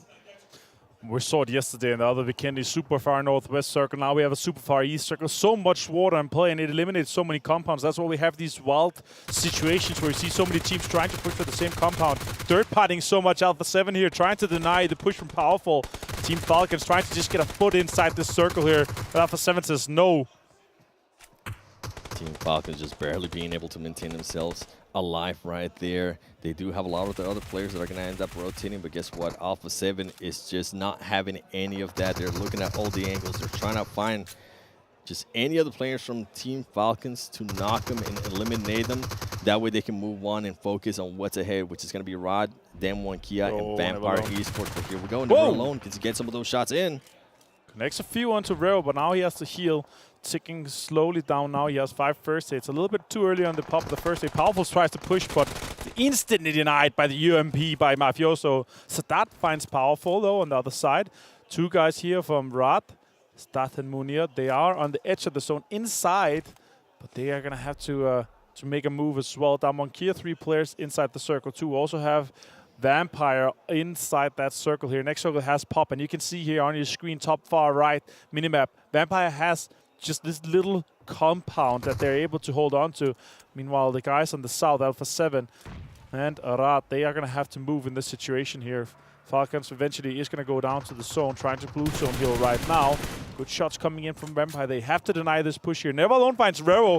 That's going to delay them, and that's going to be really crucial for their further campaign in this zone here. It really is. There you go. Never Alone gets eliminated by the place, but Alpha 7, as you mentioned, it just getting hindered by their rotation, and they are going to have to push on Rod here. Is the only way that they can rotate. They don't want to take on Vampire Esports just yet. Mythic is going to be able to get the revive right there, and now Damwon Kia, they went from swimming to trying to figure out if they want to push the action a little bit towards Vampire Esports, playing it super, super slow, and this is the right way to play. And we also see Rod, they do have a DPS at hand.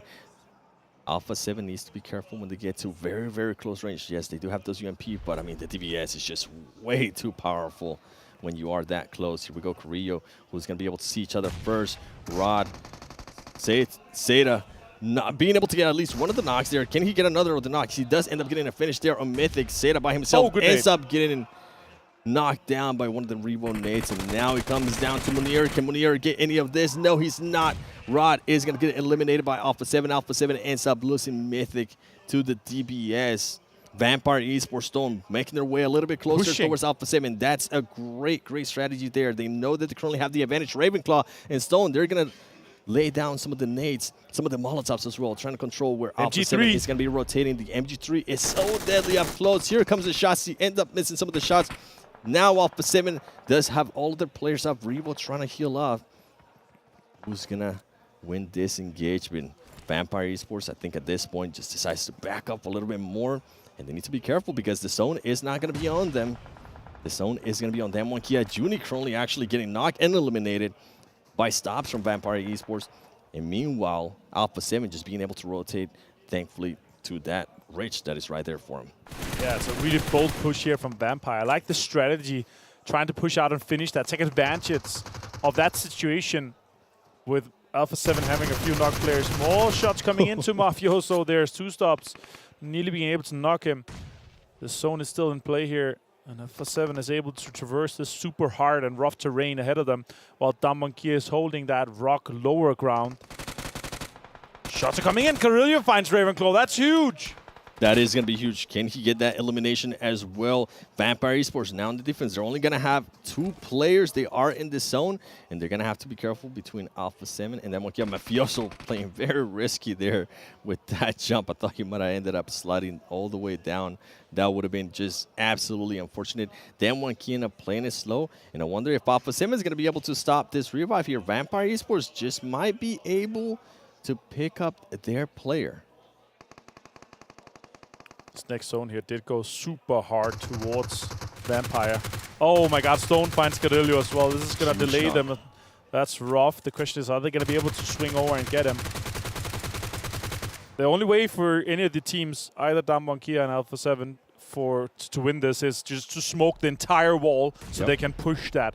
Otherwise, it's going to be really rough. The question is, does Song and Forest try to focus on third party or being the last team, or try to just rock with the zone, or what are their thoughts here?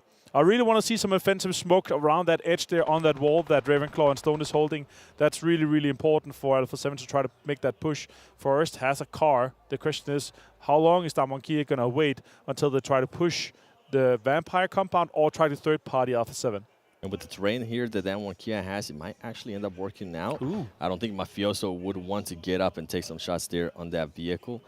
And one of the other things that they need to be careful with Vampire Esports is if Kia does decide to make that push with the vehicle, they need to be careful, because if Stobbs decides to shoot at that car, Mafioso is going to be able to counter stand up and see if they can get some kind of knock with that.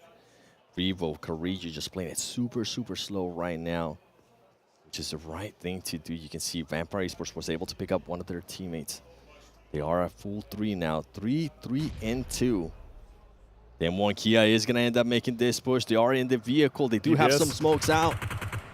And the DBS ready. This is what we were hoping for. Then Kia, what's going to happen here? Who's going to be winning this? They also have a DBS for Vampire Esports. He ends up getting knocked. This is the opening that Alpha 7 needed here, and that's exactly what they're going to be doing now. They need to be careful. Ravenclaw does have an angle on them. He is able to knock Rio. Can he knock down Revo as well? Revo decides to lay it down. This is a huge 1v1. Revo is going to end up getting knocked too. I think it's going to end up coming down to Mafioso. Great players. He does end up securing the point right there for Alpha 7. Mafioso with the UMP making a push. It's too much. Vampire Esports, ladies and gentlemen, being able to win Vikendi. Great performance for them. Great positioning, honestly, from that team. And this is a team that always is able to hold down their composure if one of their teammates is down. Guess what? They showed it here. They waited for the right moment. They made sure they address any of the teams that was pushing towards them. Vampire Esports making a huge statement there with that Vikendi win. Yeah, exactly. Vampire here, our PMWI main event winners, able to win another game here in the Afterparty Showdown. That's crazy to see these guys able to close this one out here. It's a rough push, but that MG3 ended up paying off quite nicely. Damwonkia actually opened it up a little bit for them. And I actually expected Alpha 7 to be able to capitalize a little bit more, but they were so quick in the rest. Yep. And I think Alpha 7 just didn't have any smoke grenades or anything going their way. I think they threw on so many earlier. That utility was absolutely gone for Alpha 7. It ended up hindering them. Vampire Esports just too much. And then Kia, I mean, they had the right idea, but they were not expecting somebody else from Vampire Esports to also have a DBS and just be patiently waiting for them. Yeah, exactly. And now with that, we're actually going to be halfway through the Afterparty Showdown, which is super insane because that means that another good performance here for Alpha 7 means that they're going to be really far ahead on the leaderboard. Question is, how much is Vampire going to be able to catch up, and how deep are they going to be able to go? Yeah, I think with Vampire Esports, hopefully this is a great momentum carrier for that team, right? And with Alpha 7, for them to not even get the chicken dinner, but at least be able to get that second place and get some LMs while you're at it, those are going to be some great points for them too. Yeah, and this campaign so far, and also I loved Vikendi here. It's great to see another rough circle, though, super far east. But we are ready here with the match ranking sponsored by S2G and our desk that's going to be looking at how far the teams are going to be able to take it for the rest of the day.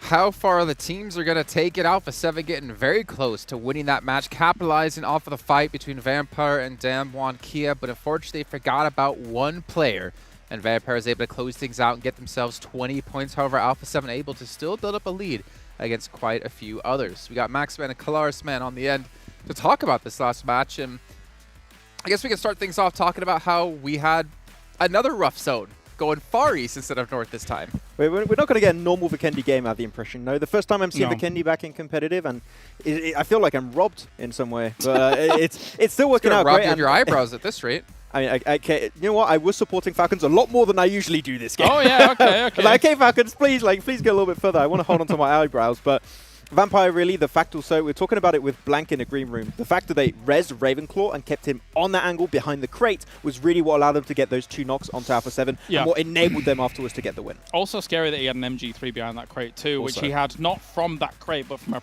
prior crate. So most crates? Yeah, maybe most gentlemen. crates. Ah! Rod got money. First team white. Well, they did, $5,000 I remember that, yes! We're happy for that. But yeah, the MG3, high fire back rate. to the main story. Scary to kind of make a transition against, especially when it comes to that. But I will say Alpha 7, the timing at which they did the transition was good. As much as it looked hard and as much as they did get gunned down, it was still a good push. You try and push when those knocks have come in. You know that that fight's not completely kind of been recovered from against Damwon Kia. It's the good time to move, even though it's a hard move to make. I believe there were 2 teams that had the same idea as them. I think it was BTR and Rad, if I'm not mistaken. And the fact is that Alpha 7 are so quick on their feet when they have an IGLing call out. They just instantly act upon it. They're super snappy. Other teams are a little bit slow, and Alpha 7, that allows them to get to those positions early and alone. It's exemplified by just how consistent we've seen Damwon Kia and Alpha 7 here be every single game. And again, this is again, on a Vikendi, not an easy circle to deal with. The fact that we've seen 2 coastal circles on Vikendi is such an anomaly. Normally you have these kind of central circles with these compounds, not castle. But the coasts, very kind of uncharted territory for some of these teams, I would say. Well, we did get to see, though, quite a few teams capitalize off that moment, right? We saw it go eastern. I think it was around like zone 5 or 6, and we saw Alpha 7 immediately push in towards that zone, take a compound. Vampire do the exact same thing. Damwon went for a little bit of a dive into the water with some hypothermia. But we saw the teams realize that we have to make a move. We have to make a play.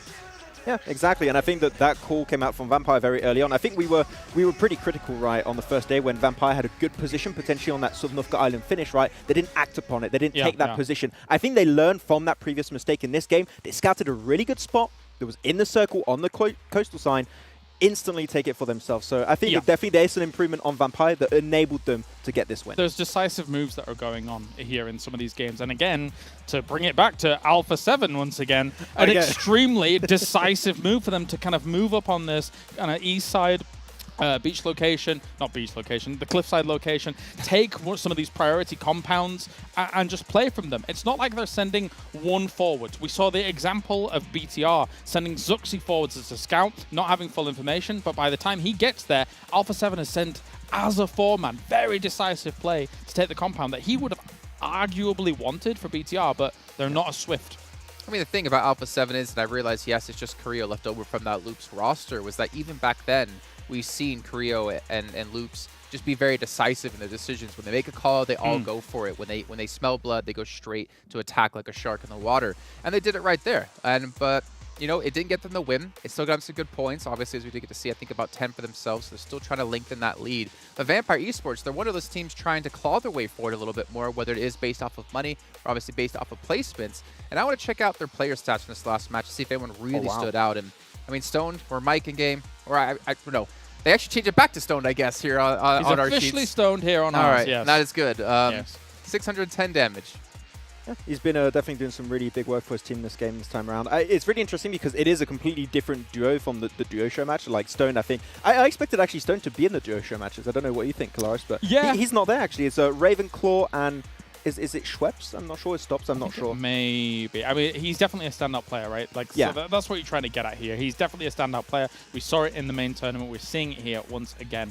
And so you're able to put him in a position where it's very, very impressive. Yeah, very impressive indeed. I really enjoyed how they were able to speed up the process of this game. But hyped to see if they could try and replicate it, right? A lot of teams have been on that high, like Damwon, like also the likes of Alpha 7. If you can replicate and remain consistent throughout today and also tomorrow, hey, you never know. Vampire could be in that top 3 contesting for the top spot. Needed a drink there, sorry. It's going to take a big day, to be fair. But again, it depends on what you're going for. Either placements or you're going for the rewards you can get within the match. Let's take actually a look at the match rewards to see what teams got what. We're going to see a certain team in there that we're going to be extremely happy about. My boys. It's Rod! 7K from that match alone. That actually probably takes them higher than some of the teams. We were musing about it in the back, right? Like, this style of tournament and everything like that, and as kind of time's gone on and they really haven't got much money under their belt, they're making adaptations to try and push a bit more aggressively, get themselves those first eliminations, first team elimination. You can see it very decisively here in this game. So good for them. I love it. I expect a lot of Damwon on the second page. Like seeing that 4 nade elimination on the side Overall of Nigma. special elims.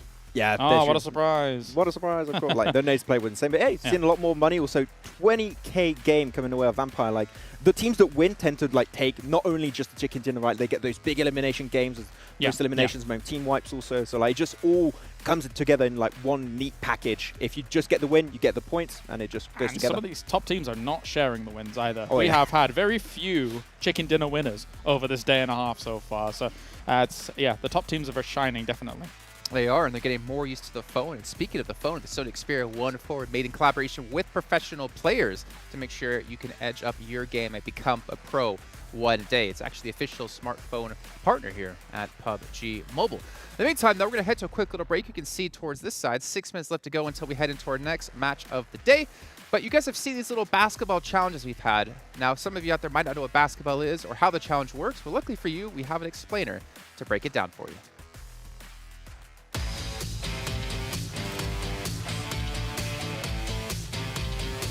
So you're probably wondering why the players are playing this game of basketball, this fantastic game. All right, so here's the breakdown. 45 seconds is all you got to get as many goals as possible.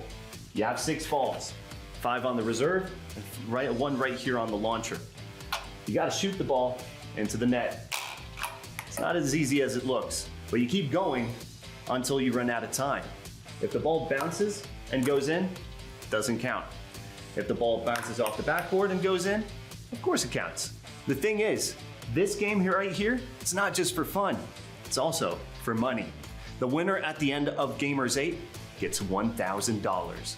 So you better buckle up because this game is about to get heated.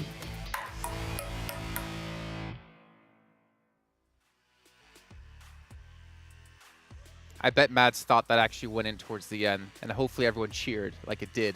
Like you've seen on probably some of those videos on the internet. So that's how it works. $1,000 on the line across all the games, though. I believe it's not just here for PUBG Mobile. We did have one good representative. Who was it again? He was from Stalwart. Senator, yeah. He got like 7, 6? Yeah. As he moved it exactly right next to the basket. See, but I didn't hear any stipulation about the goal has to be standing up. What are you wanting here? Or be on the table. Maybe you can move it, so you can just hit it and then try to catch it with the You can't basketball move hoop. the post. You can The move shooting. around like where you're shooting from, yeah. Yeah, It has to be on can the you move table. but can you move the basket? I'm going to be honest, though. I am really glad we got an explainer on how basketball works. Phew. If I hadn't have had that, to be fair, there were a few more stipulations than that. But, you know, get it in the basket. Woo. Anyway. I think that counts for quite a few different sports, to be fair. Sports but Alpha ball. 7, 111 points, $60,000 for themselves. Team Falcons currently sitting in second place with 42K. But look at S2G, 50K. I mean, I feel kind of bad for Bigetron, though. The only team on the front page here without breaking $10,000. Yeah, I mean, they've been getting close time and time again. They still are not able to get themselves that chicken dinner, right? That's the big outlier. That's really the big thing that's going to allow them to set themselves apart from the rest of these teams. But yeah, if you don't get the win, like $10,000 per win, that is massive. And of course, as you said already, a lot of teams don't want to share that chicken dinner. What is it all about? It's about the land of extremes here, Max. Yes. Yes. Quite. Let's hear it, Max. Extreme! Okay. Yeah. I love how he commits to it. Oh, as yeah. well. That's the thing I love about Max. Yeah. He commits to everything, just like he's going to commit to shaving off his eyebrows if Team Falcons don't get a second. I like how he also tried to defend himself earlier. He was like, I'm rooting for Falcons because then I'll have to shave off my eyebrows. He never agreed. We agreed. And he all of a sudden it's just like Stockholm syndrome. Peer pressure, I don't know. It's just captured. We have more than enough talent here to hold him down and make sure that's a possibility. He empathizes with the captors. You can see Riyadh here, though, 7K from that last game. I mean, to not even win the match, but to get $7,000 for that is fantastic. I mean, I'd be extremely happy about that. Let's see if they can acquire some more money. But you have R8 only down to 2, unfortunately. Yeah, that hurts a little bit. Like, R8 have been a little bit transparent a lot of the time. They still get themselves, like, pretty close to the end game, but they don't get that first elimination. They don't get the first squad wipe, and then they just don't tend to like speed up the process. They don't aim for anything in the game, right? So they just don't get any rewards. So just like we saw with Rad, maybe they're going to try and bring a change to the table, but it hasn't just happened yet. Yeah, they're not as decisive about their movements and stuff like that. But and it's a little bit of a shame because again, we've looked at this team before. It's kind of the rebranding of Rico Infinity. The 2 guys from Rico Infinity, the 2 guys from previous Allos. It kind of meshes together. It's a great roster, but it's not coming together here right now just yet. Yeah, it's unfortunate it's not coming together just yet, but there's still time. We're not done just yet. We still got matches. Right. I think we're only... Yeah. Did Mickey Mouse just join us here on No, the show? yeah, there's time. Woohoo! Let's take a look at the match rewards rankings, though, to see which teams will be sitting in first. I'm pretty sure it's going to be Alpha 7. There we go, 60K for themselves. But S2G, 50K. I mean, again, this is a lot of money to win, only being halfway through the whole event so far. Yeah, this is the most money you could ever win in PUBG Mobile Esports history in a single game of PUBG Mobile. Like, it's clear that now that's what the teams are aiming for. So, yeah, of course, Alpha 7, S2G, they were running away with the money, was down one also. But so there's still a chance that some contenders could rise up on the last day and make a pretty decent amount. I think we're trying to make some other teams outside of China be able to equate to how much Nova have won over the course of their history. It'll take Come a on, while. some team catch up. You can see our second page that was around things out. I mean, it does fall down to obviously 2K, but still some decent money being won from all these teams. And there's still more money to be won as we have the next map coming up, Karakin, in just a minute's of time. But before we can hop into that, we got to talk about MasterCard as one of the sponsors of this event, as well as the Saudi Investment Bank, making sure we can have this event happen for all of the viewers and obviously all the teams as well. But we do have more challenges for you guys.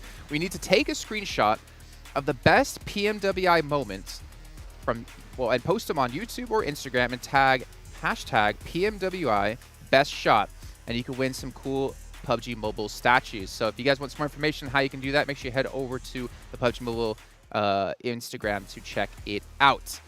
Also, we still have the survey. We'd like to hear what you guys have to say about the show, about the commentators, about the talent, about the players, about the format, everything you could possibly want to give feedback to. Make sure you guys head over there, and you can check that out over on Tencent's social media. But as the sound comes on, the music comes through, Karakin is 10 seconds away with our commentators, John Allen and Blank. It's eking ever closer, Blank. Game 4 of today of the Afterparty Showdown. As Avenger said at the end of the last game, we are past that halfway mark now.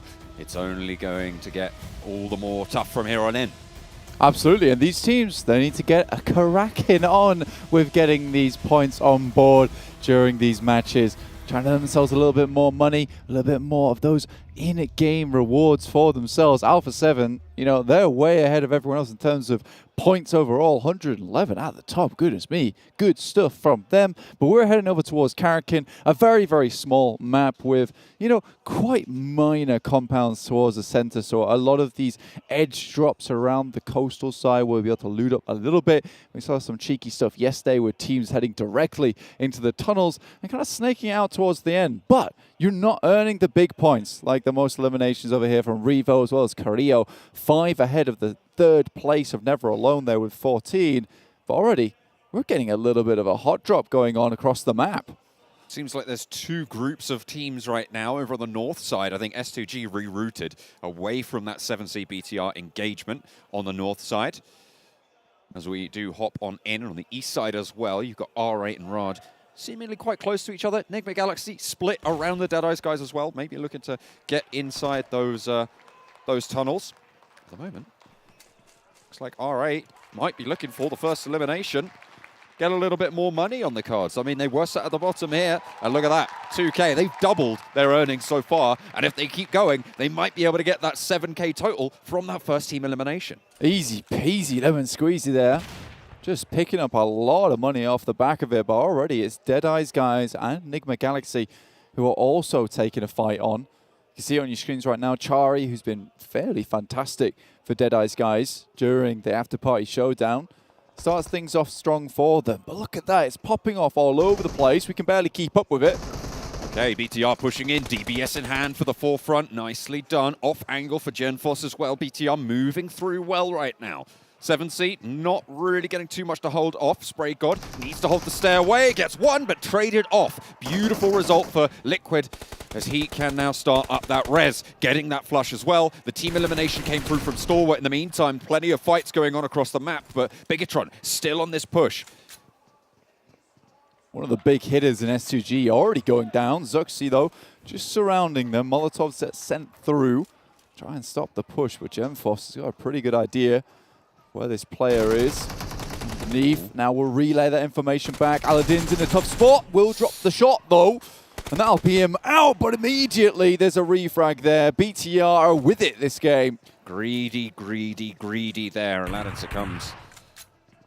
And will get traded off. Sarang, though, last player standing for 7C. Door shut in his face. Maybe looking for this res, but out comes Zuxi. It's taken care of. Not quite good for the second. Liquid is going to be able to clutch this one out. All four of BTR stay alive. Quickly get the reses back on board, but it's Stalwart 4 eliminations and BTR with the same. So 2 team eliminations there. Stalwarts will still hold the most team eliminations title for the current time. Considering it's based on time, whoever gets it first will hold on to that little place on the podium right at the top. Vampire Esports trying to bring things back. Had a great game there on Vikendi. Some really interesting plays that they pulled through. I think Schweppes jumping into the water. You know, as an info play, it was good, but I think he took things a little bit too far. Even so, Stone and the rest of the team were able to back him up and take that victory home for them. But now it's Stalwart versus Vampire Esports, hoping to get a little bit of revenge. But what happened in the PMWI, I think everyone was thinking that Stalwart was going to really be right at the top in terms of the standings. But Vampire Esports came out of nowhere and just continued blasting in that tournament. I'm not too sure what happened to S2G there. Did they go down first? I thought they'd managed to get the first team elimination, but I think I was mistaken on that. No, they were the first team elimination. Oh, well, that's the opposite. Felled by Stalwart. Ah, okay, right, okay. That's fair enough. To be fair, S2G have had a lot of money so far. I think they were at 50K at the start of this game. Yeah. They are doing absolutely fine for themselves. So, you know, spread the wealth. Share exactly. You know what they say, sharing is caring. Like so, all these teams hoping to take home a little bit of brass by the end of it. Should be very nice to add to their totals, especially the teams that did qualify directly from the PMWI, our top 5 from there. And it is BTR who starts this game off very strong, but it's Stalwart who have remained consistent, I would say, throughout both tournaments. They're still yet to be at the top, and with the current streak that Alpha 7's on right now, this team is looking good, but Stoned, as I say that, will knock one of the players from Stalwart. Very, very long shot, though, so unlikely they'll be able to flush that. Action seemingly the one to move. Top on the far side. Very, very resable there. Will just slow them down on the northwestern side. The circle really not posing a threat to anyone right now. Alpha 7, no one really in front of them at this stage. Should be pretty much a vibe. Riyadh with only one player left, though, potentially getting pushed on. Was that another knock onto Action? That was the guy going for the res onto top. Now Scry has to reposition. Pika's there left. The last person trying to suppress this angle. Excellent hold from Vampire Esports. Deja vu, I think I've been in this place before. Scry tries to head up to get the rest, but Stone's having absolutely none of it. Take some shots. And at this point in time, you're kind of calling back to the boys saying, I think it's not likely they're able to scale up to the top side there. And, you know, even though they're so clearly in range, Stoned is just got some insane oversight. Pika needs to suppress the straight line, but with only the red dot, that's going to be hard shots to hit. Apparently, not that hard though for Pika. Already nailing one over towards Schweppes. Going to be after backing up, get that heal off, top flushed, action flushed. They are going to go down. Vampire Esports add 2 to the tally. Yeah, Pika tries to jiggle it out there, but I think with the punishment that Scry suffered before, he wasn't likely to go for it again. But Ravenclaw, you saw him before in that fight, making the long run to a big off angle. Did in the last game of Vikendi, slightly less of an off angle there, but this one, he's absolutely insane. What a wild sprint this man has made. Incredible. Really, really solid. I think this is a suppressor on the front of the rifle as well, which is going to mean it would be a little bit harder to figure out exactly where that's coming from. Although these teams will have their wits about them. They'll certainly know a general direction. Now for 7. Also taking shots down towards Deadeyes Guys. I think for all these games, they are the ones not to be messed with here. In the Afterparty Showdown, look to rack up even more cash for themselves. You know, we may say sharing is caring, but it does feel like Alpha 7 would like the lion's share to themselves. Sure, they might hand out a couple of freebies, but for the most part, it's theirs. Handing out plenty of L's, though, for a couple of these teams. Deadeyes Guys take one themselves. Alpha 7, though, they did lose Revo in the process. Vampire, in the meantime, on the western side of this next circle, looking to take care of Stalwart, and that will be the end of them. Vampire Esports pick up a team elimination. They are looking to get a little bit more. Bigetron at their western side might prove to be tricky if they don't know they're there, but they should be able to scout this one. It looks like Bigetron know this position's going through. Is this the exact situation that Stalwart were in against Vampire Esports? Let's see if the tune has changed. You do like the Vampire Esports essentially, and now taking up the exact same position. BTR are going to take up Vampire's spot. And again, it really is deja vu today. I feel like maybe I'm going slightly insane. We'll see if BTR can do the same efficient work towards them. But there are shots sent back. Flukath will be knocked by Zuxi, though. No answering knocks as well. And now, I mean, how does this keep happening? You'd have thought that something would have figured out. 2 smokes bloomed. They are a lot closer together than Stalwart were, which means that these reses potentially a little bit better. They also don't have the massive Ravenclaw off angle that was available to Vampire Esports to stop those reses earlier. Yeah, that really cut down Stalwart in their tracks. Stone there, running around as fast as possible on the swivel. I hope he's, you know, greased up the soles on those shoes so he can be swiftly sliding from left to right, because he will need to in that smoke. And now even Alpha 7 are taking a chunk out of them. Goodness me, Vampire Esports, you should have known that spot was bad when you took apart Stalwart the way you did. Need to figure out how to escape from this area, right? Yeah. You need to disengage from this engagement. It is not going well right now. Unless they can get a pick or two, and if you're going to land that spray, it could be good. Schweppes, gets the cover, just about has to put the rifle away and hit the decks, try and get some healing done. Alpha 7 not going to spot it just yet. They see Stone instead. Just dancing around. This guy, happy feet. Yeah, and I mean, I said that he'd put grease on the soles, but looks like, you know, he switched out the trainers completely for a pair of some ice skates there. So he is really, really making it happen. There's not much ice on this map to be, you know, skating around on, but he makes it look good either way. I feel like ice skates would potentially be the worst shoe for this sort of terrain. There's real good grip. There's no. Yeah. That's the entire purpose. They'll go straight into the sand. He's not going anywhere. He can really plant his feet. It's like having nails on your feet. And that's what you don't want, surely. It's like the poor man's crampon. Is it? Yeah. Oh, okay. I feel like ice skates are quite expensive. Yeah, but if you got nothing else. Okay. Yeah. That's fair. Maybe put a pair on your hands, then you're like... Yeah, then you're really going for it at that point. Get up the side of the cliffs. Unfortunately, it's kind of hard to handle a weapon. Yeah, I'll test that. If you don't hear from me, can you please ring a helicopter? Sure. Yeah. I'll get right on that, certainly. Looks like Vampire Esports have moved a little bit further into their position at this time. Nigma Galaxy not really taking shots. Alpha 7 slowed that engagement with them. Bigetron on the northern side, potentially looking to try and change the path of history and not push onto Vampire's position and take up that spot. Not just yet, anyway. Could change. It could change. I mean, Zuxi's taking that off angle right now. You can see it. Vampire Esports, they've managed to get themselves a good lineup. But the next circle about to pop in does head over towards the east side.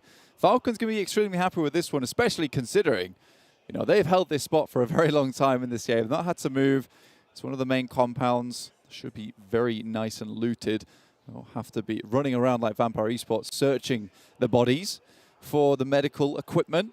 Nigma Galaxy in front of Vampire Esports, you know, they've been harassed by Alpha 7 before, but were able to, you know, get out of dodge fairly quickly. Now Zuxi, this is that off angle we were talking about before, but it's very important that he doesn't go down. Also, dropping the suppressor on board, very important piece of equipment, considering you are on the off angle away from your team. You cannot give away your positioning. First airdrop was collected, R8, SK10, which does mean, of course, blank. That's some more money for R8. Beautiful stuff. They got first elimination coming on through. First team elimination, not so lucky, but that's 3K so far that they've earned. Starting on 2K, you will definitely take that. It's going well. If you want to continue to stay up to date with all the money these guys are able to put in the back pocket, you can join in for the PMWI Watch Together. So you can watch together with us in-game over at the Esports Center with your friends to win some PMWI special sets. And if you want the gun skins and the outfits from the PMWI, there are PMWI packages on sale for a limited time. You can also win PMWI treasure crates if you play PUBG Mobile during PMWI. It's always worth it to crack out the phone and get a little bit of PUBG Mobile done on the fly, perhaps in between, on the breaks. Though the guys on the desk, they are very interesting. Drop some good knowledge, some good jokes. Can't go wrong with that. Well, there's some good ones. Good jokes. There's some good jokes. Yeah, absolutely. Some good jokes. Yeah, that's right. Some of them are awful. Horrible jokes. Did like the explainer. Sometimes you do need an explainer, though, for the desk when it comes to playing basketball. Some interesting tidbits that I'll bring out next game. I mean, we are all massive nerds here in the broadcast team. So that, I think it's fair enough to try and explain any sort of sporting reference. I have basketball facts. They're coming up. So you have to wait till the next game to hear about them. So stay tuned here for the Afterparty Showdown. Oh, I'm excited now. Maybe I'll find out what basketball is. Who is a Kobe? That's right. Who knows? Very, very famous, though. Vampire I think Esports. You should know. That's fair. Vampire Esports quite close to Nigma Galaxy right now. They're down to 2 players as well. Alpha 7, they're in a spot of bother of their own. Bigetron going toe-to-toe with the Titans of this tournament so far. It looks like at the moment Alpha 7 suffering a little bit as Bigetron try and push through, but the blue zone is going to put pressure on this fight. Mafioso down close to Bigetron's line as they move forwards. Not really going to be able to do too much to save this one. What can the rest of the squad do? As Vampire pepper the back, Freak for Nigma Galaxy holding that out. Zuxi descends from the hillside. Teammates starting to drop, starting to fall. Carrillo and Mythic, 2 players alive for Alpha 7. 2 players still in action for Bigetron as it is Liquid to go down. Mesuri trying to push around the side with the UMP in hand. It's not anything yet, but it does force Alpha 7 into an unlucky engagement. But there are shots along the way from Schweppes.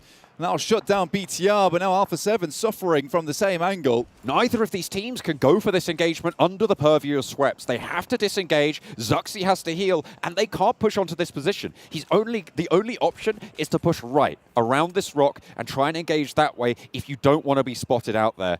And that's a really difficult run to make. Both of Alpha 7 now have their sights set on Zuxi. Nades, C4 being thrown on out, and they're trying to put the fear of God into Zuxi. Yeah, well, I mean, he has to wait a while to get out, and they're just continuing to send utility in. You can see Mythic with one in hand does have a slight rock along his side, so he can play these aggressive angles, and Zuxi just has to bide his time a little bit here. Molotov 2. With Schweppes going down, that sightline is suddenly freed up for just a little bit. Hopefully, be able to leverage that to move on forwards for Bigetron. Deadeyes Guys. Super close to Carrillo right now. Shots from outside in the blue. Nade, Molotov, trying to find a small opening, anything that you can to push on forwards. Taru loves another Molotov. Another bit of pressure as Carrillo Gonna get pushed by this blue zone as well. Wants to finish out the threat from the back. Do not want to be harried, but around the side, health bar dwindling. Goes to the shot. It's not going to happen. Set back. Carrillo dealing with that on the side of the circle there, right on the edge, and somehow Alpha 7 still making it through. You see D77 though off in the distance. Just dropping the first aid kit in. But Carrillo still has this on lock. Slowly taking out players, but it's Zuxi. Spots him out first. And he's managed to make his way in. The sticky bombs, they were not enough to stop Zuxi.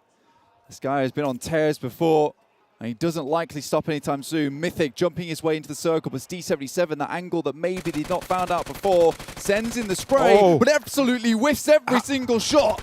How does he get that 180? How does he survive? And now out of the blue zone, he can turn his attention to that ridge line. Needs some crucial shots here to land and makes it work. What a turnaround for Mythic. But he's the last player standing now for Alpha 7 into this engagement. Nigma Galaxy versus the last remaining player from Riyadh. It's not over yet for Mythic though. And with D77 painting a rainbow above his head in bullet marks, I don't know, man. Mythic really shouldn't have got away with that, but blessing his lucky stars right now. Oh, that's rude. That's a little bit rude, that. Go on. Trying to get himself back in the action. Riyadh, though, again, doing pretty well here. They got some money off that last game and now starting to try and increase that bank account. Mythic makes the long run across and no one spotted him nor stopped him. Zuxi's still going as well. But Falcons, I mean, they dominate the zone right now. It's really a question of who comes second in my mind at this stage. Riyadh eliminated. Freak. Now the last player. Only 4 other players in this lobby, other than Team Falcons. It's 4v1, v1, v1, v1. You got a lot of snakes here. Time to team together. Take down Falcon, but already they're picking them off one by one. Mythic and Freak still playing. Around the side, dueling it out. M249 is just too much to handle. Mythic falls. Nigma Galaxy stay alive. 3 teams now remain. Zuxi's chilling. He's looking for that second place. He wants to bump up those points. Currently in 6th, you know, it's not a bad idea when 6 are limbs on his side as well. Good stuff from him. It's like 6 points total. I mean, you can't turn your nose up at that. Certainly can't. Freak. The M249. Again, trying to push forwards. Really low on meds. No boosters. That health bar is only going to get topped up by the bandages. Zuxi, on the other hand, has a little bit more. Panzer, potentially? No, not going to be seeing it here. Freak eliminated. Now, just Bigetron. 1 versus 4 for Zuxi. I mean, is it going to happen? I don't think so.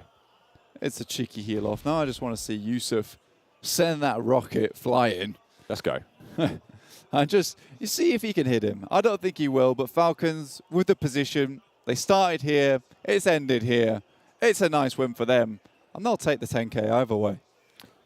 If they don't get this elimination, I feel like Bigetron Red Aliens might get most eliminations.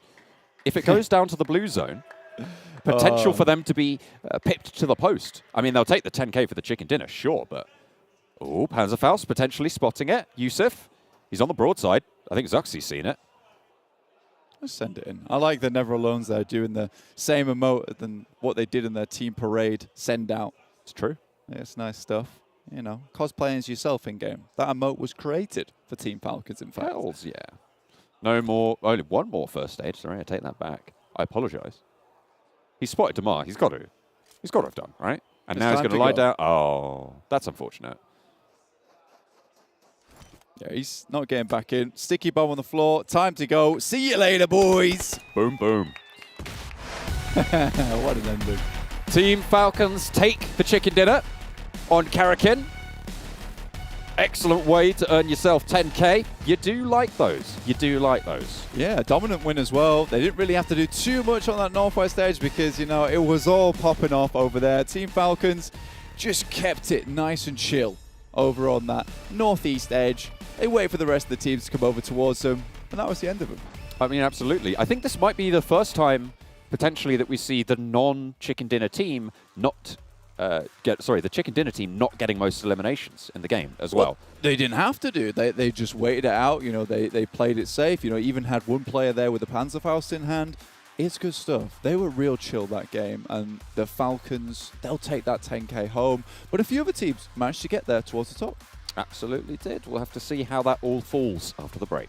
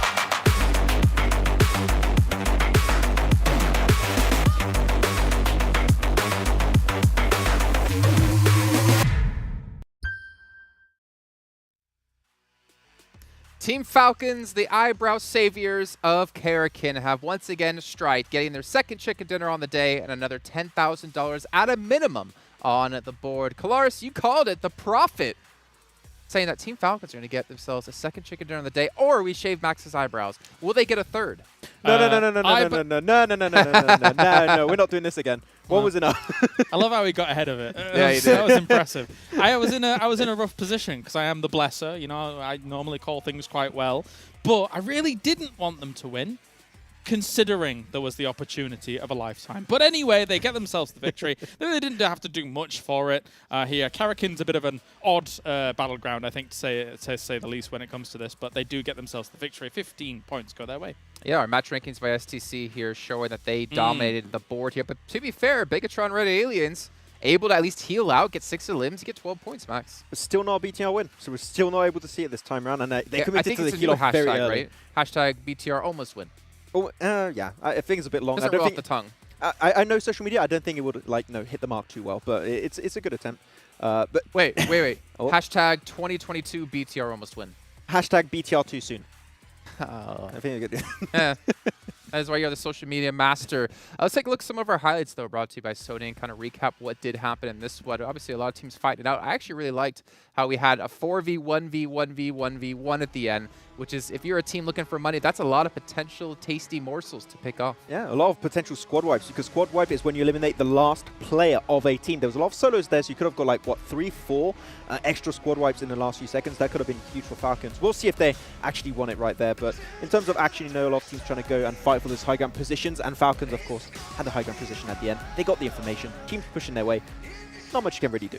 I was really keen for them to try and even just peek over and see where they were. Maybe they could have got that Panzerfaust off, maybe a cheeky shot, but you know what?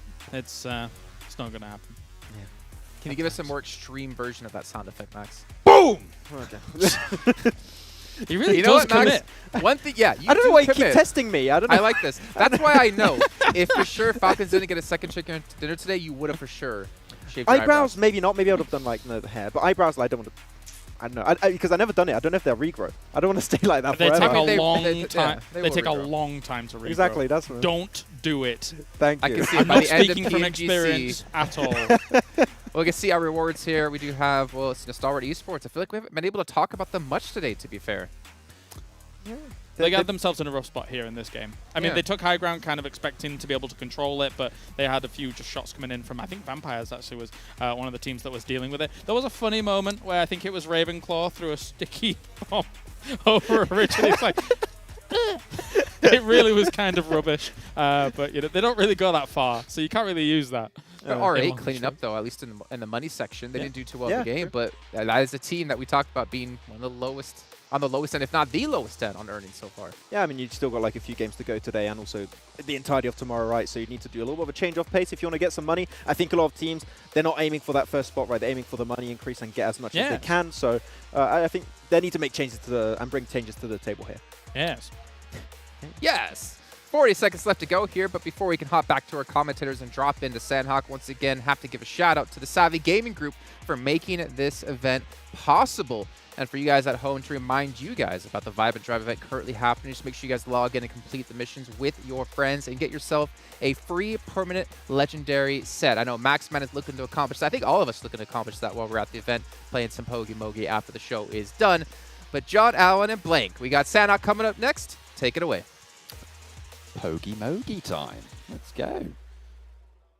That's right. Anyway, I promised you guys at home some basketball facts. You did. And we are now in the next match, so it's time for some basketball facts. Now, the basketball fact of the day is that the reason you have a net is because when you throw the ball in, the basketball in this case, it spins around the top and then comes back out again. Depending on how far it gets into that and comes back out, that's still a point. It doesn't have to pass through the net to make a point, and that's why the net is there. So you can see when the ball makes it all the way in and then potentially bounces back out, which is why you have those long little segments where people are trying to figure out how far did the basketball go through the hoop.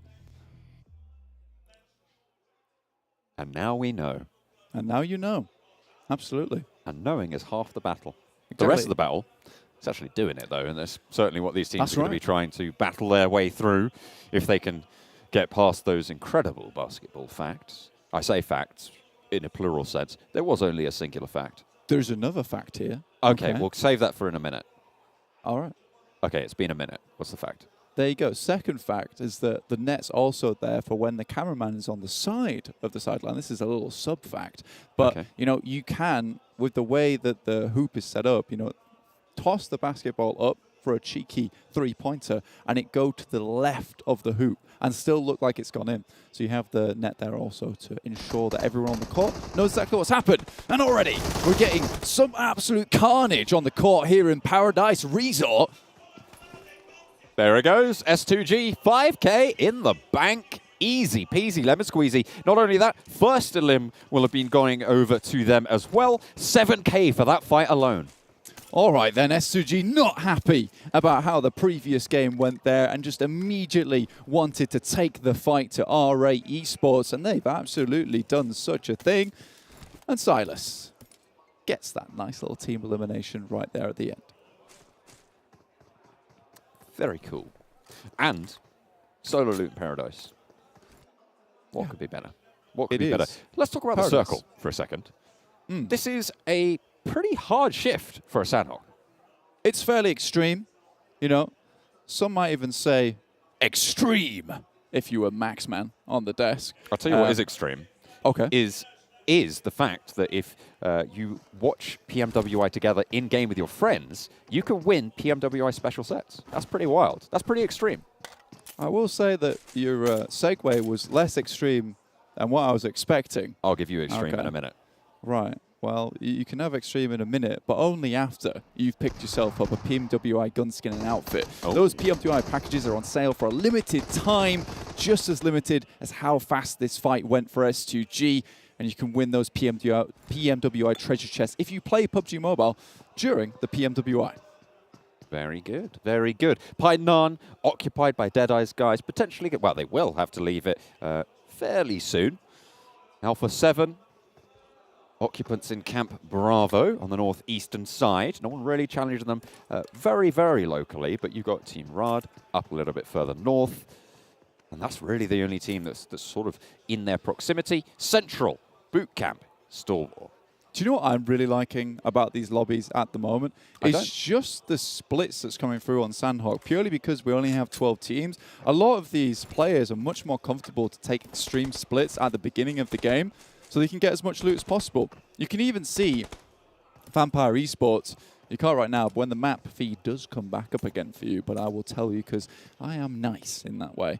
You got Vampire Esports holding 2 towards Camp Alpha and also towards the Confluence, and then 2 down towards Tambang and Ruins, which gives them really, really good control over 2 of the major areas on the map, that Southwest and also Northwest Islands. So really good stuff for Vampire Esports. They can kind of determine where they want to go as the game progresses. Right now, I would probably assume the Vampire Esports Stoned as well as Fluketh are going to be moving up from Ruins and Tambang to regroup with Schweppes and Ravenclaw.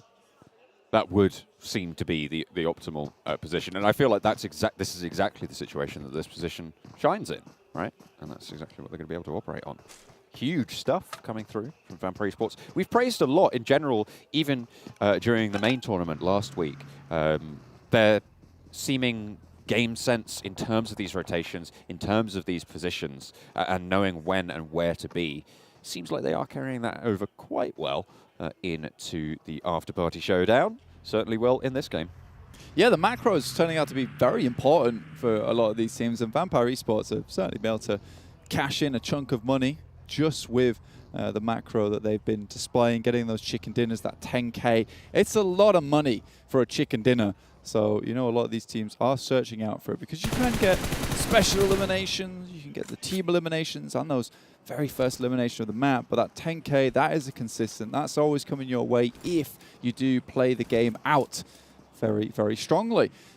S2G, though, they've got a bit of momentum here. You know, they've puffed out their chest. They're feeling good after that squad wipe. You know, you're feeling maybe a little bit down after the last match, and even if you get that full squad wipe coming into Sanhok, you know, it's not the best. You know, you feel good about yourself. But getting it a revenge versus R8, ooh, that's got to feel good. Certainly does. I'm looking right now at another way that one could feel good in this lobby. The airdrop over on the northern side, close to down 1 Kia, under the purview a little bit of 7C. But if S2G swing around, they might even be able to get the first airdrop. You can see it on the top side of your screen. Sung, though, has got that info, baiting out the 1K bounty for it, potentially. I think that right now we're starting to see more and more DBSs through the lobby. And it might be a DBS showdown for the loot crate itself. And all props to Fabian for really popularizing this method in the PMWI. He had some sick matches over towards Miramar with that weapon. And, you know, we're all happy to see it. Kalaris is super happy to see it. Do you know what DBS stands for? No. Da Big Shotgun. Da Big Shotgun. That's right. Of course it does, yes. Is that in your head or, you know, canonically? I choose to not answer that question. That's okay. You know, no comment is a comment in of itself. Damwon Gaming, Damwon Kia, just down this side, holding strong. Really just baiting. Everyone's baiting out the airdrop. I mean, $1,000 is nice, but, you know, if you can get the most team eliminations, you know, that's a big chunk of money there. So you really want it to be very, very safe before anyone heads out to even touch this airdrop. You can see teams surrounding it. Over on the northwestern island here, Vampire did get spotted out. I don't know if that was by 7C or even Stalwart or Deadeyes Guys on the south side, but Ravenclaw did get knocked. I imagine it's in this engagement because you can see another knock coming through from Vampire Esports down the hill towards the Deadeyes Guys as point break will be Fluketh on the south side of the formation for Vampire Esports. Ooh, that is a nasty one, but it will play out nicely for Vampire Esports should they be able to get this player back up in an action. It looks like Deadeye Guys have taken look at that. A little bit of damage for themselves. Sliver of HP left on, I believe that's Chari who's getting red there. Spotted out on the hillside. Fluketh still raining down pain on Deadeyes Guys who are right with their backs to the blue on this next zone. They will have to move. And Vampire Esports, they're just going to have complete control over this terrain. I think Fluketh, we talked a lot about Stone and how he's almost like star player for the team, but I think Fluketh and in fact, the whole team is very, very good. But I think Fluketh as a fragger is kind of, we don't talk about him too much. But even in that first day of PMWI, on Erangel, where they got a ridiculous elimination score, I believe it was 24 total, Fluketh was one of the main contributors to that. And I think he has really supported Stone very well in that regard. It's fantastic to see. They really do have all their own little roles on the team, and you can see them being played out as well. There's some very, very consistent gameplay coming through from Vampire Esports, and they know the drill. I mean, those off angles from Ravenclaw, just time and time again, coming in so clutch in those fights. It's a very well-coordinated team. As you say, their macro, their rotations, their positioning, some of the best in the world. That loot crate is still just poison, by the way. No one wants to head towards it. I think we need some kind of taste tester from the lobby to head on over. Oh, and another one drops in the location as well. So there's potential here for one team to quickly pick themselves up. The first airdrop and most airdrops in the lobby, but damn one, Kia. Oh, dear. That's bad for business. 7C, though. Love and life right now. Fabian about to get flushed. Aladdin actually pops on out. Shooting the railing's not going to do too much, though. Back into the pickup. Hit the deck again. Control the bridge. I like this spot from Aladdin. He is slightly lonely out here, though. But realistically, he just needs support from Scout, Sarang, and Madman off in the distance. He just provides info, hits a few shots, and is very safe inside that pickup. Difficult to get to him in there unless someone takes high ground on him. Alpha 7 going at it again versus BTR here. BTR down towards the south, just the west side of Paradise Resort, and Alpha 7 making their wrap over this side. Nigma Galaxy as well as Falcons also starting to approach the circle. It's Nigma Galaxy who have made the big run through the Western Island. They're right behind Deadeyes Guys now. Certainly are. Vampire Esports did move up a lot further north, so that traffic jam has shuffled along. But it is, you're right, the Hamodi has now leapfrogged the position from Deadeyes Guys. They're on the compounds in the northwest. No one really in those exact compounds to challenge them. Can Vampire Esports get the bead on them, get something done? Those loot crates, by the way, those airdrops have still yet to be touched. Like I said, man, they do have spikes on them. You got to be careful because getting too close to an airdrop can spell the demise of your team. Nigma Galaxy, though, I think they really do have to be careful on this approach. They've all taken up compounds on that northwestern edge, as you can see. And I think this is where they start to scout out, figure out where all these players are rotating into. But this circle doesn't really have a definitive area on either side of the island. That bridge is still in there. Vampire Esports fairly happy with the current spot that they're holding. I feel like it is looking more like a Northwest Island finish, right? I mean, you have only got a fairly tiny chunk of that mainland, but we've seen crazier things happen, right? Certainly plenty of hard shifts going on today. So on a hard eastern shift, there is still potential. But those crossings that were made early, good news. Things like Stalwart moving across from boot camp, it feels like they've made the right decision. 100%. 7C, though, still being our fishermen's in the lobby. Throwing the long line with the airdrop being the bait here. Like those team intros. Yeah. A lot of these teams are very, very smart with it, I suppose, the best way to play. It's a tricky fish to catch. A lot of these teams being intelligent in this game. S2G, though, they have moved out with the boat, and it looks like Madman was able to hit a very, very dirty spray. Silas, though, tries to take the shot, so Madman is having none of it. I mean, the boat's up in flames. It's swimming for pretty much everyone in the water. Two of them are knocked out there, Raze and Hamzy. As that Raze knock did just come through. Are they looking to try and get these reses? It's going to be difficult, but they got one. And Silas just trying to provide support, but I don't think he realizes that from that angle, Madman can just peek on the left side, and he's just never going to hit that shot through the window. Just trying to suppress, but the suppressing fire is just not good enough because it's never going to be a problem for Madman if Silas remains there. Were they trying to go for the loot crate? I think they might have been. But it feels like S2G really have kind of shot themselves on the foot. Maybe they were just trying to look to cross more accurately. There's another loot crate up here as well. It's all happened in the same location. It's out in the water, so you know, it's very, very dangerous for these teams to even attempt it. So I think right now it's the chicken dinner that's on the cards.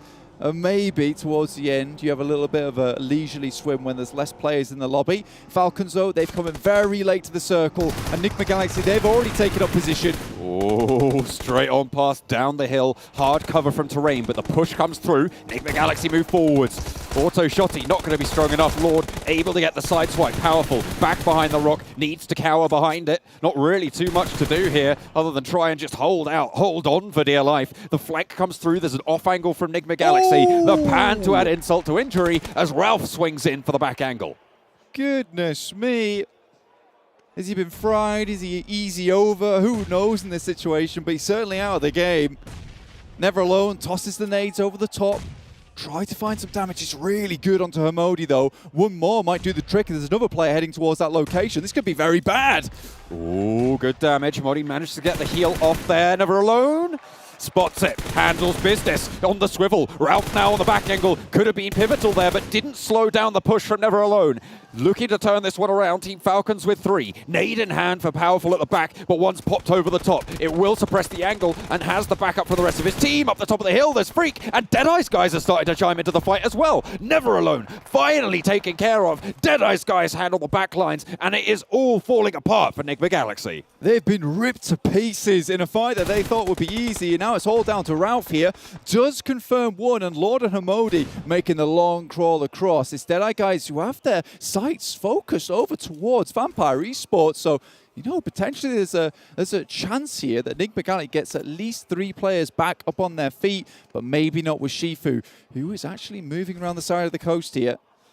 I believe S2G might have managed to pick up one of those crates out in the water in the meantime, but you have to think that Deadeyes Guys have made this choice consciously. They were ahead of both Nigma Galaxy and Team Falcons in the queue on that western side. They have chosen to stay behind. They have chosen to be at the back of the queue. Damar, that's a nice long-range shot onto them, and even so, Deadeyes Guys were able to make a nasty little bit of damage over to all these teams. It's not been good, and Deadeyes Guys have really thrown all of these teams into the cauldron. It's starting to boil now here on Sanhok. Bubble, bubble, toil and trouble. Not easy in the cauldron on the northern shore. Alpha 7 making their way to land, and will be able to do so. Rad trying to challenge position potentially. Carrillo trying to shimmy up the cliff and get the UMP out. Close range spray. Asada moves out of the line of fire, but unfortunately, barrel-based fish for the players at the back. It's easy pickings for Alpha 7, but they are right on the edge at the moment, so they'll have to start to pick their moment to head further in. And surprisingly, Sung and Forest are still going, despite the absolute awful experience they had with 7C. They were able to put an end to their 4-man team there, dropping them down low to just 2. Rex off in the distance, not able to support the rest of his team. Alpha 7 crawled from the waters. What? Okay. There you go. Alpha 7 managed to get the elimination across the way. In the meantime, I believe S2G have managed to get another crate on Kelsey, the last player standing. 5 eliminations for the team after getting that first squad wipe over in Paradise Resort. They have got a healthy tally and a healthy earning from this game already. We might not get the chicken dinner, but we will get those match rewards. And honestly, with the amount of money that's been pumped into every single one of these matches, you know, you take that cash where you can. And I fully respect S2G for playing the game they did here. Shifu. Ooh, close. Auto shotty in hand. Powerful has the UMP, but neither of them going to shoot off rounds aimed at either. Lord is traded off. Deadeyes Guys, though, managed to find Nigma Galaxy as Ralph falls as well. Proving to be a little bit tricksy. Aladdin close to Zuxi. Oh, he knows. He knows. Oh, he knows. And he is going to shut it down. Liquid. Genfos at the back. Still crawling in. Should try and get a little bit closer here, but the blue zone will tick away. Aladdin repositions as 7C hold out the east side of Hut 10. That could have been very bad there. Alpha 7 able to shut down Damwon Kia.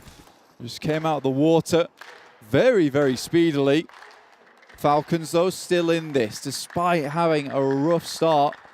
towards the end of this game. They're going to be able to maybe bring this one back. Circle finally centers landward,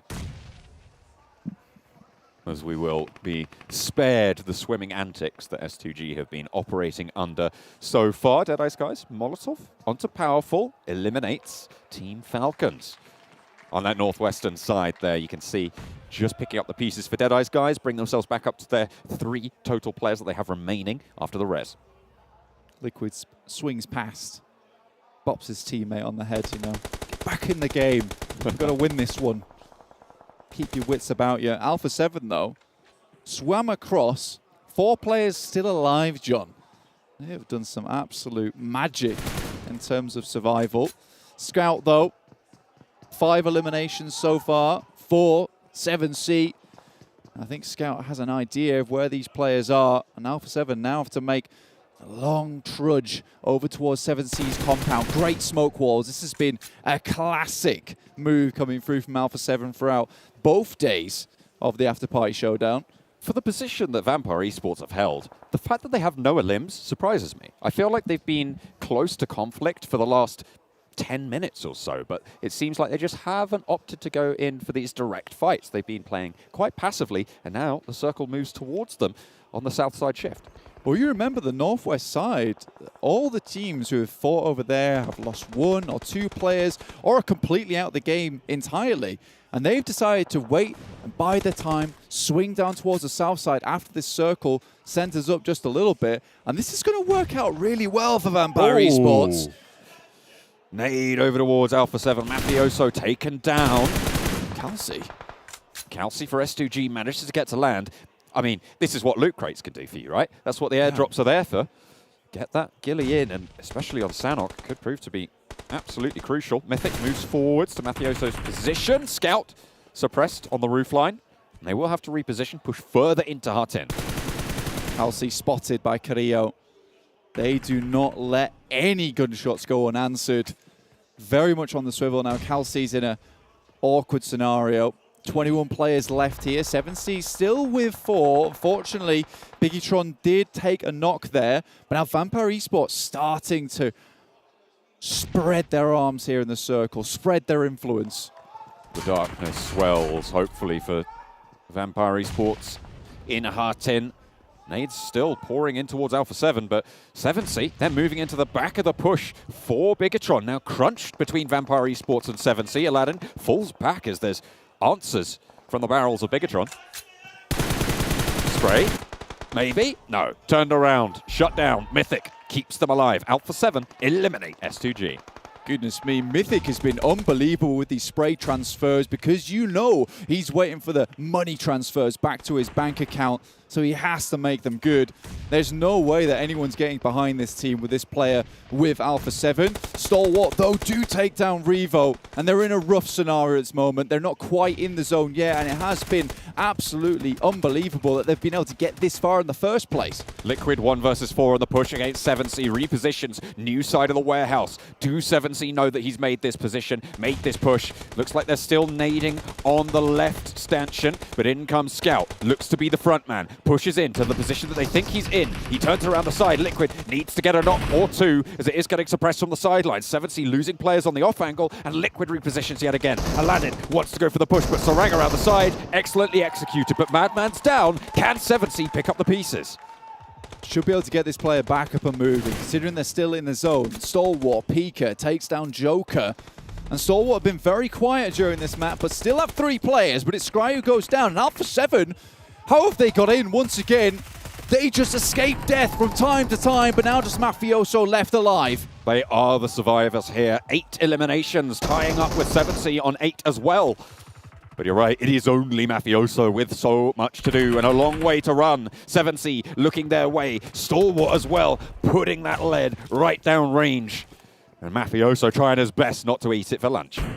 Vampires, they know where the shade is from the blue, and you'd expect it to be so. As it moves down towards their position, Stalwart's still ahead of them. They've not had to do too much at all, and they're starting to get some eliminations, 2 so far, but it's that 10K that they're looking for this game. If Alpha 7 can take down 7C, or, well,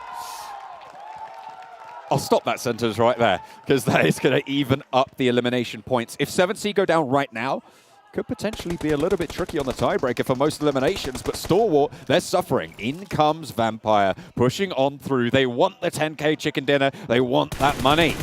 And who can blame them? Champions of the PMWI here at the Afterparty Showdown. And spraying around the corner, Scout can't quite win out the fight against Pika. Pika's just a little bit too on the ball, but Sarang has the bead, has the angle. Scout, potential to get res, but Ravenclaw might have something to say about it. This is so rough here. It's very, very lucky they were able to get that knock onto Schweppes and delay the fight, but Scout gets taken down. Now just Sarang and Aladdin, but Fluka with the DBS in hand. What are you going to do against Dubig Shotgun? Pushes on in, no Sarang out of the building. Aladdin down, one player left. They know exactly where he is. 7C to fall under the gaze of Vampire Esports, taking the chicken dinner on Sanhok. Vampire Esports, they may have been slow in the beginning like a turtle, but towards the end with the DBS, they were showing the shells to 7C. They're out of it, and Vampire Esports will take home the chicken dinner and the 10K for that one. Beautiful stuff overall. You love to see it. They were just seeing the future, man. Absolutely, and Alpha 7 staying in super late, consolidating their point lead. I mean, it feels like this team, at the moment, nigh on uncatchable on the points totals. Honestly, I am incredibly surprised how heated it's getting here in the Afterparty Showdown. Every single team is looking to earn money wherever they can at the moment. S2G as well, you gotta love it from Galaxy. He was like, right, no one's picked up on these loot crates. I'm going to grab them myself and get a little money on the side. But Vampire Esports, 7C, India and Thailand going out towards the end. It's a beautiful way to finish that match. What a game on Sanhok, but we've got a little bit more for you, so don't go anywhere. We'll be back after the break.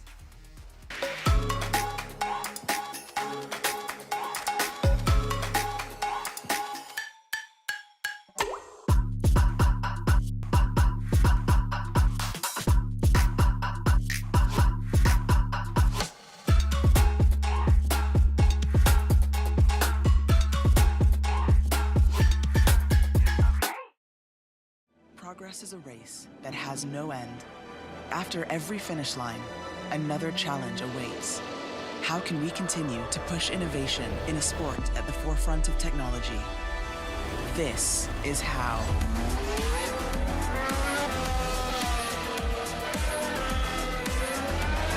Discover how Aramco and the Aston Martin Formula One team aim to meet Formula One's sustainable fuel targets. Aramco, powered by How.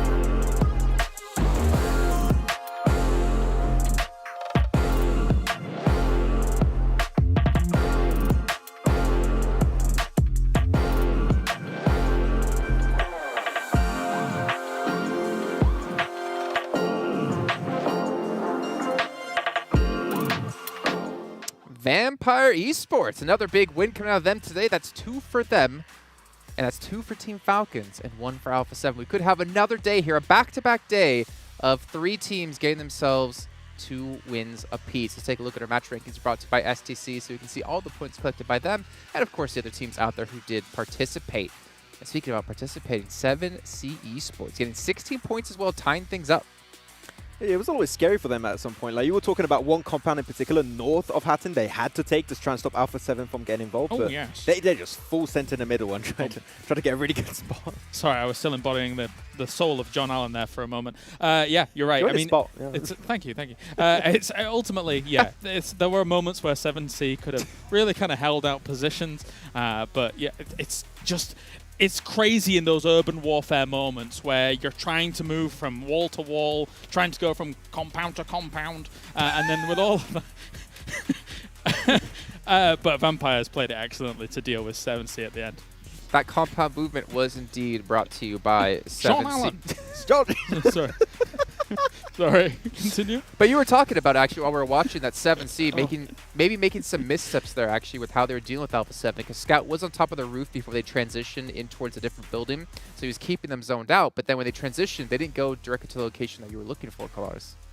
I suppose. I mean, ultimately, the blue was pushing them. It's difficult to stay where they were, and then they could have potentially been vulnerable had it been kind of a roof-to-roof situation. So not exactly the easiest situation to be in whatsoever. Yeah, and I do believe also that there's a situation where Alpha 7 do actually win that, right? I think that 7C got a little bit lucky, quote-unquote, because there was Kelsey from S2G that was like took down 2 players from that location. If they go in there as a 4-man, I think there's a clear chance they win that game. And a cool moment is because Kelsey is trying to salvage some money in this game because S2G gone down so early. Yeah. He's swimming around, getting crates. He comes up on the shoreline, has a ghillie as well as an MG3 during all of that. So, yeah, it was difficult for them to spot him, and then he becomes this proper spoiler for them to try and move up forward. I wonder what would have happened if he wasn't spoiling, because I think he got a knock and a flush onto at least one member of Alpha 7. Yeah. And then it was Mythic that was able to finally finish him off. But one team I did want to talk about here is the team in 4th place, Stalwart Esports. Where have they been today? To be honest, this entire Afterparty Showdown they've been pretty transparent, right?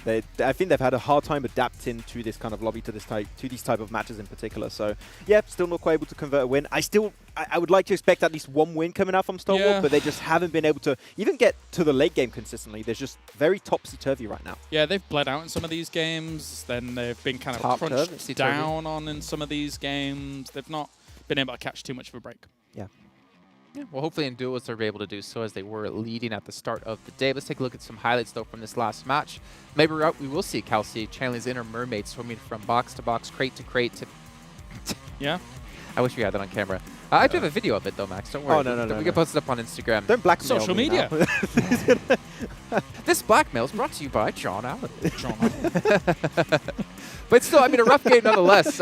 He's molding on the sidelines right now. It's brilliant. One thing I did want to bring up, though, Claris, that I was mentioning before we actually went on air was, 7C, they've had a very rough day today. And I did ask you, do you think 7C got this far in the game because of the zone that was kind of gifted to them? Yeah. Yeah, I mean, Harting, once it's moving up there, they're kind of holding in a very spread split. And I think that's really good for the earlier versions of these circles. Obviously, you had one guy over in kind of the dumpster area on the bridge actually holding people out as well. So it's a heavy split. It works out for this. Yeah. They did get together when they needed to, which is obviously kind of rule 101 for PUBG Mobile when it comes to these later circles. But again, transitioning through the urban ending is very difficult. I think if it's any other compound, they could have held it. But Hatton is a relatively big compound. For one whole team, holding all of those angles is a very hard task at hand. It's not a compound. It's basically a city. It's a mini city, basically, right? Yeah. So and because of that, Vampire could actually enter from the western side. If they actually had a smaller compound, maybe they hold it. But that big of a city, quote unquote, is just too hard to hold on to. Yeah. Well, we can see here, though, S2G 1 slot away from getting the full casino, the full slot machine. The full package? Considering they had not much going on in the later stages of the game, that's extremely respectable. It shows how much potential there is in the early moments of the game. And they've been dominating Paradise today. They won it in the duo Showmatch versus R8. They won it here with 4v4 versus R8 again. They are truly the kings of Paradise Resort. So if I'm R8 and I want to get more money, I might avoid it now. I think when it comes to Paradise, they're doing a good job of controlling the outer walls, looking in on the compound. Yeah. They're very good at that. If you've got a team that's dropping on the inner building, you're kind of a little bit paralyzed as to where you can move. If you can move into the courtyards of Paradise, that gets sketchy. Yeah. Okay. Well, we actually take a look at our overall rankings, because I'm curious to see who will be sitting number 1. It should still be Alpha 7 with Falcons getting close. And we'll see. Yeah, I mean, that's actually still pretty decent lead, to be fair. And even Vampire with the 2 wins today haven't closed that gap up against the Falcons.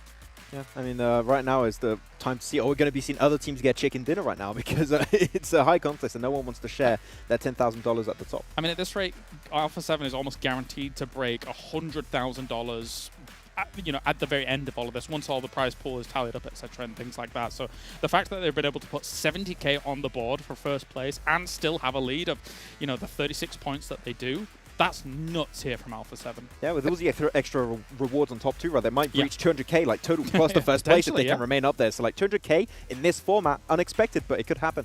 Well, you're talking about 100Ks, you're talking about 200Ks. What about Vampire Esports, who have won 500,000 from the main event and are now sitting on 36? Like, that's 536,000, not including what they get for just being here. And obviously the team intros and the duos. That's a lot of money that they're sitting on. And $500,000 now, you get that like pocket money. It's fine.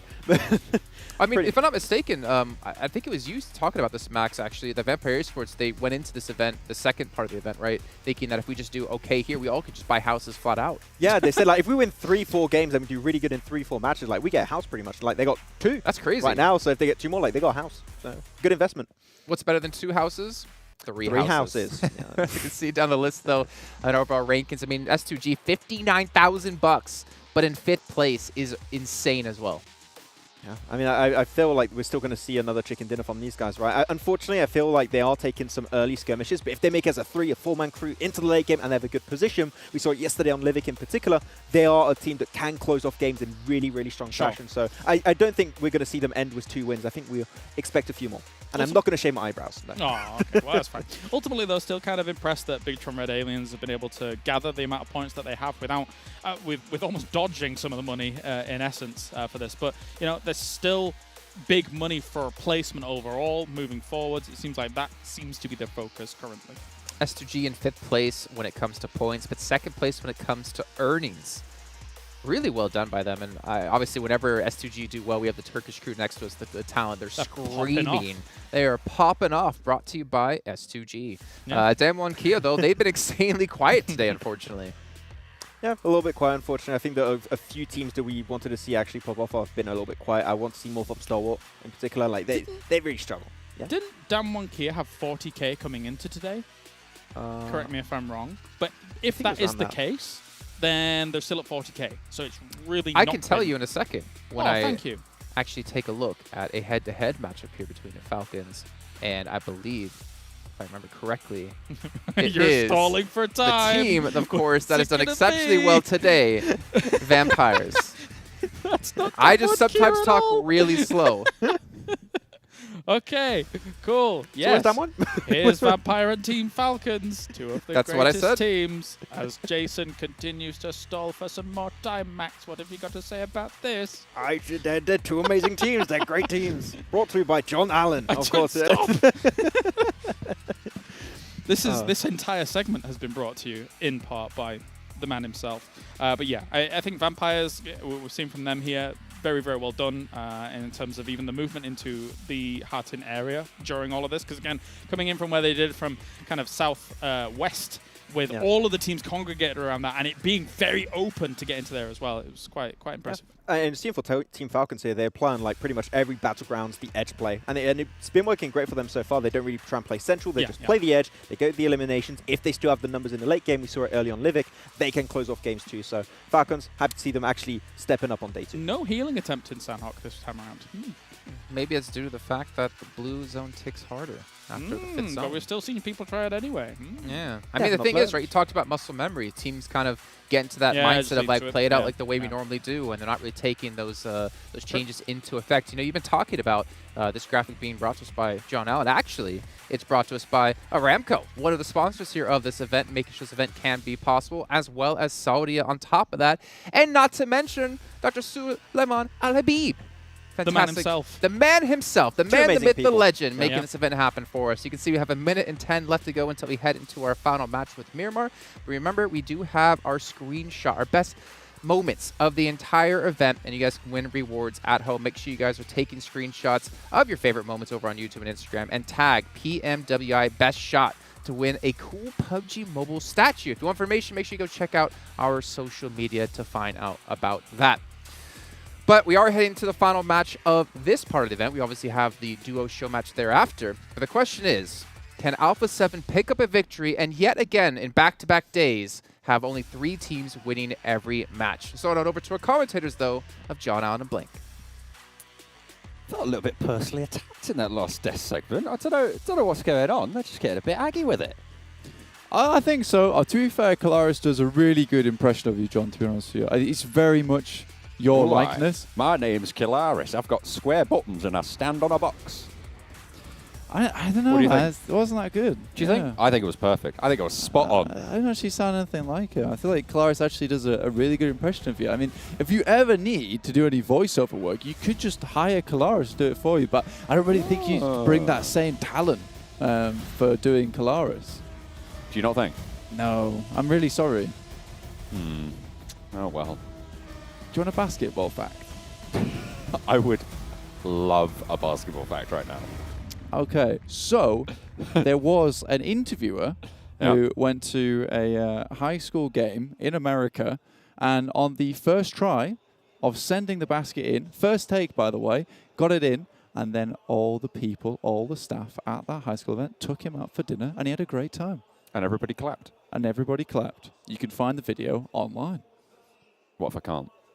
Well, then, you message me and I direct you in the location. Whoa, okay, Alpha 7.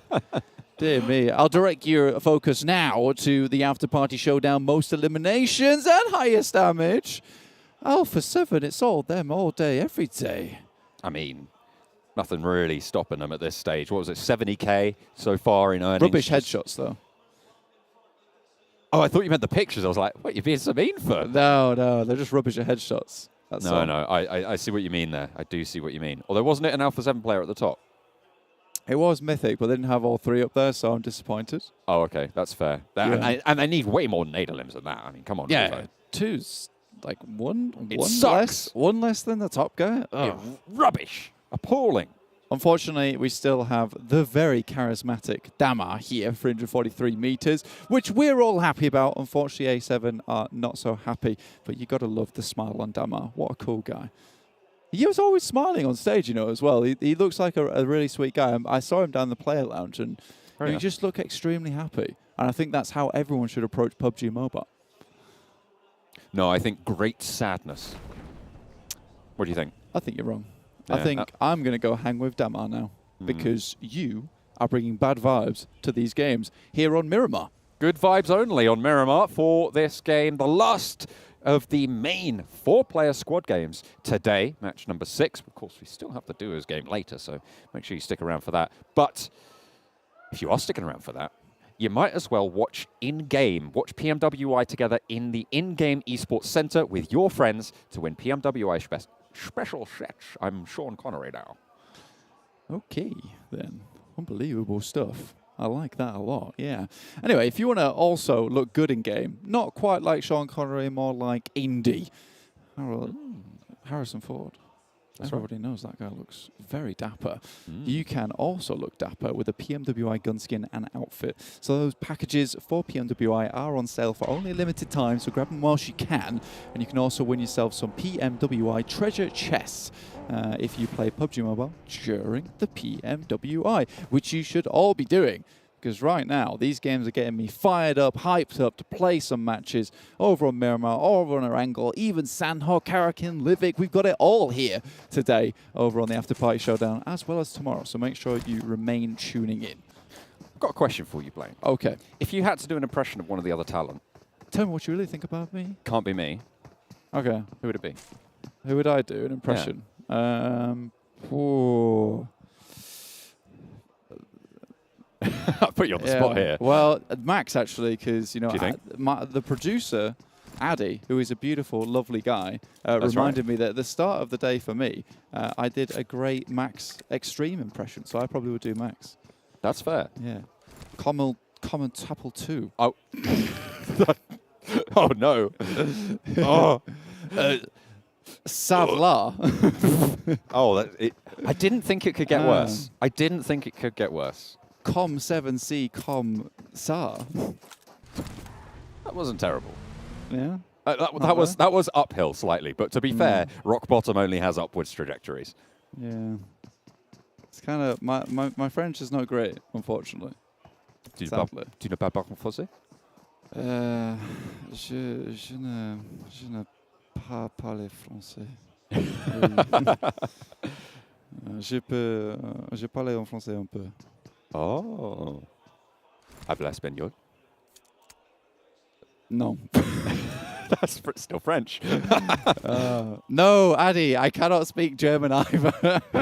Sprechen Sie Deutsch? Yeah, I've got all. I know this is a multi-language stream. Unfortunately, I'll have to keep it to English because it's the only one I can do justice. If I start doing other languages, I will have people shouting at me in Instagram or all over. You know, they'll be very angry. Oh dear. Madman on the road, cut across by Kato, but Sarang's there for the backup. It's a three-way engagement on the positions here for 7C versus Riyadh.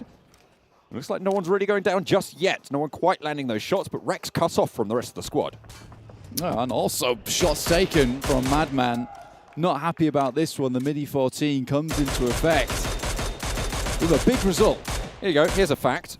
Another European language, albeit a dead one. Rex in Latin means king. Well, good for him. 7C, though, Sarang continues to harangue Riyadh over here. Kaito comes in. There's a nade that comes through. I think both players had the same idea there. First aid kit. I don't think you need it right now, laddie. Maybe later, though. Kaito losing the teammate. 7C managed to get that first elimination bounty as well.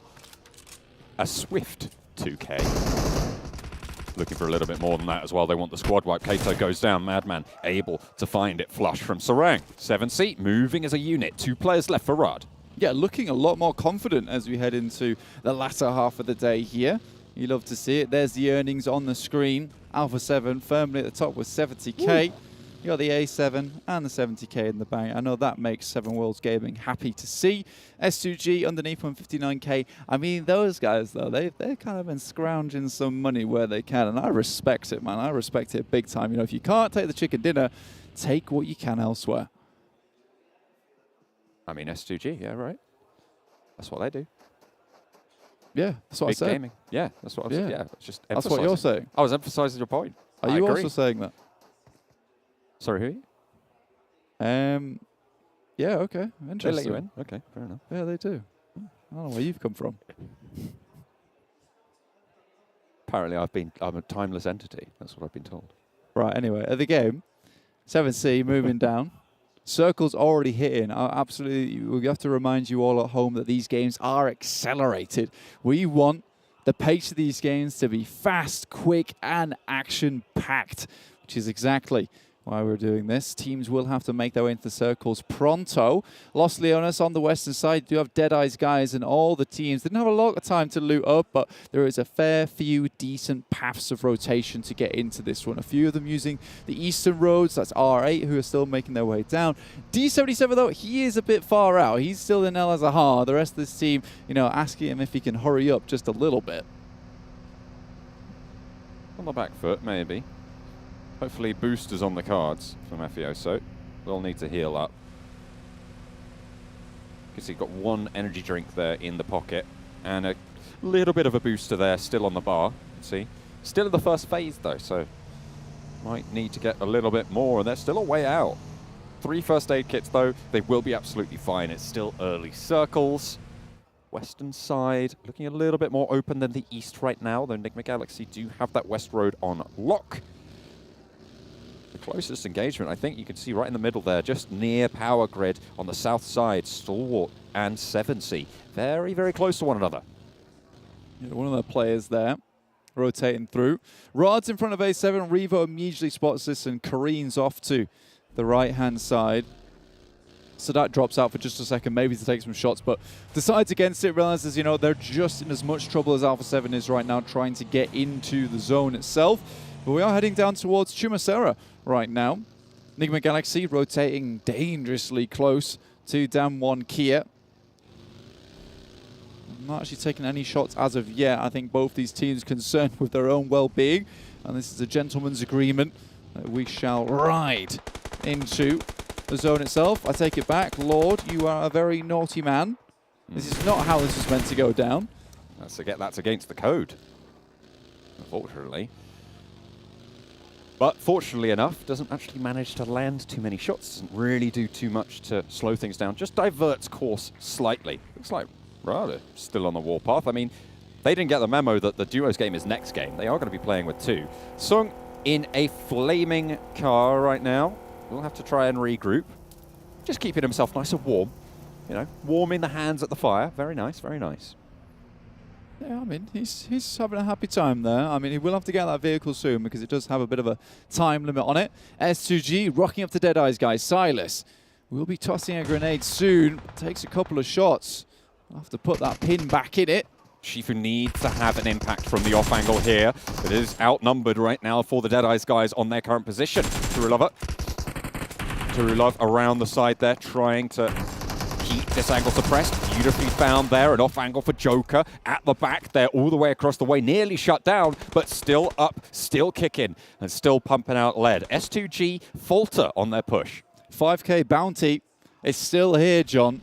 No team eliminations have come through as of yet. Sadat just drops out and lays Scry low there. Knock found, actually, over onto Chari, who will have to drop down. I think Vampire Esports weren't too far away from this. Raze knows where Shifu is now. Drops the smoke, stops the push up the ridgeline, seeing him on that angle. A nade over from Silas. Still not quite under the watchful gaze of Shifu. Swings around the side. Repositions the buggy, potentially a little bit of cover there. But are S2G wanted to go for this, or are they disengaging? Really sparse on loot at the moment. S2G, if you took a quick peek at their meds, you can see right there, bandages, one painkiller, one energy drink. It's really rough in terms of stims as well as medical supplies. This would be a fight that would be nice to win, just to, you know, steal some equipment off the enemy team. But I think right now, Deadeyes guys are certainly outlasting S2G. Move just a bit further into the zone here so they can keep this fight going for a little bit longer. Circle heads back up towards Picardo. Stalwart, a little bit unhappy with this one though after losing Scry there. This is this engagement right on the eastern side of the next circle.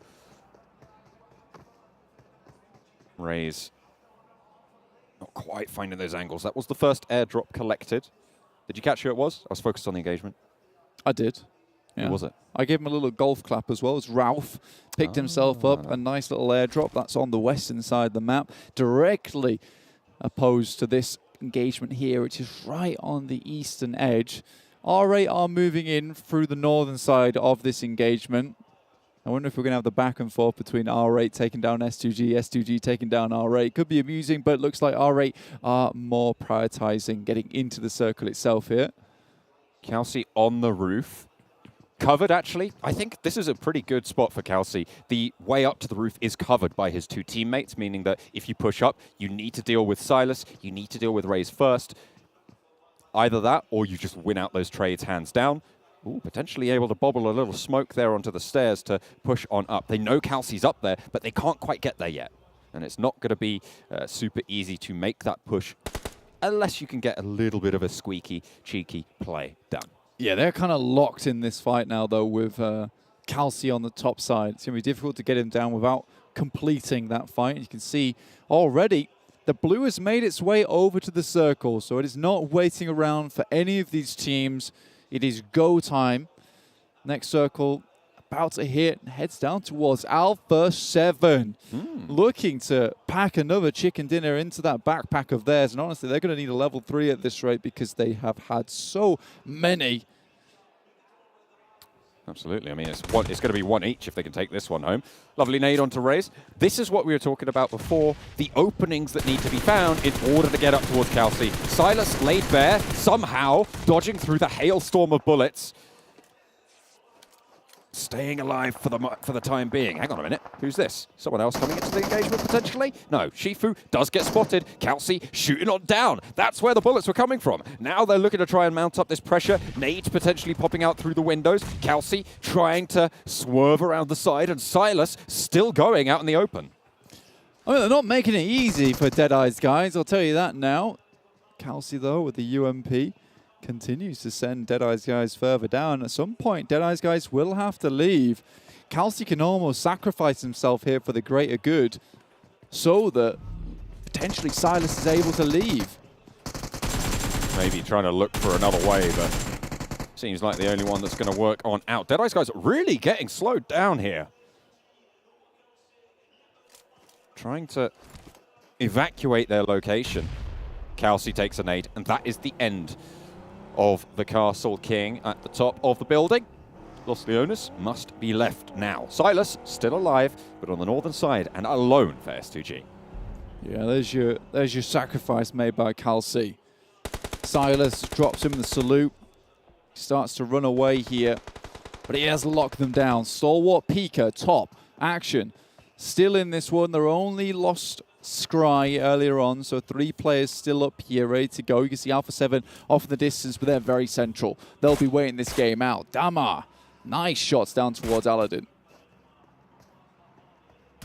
Nicely found. Shots to the back of Scout. Coming in, potentially a third party. I think that might have been R8 potentially chiming in, or maybe even Rod. But 7C suffering heavily right next to Stalwart. That is not the place where you want to take a couple of unfortunate knocks, and that is the end of Stalwart. A nice nade over the top. Oh, it was Vampire Esports who chimed in onto Scout. Look at the number of teams that just got those limbs onto 7C as we tune on in with R8 and Falcons. Yeah, Bando got knocked on the approach from Yusuf with a very nice nade here. Falcons only have 2 players, but so far they are sending this 4-man unit back. Yusuf keeps popping down the stairs. They're very low HP, not really having opportunities to heal off. As of yet, you can see Prestige tries to pop the first aid, but it's just too little too late. And now Never Alone, the clutch maestro, hits one. You can't jump those gaps when Never Alone is on the case. Unfortunately, the blue zone is too much to handle. And R8, with 1 player left, are still going, but they lose that swiftly. Vampire Esports take them down, and now just Yusuf is there. I don't think you can res in this zone. Yusuf just needs to heal, if he can. Ooh, Vampire Esports and Alpha 7. They've been going at it with the fisticuffs at the moment in these games. Coming off Vikendi, where it was one or the other there to get the chicken dinner. And now they're both inside this circle. It could go either way depending on the next shift. But Nigma Galaxy, they're in already. Revo goes down to Lord. Excellent find through the doorway. Lord up to the wall. Will be able to get this first aid off. Closes the door. Stops that vision. Nicely opened onto the engagement. Revo smoked out. Mythic wants to try and get his teammate to safety, but you can't make that break. Not yet. Not until you get an off angle. Not until you can suppress the position for Nigma Galaxy. Hits Revo very hard there with the grenade, and it's unlikely to get their boy back up again. Now Alpha 7 once more down to 3. Nigma Galaxy causing huge problems. Vampire Esports have problems of their own though. As down 1 Kia swoop into the compound underneath them on the south side of the circle itself. But they'll have to cross the road, so it's really interesting. There's 3 very good compounds inside this circle, but all depends on this next shift where it goes, especially with the crossroads right here. How do you get across these open zones? It's brutal. Open ground. A couple of ridges to play around, but the speed at which you can traverse them super, super low. Rod try and crash straight on in, and it's all going to be a part of the seams, but finally they stitch it back together. Fortunately, there's an off angle for top, and they will be able to stay in with 3. That's the kind of response time you want from your teammate. The enemy team falls, and just as that happens, action rolls up and the buggy is immediately getting you back up on your feet. In this case, you don't get a rest playing with Stalwart. You are constantly in the game. Fortunately, Stalwart now drawing attention. Vampire Esports sending shots their way. I think that was shots coming through from Bigetron. Really, really far away there. And shots from Alpha 7 as well. Schweppes taken down a peg. Hopefully Vampire Esports can get that one back up. Here's a replay of the crash that came through from Rod. Pika does go down, but it is that angle from top. Yeah, action was coming in hot there. He had the sirens on and everything. A little bit unfortunate for Vampire Esports. They do push out just a little bit, but now it's time to recoalesce. This is a fantastic shift for them. And down 1 Kia's compound's just about out. It will give them some survival time. Turulov looking to hold on here. Last member of his team for Deadeyes Guys, but surrounded by the aliens. Bigetron with GenForce trying to pop a nade in. A little bit left on that nade, but might do the job. Just a slimmer HP left. But they know where he is now. GenForce pushes up to the vehicle, takes it away. Bandages, only the 1 for Turulov. It's not great. He's going to be really struggling. Just try to get as many points as possible for himself. Now Alpha 7 will have to deal with the rest of Nigma Galaxy. They're ahead of them here in their rotational path. They're absolutely stacked though. Good smokes. Once again, the train comes through.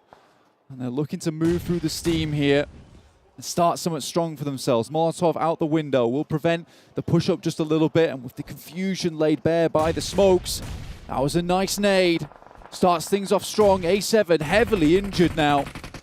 Bigetron will eliminate the Deadeyes guys, but in goes that push. Carrillo in the corner. Mythic and Mafioso trying to give any sort of support that they can. Ooh. Lord takes a little bit of damage from a nade around the side. Carrillo up the stairs. A little bit of respite, a little bit of safety. Trying to blow the doors off the hinges as Ralph goes down first, bringing the numbers even so far. Mafioso, though, is going to get traded off. The flush is good, but Carrillo's there, caught with nade in hand. The push comes through from Momodi, and he's allowed to sneak through the gaps. Only one player now for Alpha 7, and they know where he is. It's Carrillo up the stairs, potentially looking to get this res if the doors are going to keep that cover going, but Carrillo opts instead to pop that Molotov down and give themselves a little bit more cover. That was an insanely fast molly he brought out. He knew exactly what he had to do in that moment, but he tries to move out of the building.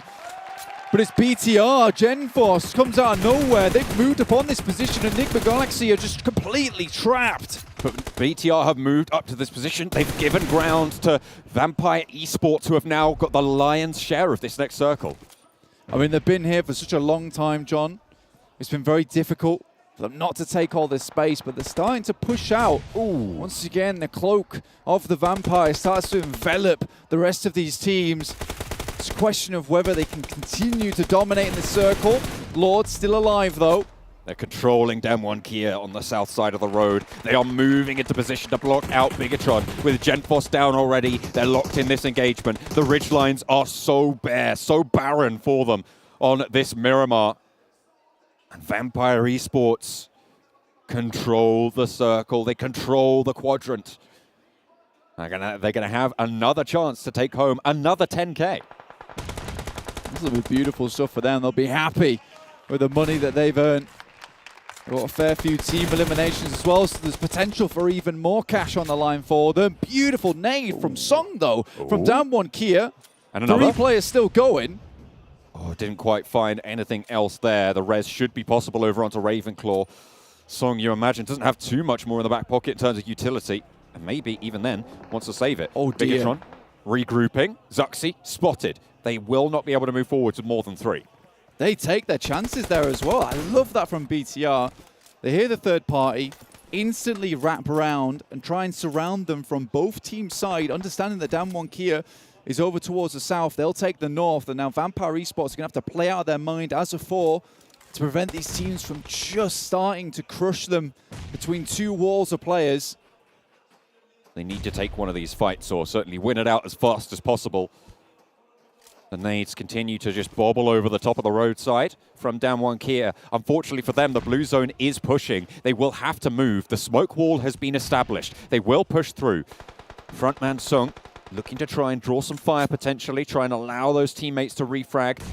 Jumping in, trying to gather info. The smoke starts to clear. Vampire Esports have clear rain. Across with the car. Fabian careens across the side. Sung taken down on the first push. Fabian low as well. Should be handled. Now they need to turn their attention to the last player from Damwon Kia. Trying to get across. It's looking hairy. It's looking ropey. And I don't think they're going to be able to do too much more. Forrest finally dealt with. Schweppes did go down in the meantime. What can BTR do? Really good smokes coming out from Vampire Esports to isolate that fight between them and Damwon Kia. Big. Another nade, though, onto Ravenclaw, and now it's 2 versus BTR, but there's 2 down! How does it happen? Just Luxy alive! Last player going in. Fluketh 1 versus 1 against Luxy from BTR. One of the longest standing members on this roster. Made the name for Bigetron. They've been dodging the money all day, all tournament at this Afterparty Showdown. Is now the time that they take that 10K. A nade pours in over the top. The reses are coming through, and they are denied yet again. Vampire Esports take the 10. Quick on the swivel, quick on the game, and quick on the decisions coming through from Vampire Esports in those final moments. It was very, very difficult. You know, it felt one of those stressful situations where you're in an escape room, you see both the walls start to close, and you have to figure out a solution in that moment. And you know, Stoned, the rest of the team, they had a solution in the back pocket. They've trained for this exact moment. Certainly did. I mean, it worked out incredibly well. We know what sort of strength they have in these engagements. We talked about it so much. We've praised them so many times. But we've got an American, a Frenchman, and a Yorkshireman to talk about the match standings, brought to you by STC.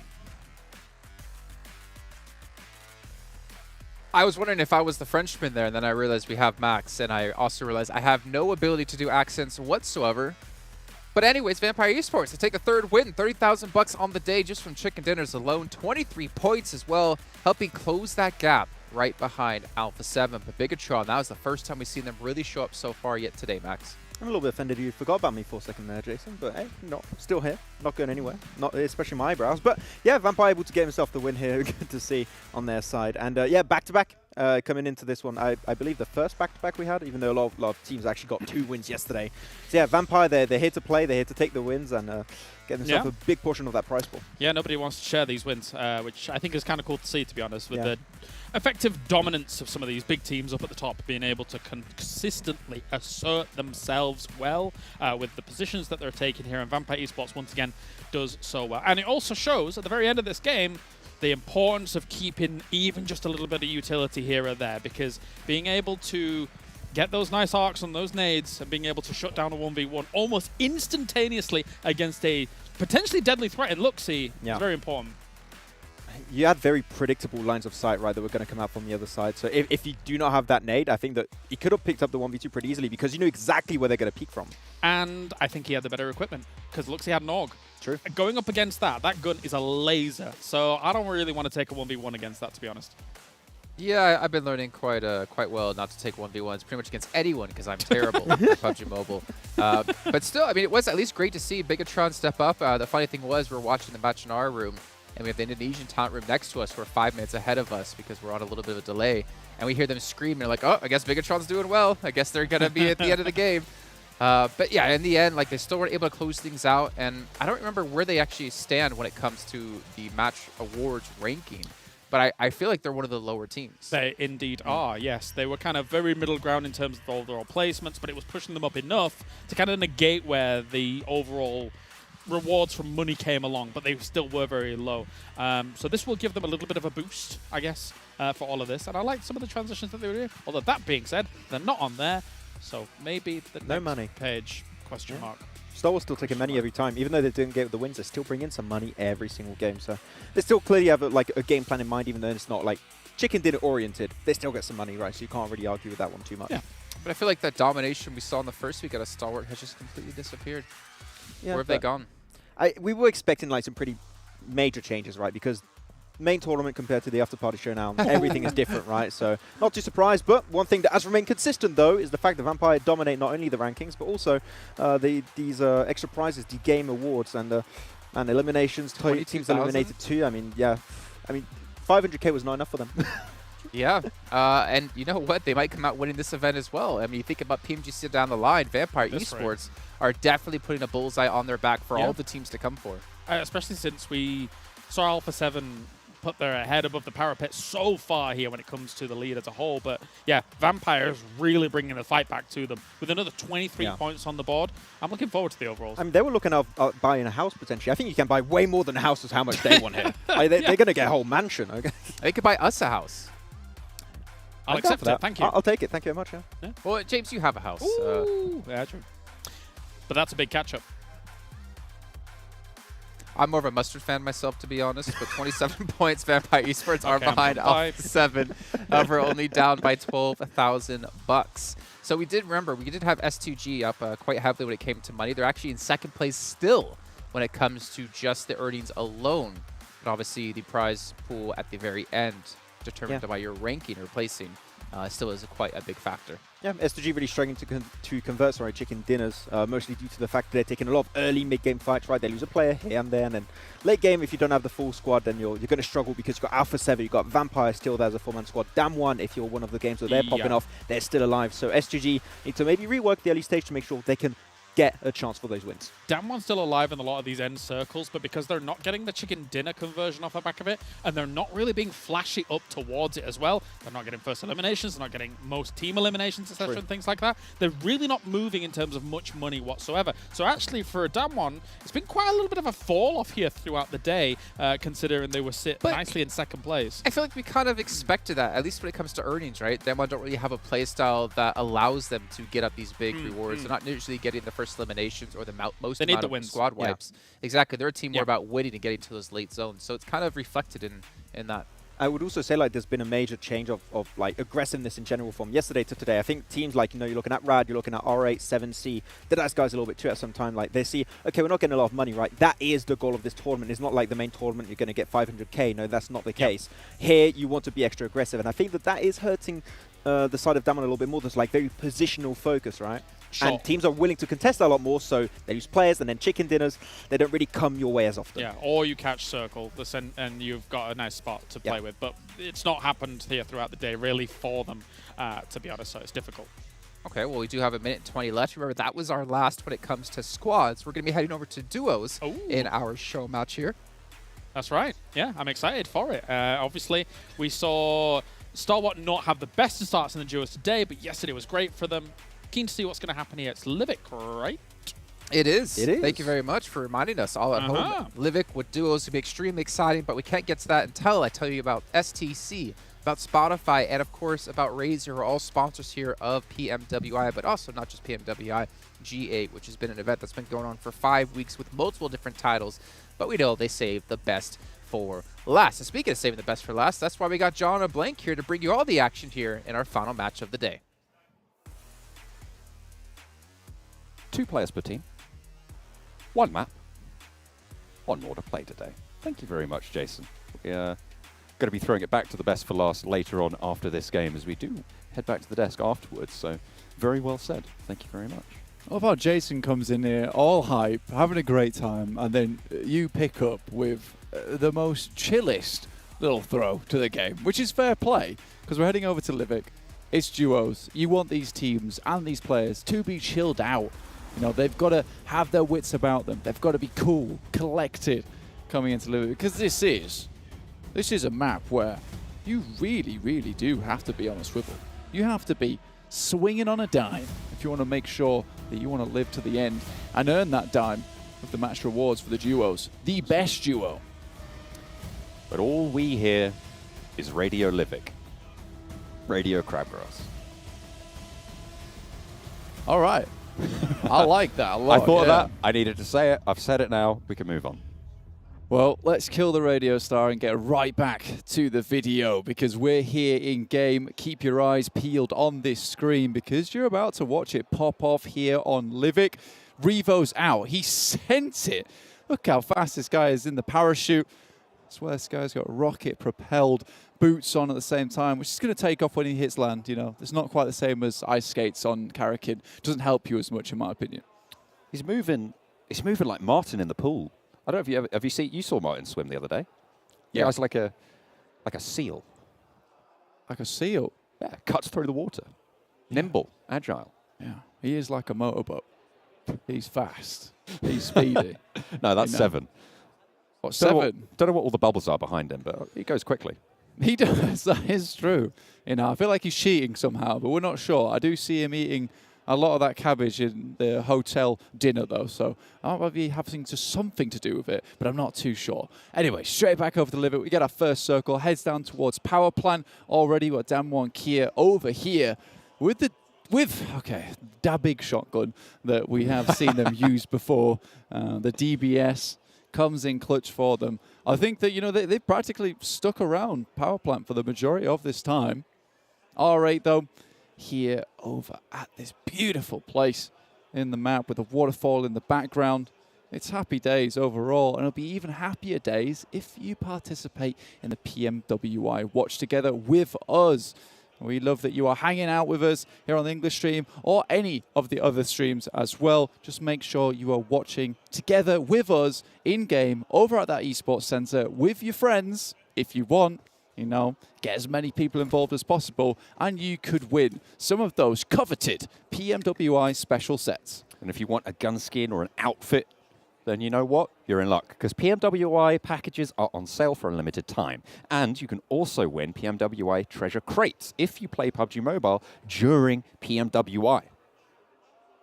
That's right, and only one more day to do that, so get cracking, get a move on, get in game, grab those chicken dinners, absolutely dominate the competition, or just play and get taken down early like this. It doesn't matter. just as long as you're in the game. Powerful already down to Revo. Alpha 7 not looking to lose their top spot in either of these things, either in the duos or over on the match reward and earnings in the main tournament of the Afterparty Showdown. Bad news bears for Team Falcons. Still one player to go though, Yusuf, trucking along. Will be solo from now on in. There's the M1014 on the back of Carrillo, the auto shotgun replacement. I mean, it's still the big shotgun, but it isn't quite the same. That long shotgun. That's the one.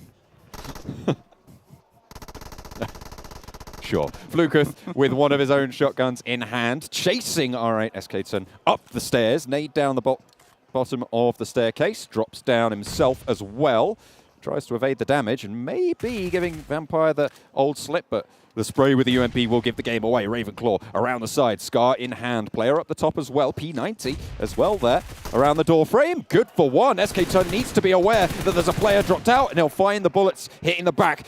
Prestige in the meantime got dealt with, I don't know who by, but chased back up and he's given them the old ropey dope. Ooh.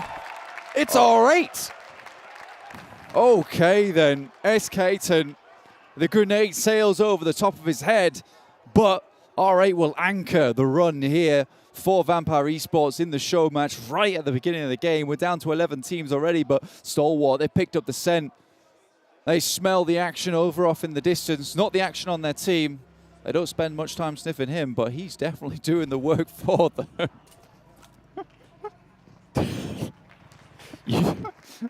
What are you doing?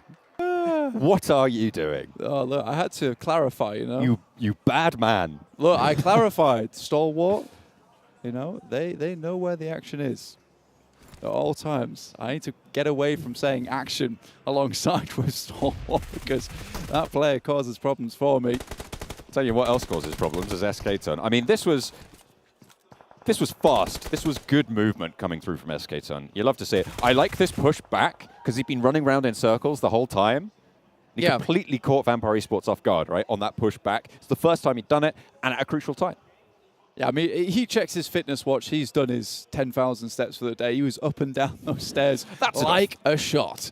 So, you know, I'd hope for him and Prestige, you know, they chill out for a little bit now. They are towards the center, so they don't have to do too much more walking in these final moments of day 2 for the Afterparty Showdown. We are again here in the show match. Just to remind you, we're playing duos at the moment to figure out just who is the deadliest duo of them all here in the Afterparty Showdown. There is money on the line as well for these teams for the points at the top. We'll figure all that out tomorrow in our final show match on day 3. We've got to get some of these thumb socks. We do. I keep feeling so jealous of all of these players when I see those thumb socks on. Yeah, man. I mean, I've got those slippy fingers. Sometimes I'll go for a spray and whoop, I'm over just looking 180 degrees behind me. It's very unfortunate. But that does sometimes cause massive surprise to the enemy team. They're unsure whether to take shots at me or not because they're like, is this guy AFK? Do I take shots? Is this allowed? Nobody Is knows. it ethical? And then whip, I'm around like a shot, and I find the team wipe. It is my classic move when I play here on Livik. Oh no, I am just a helpless little player. That's right. You've seen me in game. Blast him. I like to deceive the opponents. That's right. Throw them for a loop. Mm-hmm. That's for sure. And deceiving, misdirection. That's what it's all about here for the magicians of Alpha 7, who have been doing some incredible work today. And I've said multiple times where, you know, there's no chance that Alpha 7 is getting back into the circle. I look back round again, it's Houdini staring me in the eyes as Alpha 7's found their way into the circle and found some damage onto the enemy teams. Down Kia, though, in power plant, stamping the mark here. I beg your pardon. Down Kia, just spraying it down like it ain't no thing. Kelsey takes the knee, takes the L, not down fully just yet, but Silas quite a way away from it to regroup. Really can't be going for this wide of a split when you know there's players this close, unless you know you're going for that full engage. Silas hopping around, trying to back it up, but you've got to expect he's going solo from now on. I think for Damwon Kia here in power plant, they really do have to bring the energy. from the midst of the turbines, because honestly, you know, there are so many angles you can take around here. You have to full commit to this position. Silas has moved in here because he has no choice, really. He's got to hide. He's got to remain tucked away so no other teams can find him. I don't think Damwon Kia is even aware of his presence. Galaxy has gone down, though, so he is all on his lonesome. There's a Scar and a shotgun on the back. That Fairly long decent. shotgun. Yeah, that's right. Yeah. That's right. That's right, man. That's right. Good in these close range engagements. I mean, you're looking at level 3 helmet, level 3 vest, so still a force to be reckoned with is our Silas here. We've seen him do so much work, and in general, S2G. Still a long way to go, though. Still with 11 teams in it. Vampire Esports, the only team to take both the Ls so far, going down to R8. I mean, Silas, you know, a veteran on a lot of these Turkish teams, going way back towards Class Digital Athletics and even before that as well. And even there, he was popping off all the time. It's nice to see him finding some good success here on S2G.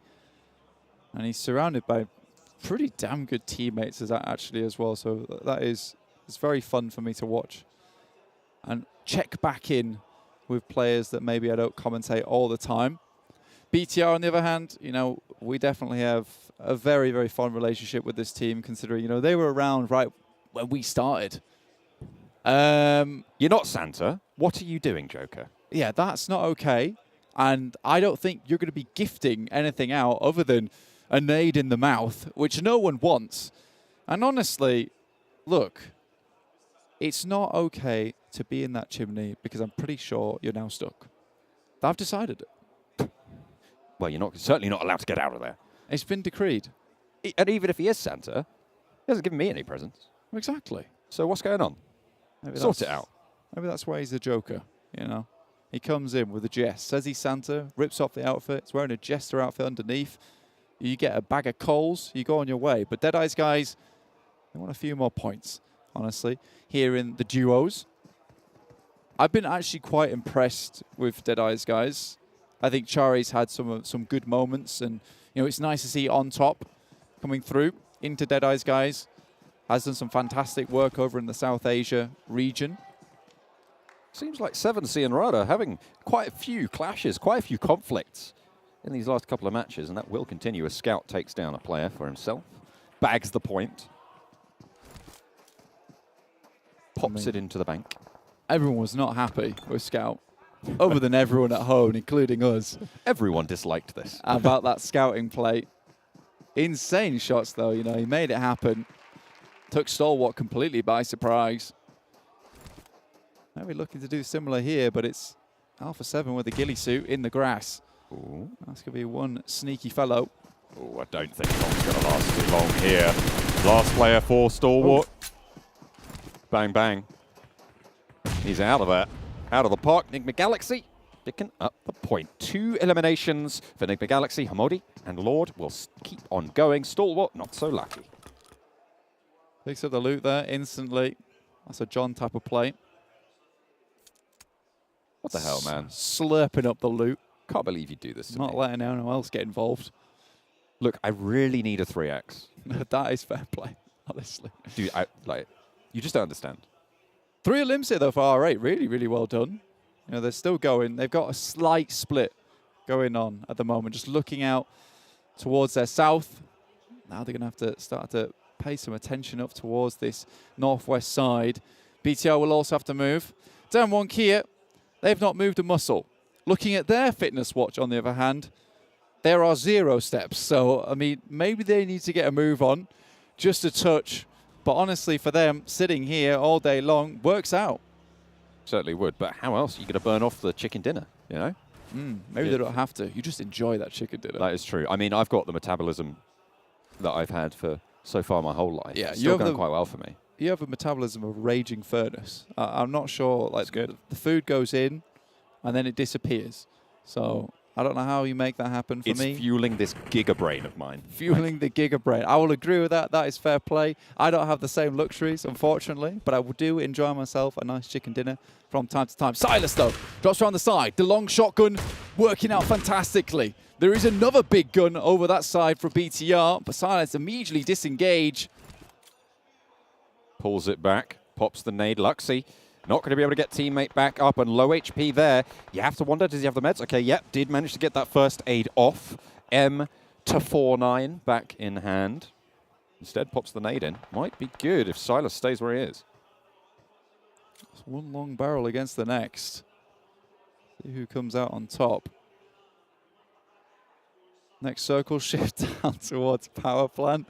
Damwon Kia absolutely laughing right now. This has worked out fantastically in their favor. Again, not really able to take too many shots up towards the little cliff sides that run around this area, the ridges.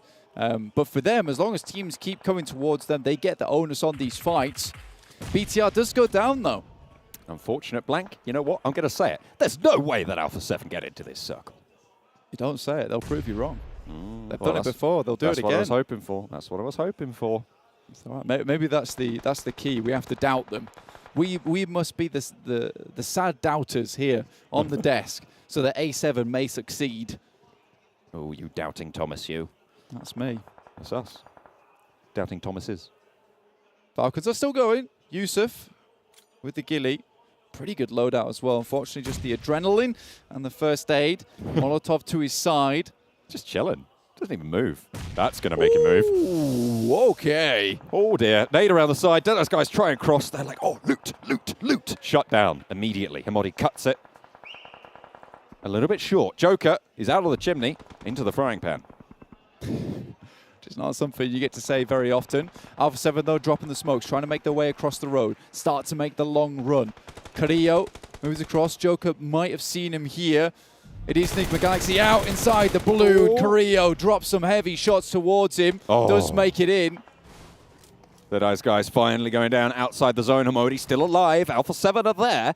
They have had a little bit of a truck from the blue. Hamodi with a broadside at the back if Silas wants to peek it. But no, it's Damwon Gaming. The arbiters of power plant. Damwon Kia, though, will now have to start making a move here. Pull on the trainers. Start to walk just a little bit. Alpha 7. There's no way they make it. There's no way they make it. In fact, they're in a pretty good spot to make it. They will start to have to make the wrap, but it's SK Tom with a dinner plate, ready to serve up some fresh, hot eliminations over towards A7 if they can make their way round. Revo, the M4, though, very good for long-range sprays. SK-Ton drops to the deck. Will go prone. Silas has been alive for a very long time. To be fair, the circles have allowed him to keep on going, but finally Damwon Kia removed the thorn from side. And we'll keep it on going. Revo peeks out. SK-Ton wants those shots. Immediately takes the drop, but Revo knocked out in the open, crawls across in cover. Carrillo is looking for the res, but in goes Prestige. They don't want to allow Alpha 7 to get in any further. The shotgun in hand, the res not there. Molotov around the side to potentially stop that push. Over the top, it will stop. And over the high ground, Carrillo tries to send it. Low HP, needs to find a knock. Prestige is low, but it will be enough. R8 stay in it, and it's 2 versus 2 now, Blank. The amount of stims in this man's body as well just kept him running for that last moment. Basically, the heart beating on adrenaline alone. Prestige, though, starts to move up, has hit himself with that first aid kit, but now Damwon Kia. They've been very leisurely, and they're looking for a leisurely win, too. Both M4s here. SK-Ton still with the DP. All right, looking to finish strong here on this map.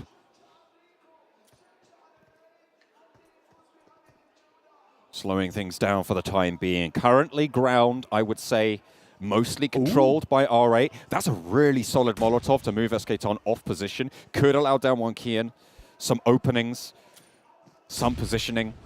The utility, though, that Damwon Kia still have, phenomenal. They've held inside power plant this whole time. This is the first time they've had to leave. And now they're pulling the pins. Forrest tries to shut Prestige down. Oh, no. Chomps down on an aid, and R8, the Saudi Arabian team, try to shut it out, and it's Damwon Kia to get cut out. R8 take the duo. And when we talked about that dinner plate there, and they did serve up some fresh, hot eliminations, but also, as a side dish, a chicken dinner as well. So very, very well done for R8 at the end of the day here in our final show match of day 2. And R8 finish out strong. SK-Ton, Prestige, they're a deadly duo. Home turf, seemingly. Great for R8 in these duo matches. We'll see what that does to their standings as well. I mean, as you say, what a way to end the day for them. Hopefully carry that over to tomorrow. Earn a little bit more money, potentially, in the main Afterparty Showdown. I mean, they've only got a little bit of time. One more show match to try and bump up those rankings. And we'll see who's at the top when we head to the desk very, very shortly here. Yeah, we are going pretty quickly over to the desk with the match rankings, sponsored by STC. Speaking of heading to the desk, look who's here. It is the desk. Jason Kappa and Maxman and Kalaris to break this one down. Vampire Esports, that's not right. This one's right. R8 Esports for the team that took the chicken dinner. 18 points for themselves to potentially climb up the leaderboard and get one step closer towards the, what was it, Stalwart. Actually was in first before earlier on. Demo Kia, though, again, hasn't really shown too much today. Unfortunately, Alpha 7 trying to get momentum from their matches today. Oh, no, not a bad game, and great to see R8 have a great start, or great finish. And very important for the duos, right, to be consistently on the top, because the $15,000 are spread only like towards like top 4, right, if I'm not mistaken. So you want to be in those top positions consistently, which R8 has not been able to do so far, but they gave themselves a win. So if they can replicate that tomorrow, they might be able to just barely push themselves in the top 4. Yeah, potentially. I felt like for today, where was R8, man? Like, Wishy-washy. We've really not seen too much of them, but this is a great little step up for them in the duos. Damwon Kia as well, getting themselves yet another top finish. They're just so adept at being able to wiggle their way on through and find themselves a good old spot. that was a very good spot, yeah. Yeah. I mean, it's so good that they just got naded in it, but yeah, it's pretty decent. I still do wonder, though, Damwon Kia, we haven't really seen them rise up to the ranks that we've seen in PMGC, that we saw in week 1. But again, there still is one day to go, still a lot of money to win for all these teams out there. And Team Falcons, unfortunately, 1 point coming through for them after getting 2 chicken dinners on the day. At the same time, the question is, Vampire, not even on the top 8. They won 3 chicken dinners. Maybe they're just tired. Maybe they're like, I'm tired of winning. We'll let someone else do it. It's fine. I think they're allowed to have like a little bit of a breathe on. It's the duos, right? I think that is definitely not their main focus. Their focus is getting the big bucks and the big games and the show in the after-party showdown. So yeah, I'll give it to them. It's allowed. Permitted. Yeah. And of all the games that we had, once again, I mean, we're seeing a lot of hard shifts throughout the past couple of days, but this one was, we're going east, we're going west, we're going east. It was really rough to try and accommodate to the moving around for this one, but, you know, R8 playing it nicely. I think one of the most important moments for them really was kind of holding out Alpha 7 from the north, because if they don't hold that position, hold them out for that period of time, then they potentially get sandwiched by Alpha 7 as well as Damwon, and that's a death sentence. And as a point made earlier, right, it's very important to hold on to that utility until the very end. Yeah. That utility made it so much easier for R8 to not having to take the conflict versus Damwon. If so, Damwon, we know how good they can be in those closing moments. It could have been going a little bit all over the place. So holding on to utility, it seems like teams are learning that a little bit as we go on. Maybe this is some pressure off of R8's shoulders, considering they haven't had the greatest performance so far in the Afterparty Showdown. They're playing in front of a home crowd. We got to hear the cheers as well. Yeah. Maybe this is what they need to unlock themselves and unleash themselves into tomorrow. I mean, this is the thing, right? When you saw them as they got the win there, didn't look super excited about the whole notion, right? I think that they realized that today's not been the easiest of days for them. Getting a win under your belt here is great. You will be able to bump up, but yeah, beyond that, difficult. Let's go here for our winners of the day. Sertani with Vampire Esports. Where we are joined by Sertani from Vampire Esports, the coach, no less. Now, Sertani, I have to say, 3 chicken dinners, 38 eliminations today. What an incredible performance by your team. I wanted to ask you, the talk of the town backstage has been match rewards. What match rewards have you been focusing on for these past 2 days? I think for second weeks, we just focus for playing for fun first. Also, we can make the good team around the world just like the first week. So I think this is just like the biggest scream for us. And also, we just only focus on the chicken dinner because we can gain a lot more than the other one, you know. Yeah, just like that.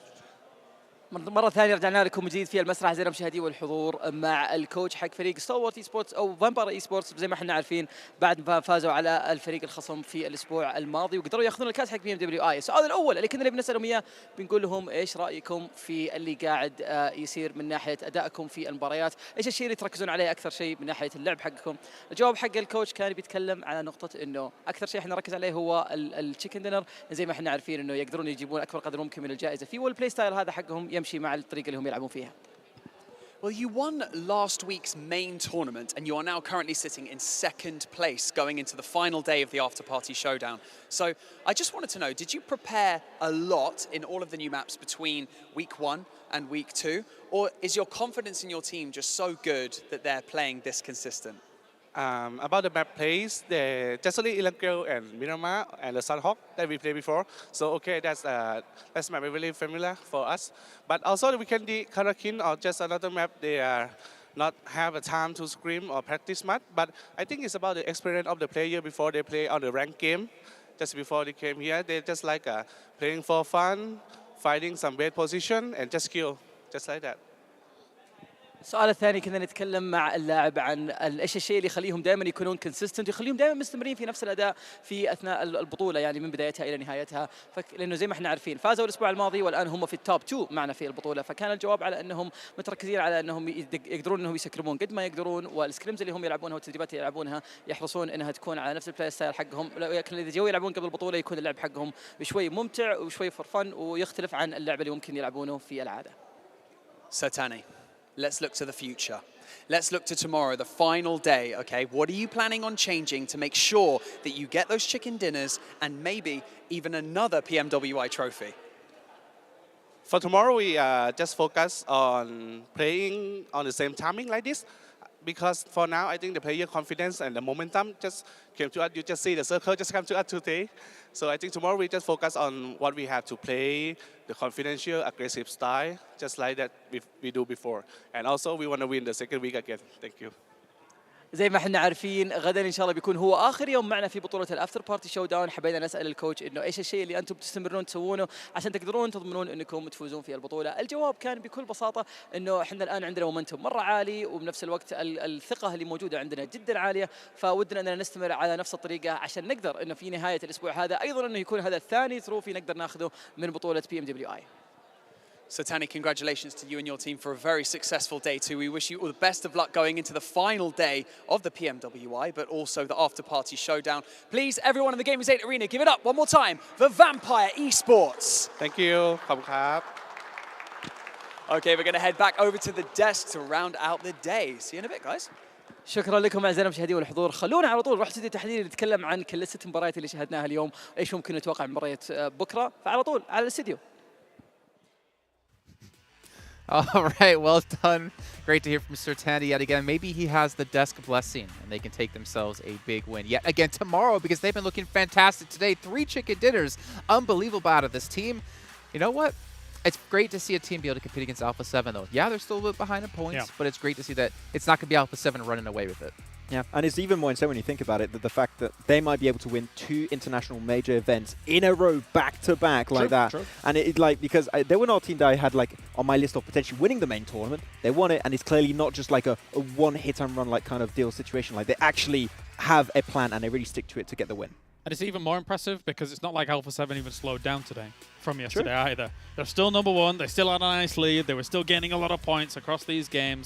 So very, very impressive by, I think, Alpha 7, but as you say, Vampires to be able to catch up, try and compete, and trying to push on tomorrow, which will be close. I think it's going to be close tomorrow. Yeah, and I hope it too be. I mean, we've been talking a lot about Vampire, we're talking a lot about Alpha 7, but Team Falcons as well. As Clarissa said, the best team here. The best.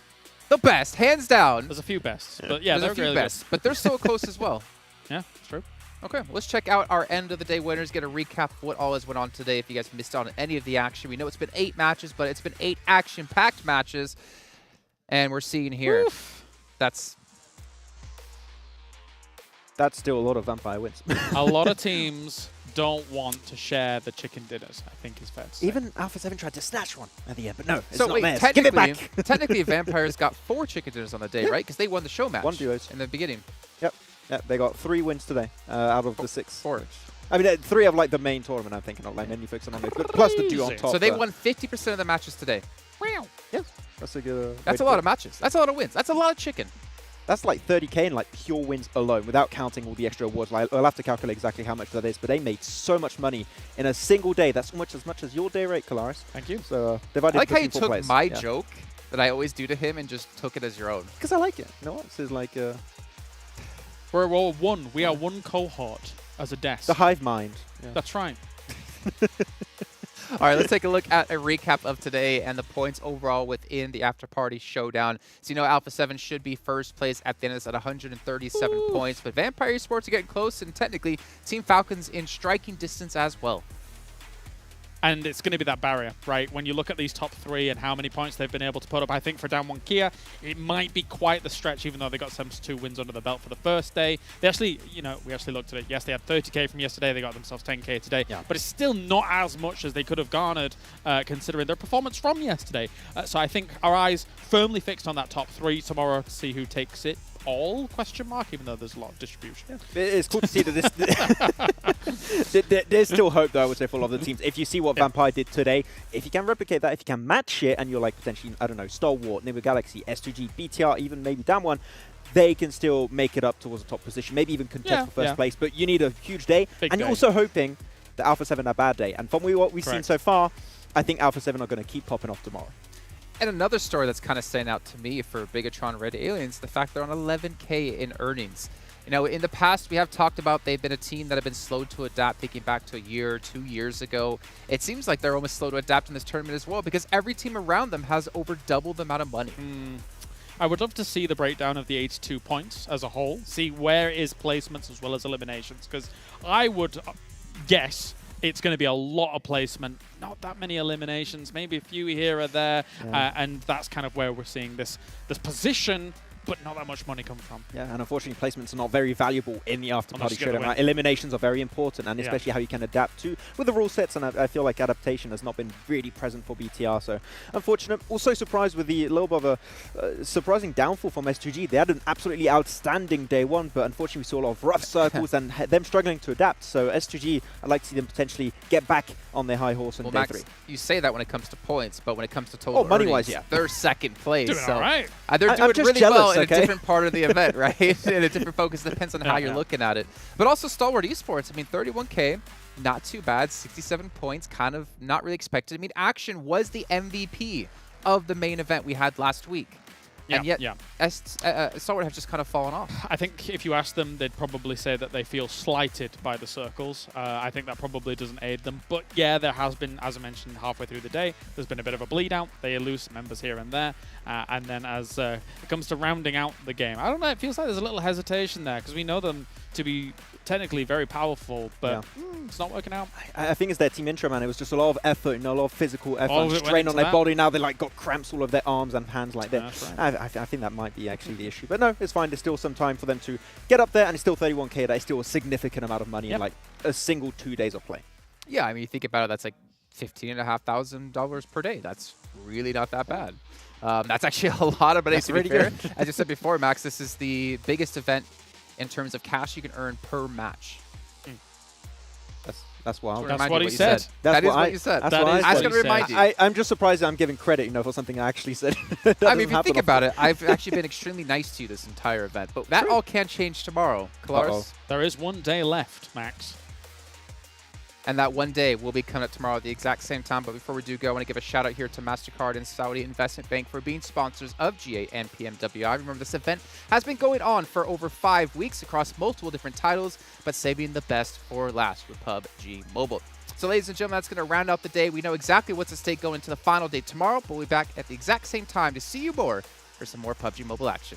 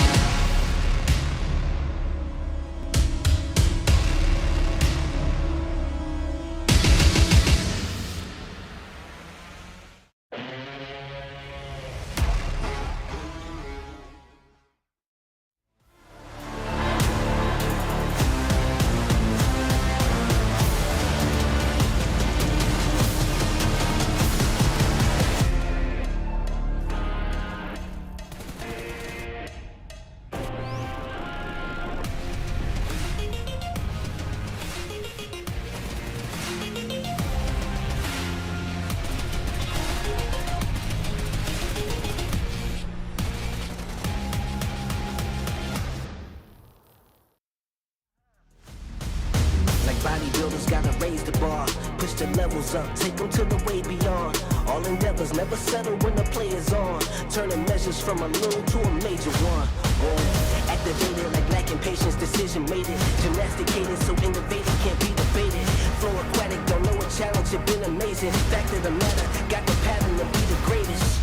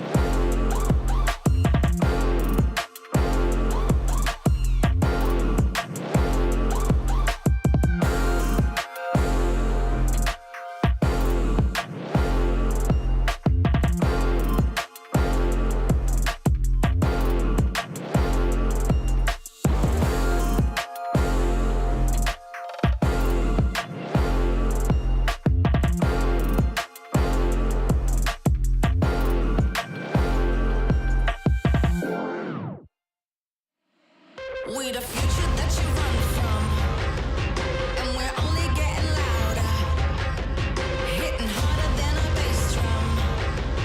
Now we're only getting louder. She is powerful, she got everything she needs. See her flick her hair, see her be her own queen. Never underestimate the strength you have within. You can take the win, you can take the win.